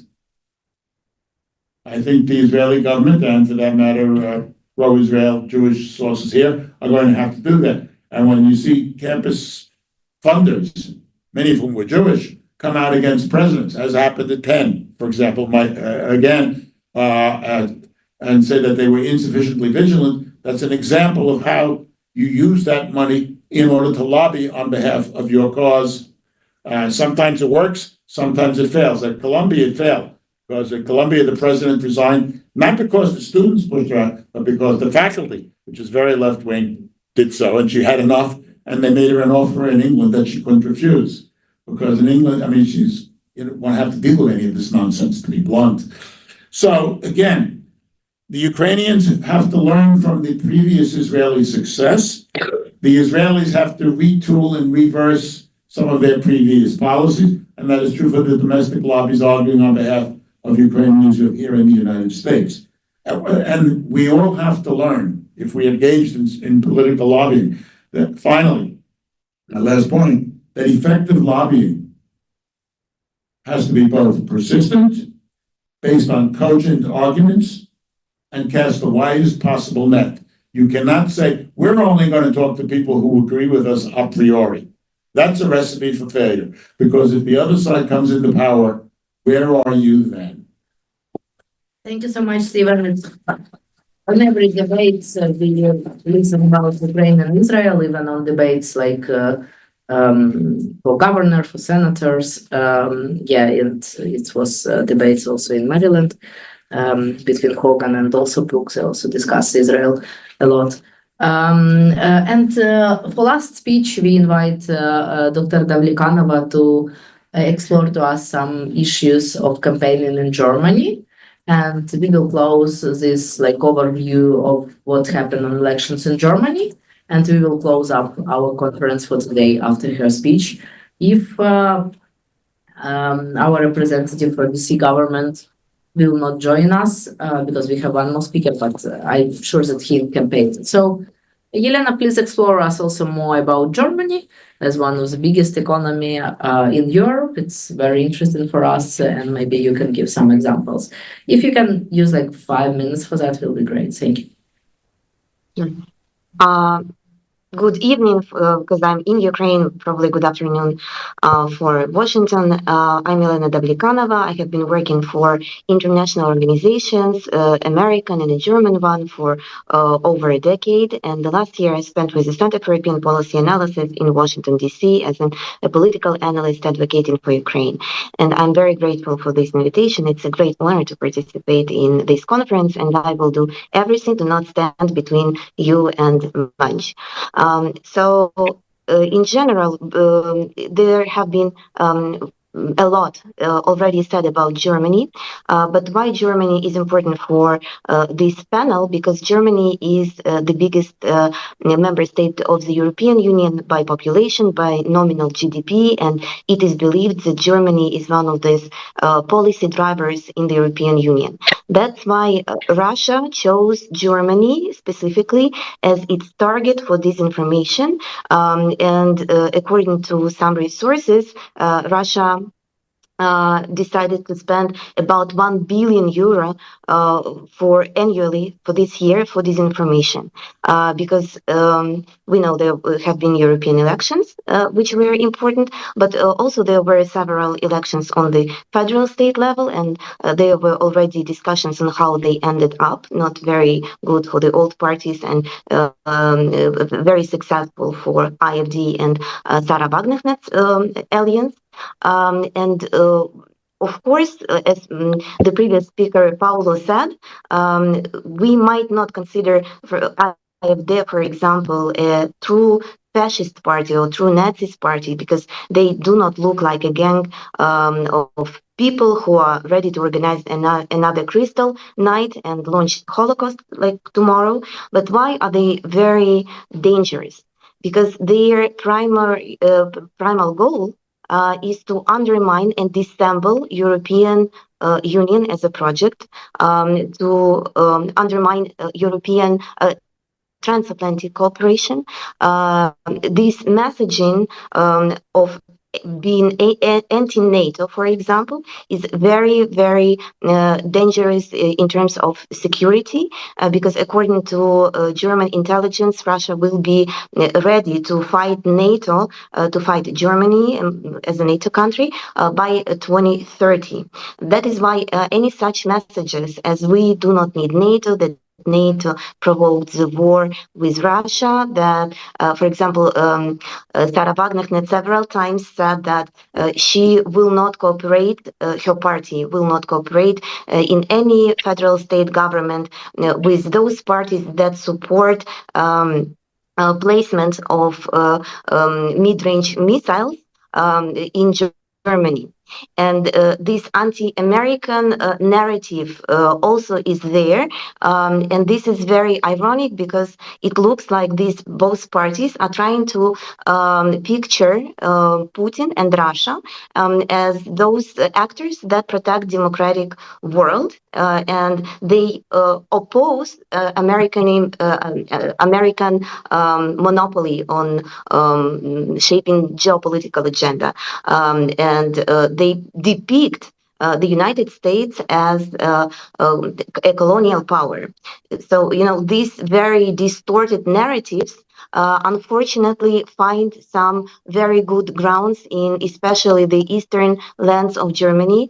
And we all know the very famous term Putin-Versteher, or a person who understands Putin. Unfortunately, I also met these people personally, especially in 2022, when right after Bucha was liberated and all these mass graves were discovered. I happened to be in Berlin, and I witnessed a small gathering of people with with posters saying peace with Putin, no NATO, we need to be friends with Russia. And at that point, of course, this was a very dramatic and very, let's say, a traumatic experience because for Ukrainians, it was unclear how can you not understand what exactly Russia is doing and what are the roots of this conflict. And you have also probably seen this almost 300-page report issued this summer by the FBI, warning that Germany and France, as two biggest powers in the European Union, are the key targets of Russian disinformation campaign that was orchestrated by the social design agency, which works directly under the Russian presidential administration. So the importance of disinformation and importance of preventing disinformation and its influence on the results of election should be in the center of attention of current politicians, because if we look at the results of the local elections, the Länder elections in Thuringia, Saxony, and Brandenburg, we can see that AfD did really, really well. It was the second and the first in those elections, and also the party of Sarah Wagenknecht was the third in all the states, federal states, which is also very ironic because we know that Eastern Germany, that was for a long time under the influence of the USSR, is still economically catching up with the Western Germany. However, instead of trying to reorient on this Western kind of lifestyle and ideas, they still look back into those times when they were closer connected to Russia, to the Soviet Union, and there is this nostalgia for social programs. Because a lot of complaints that I've heard from Germans is that at that time there were way better social programs, especially, for example, for women who didn't have to worry about childcare, because childcare was very well organized by the state. Now everything has changed, and so on and so forth. So because of these everyday economic issues and everyday life important tasks, people are now looking at the populists that might bring the whole European Union project to collapse. And unfortunately, this is, this is very clear from the outside, but unfortunately, probably not as very clear for a lot of voters inside.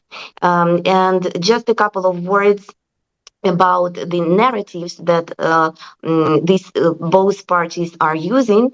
They blame the West and NATO for this war. And they also say that the war in Ukraine is the proxy war of the West. Also, this overall narrative that Russia cannot be defeated. I mean, unfortunately, it is very well, packed and marketed to the public, and Ukraine's counter message that this war is winnable and that Russia lost several wars before, and at least two as a nuclear state. Unfortunately, it is not being heard as much as it should be. Also, decline of the West. It is Russia's very favorite narrative that the West is in decline, and that's why kind of Russia that stands for the traditional values will lead humanity to a better future, which is complete nonsense. So in general, wrapping up it to not hold you for too long at the end of this event, I would like to say that here in Ukraine, we suffer a lot from the Russian propaganda. Unfortunately, we see how dangerous it is for both Ukraine and the European Union, the propaganda that is sold in the European Union itself, we already see how this influence the developments when it comes to the peace talks, concessions that Ukraine might go for, or military support, for example. I mean, this, there is a saying that words kill, and this is exactly what is happening right now. Russian propaganda actually kills people. So that's why, it's really important to join up forces and try to counteract it as hard as possible. Thank you so much, Elena. And it's not so positive note to finish, but thank you so much. And we will do separate discussion, I think, about disinformation because it's connected with elections, but I think it's maybe must be separate discussion about that. And thank you so much, all our members, for watching us of the IGAPA Community Institute for Democracy and Development. And if you want to work with SAC Group in consulting, organizing of elections, or other communication work, was with international media, feel free to call us and we will be happy to cooperate with you and make for you best offers for your communication. And thank you so much to our media partners. Thank you to Atlantic University, to GPI, to Paolo, because he put a lot of knowledge to this discussion. And also we with Paolo and Steven sometimes have GPI talks. So it's small think tank format about foreign policy. If you're interested in, we do it sometimes in format of 1 hour talk about foreign policy, which connect with Ukrainian issues, Kazakhstan issue, Kyrgyzstan, like Moldova, Georgia, and European Union separately. So if you're interested in foreign policy, also please read our research. And thank you for joining. I think this format half day, it's perfect because last time we have from 8 a.m. till 7 p.m., which was too much. And one more announcement that our yearly government relations forum will be held in March in Washington, D.C., I think also together with Atlantic University. So I think March is a good time to connect to lobbyists and government relations professional, and it will be 10th Government Relations Forum, International Government Relations Forum. So please join online or join in person. And we also open for some proposals on speeches on government relations from all our members. Feel free to write in for IGAPA.net. My name is Katerina Odarchenko. Happy to see you and have a great day and great elections.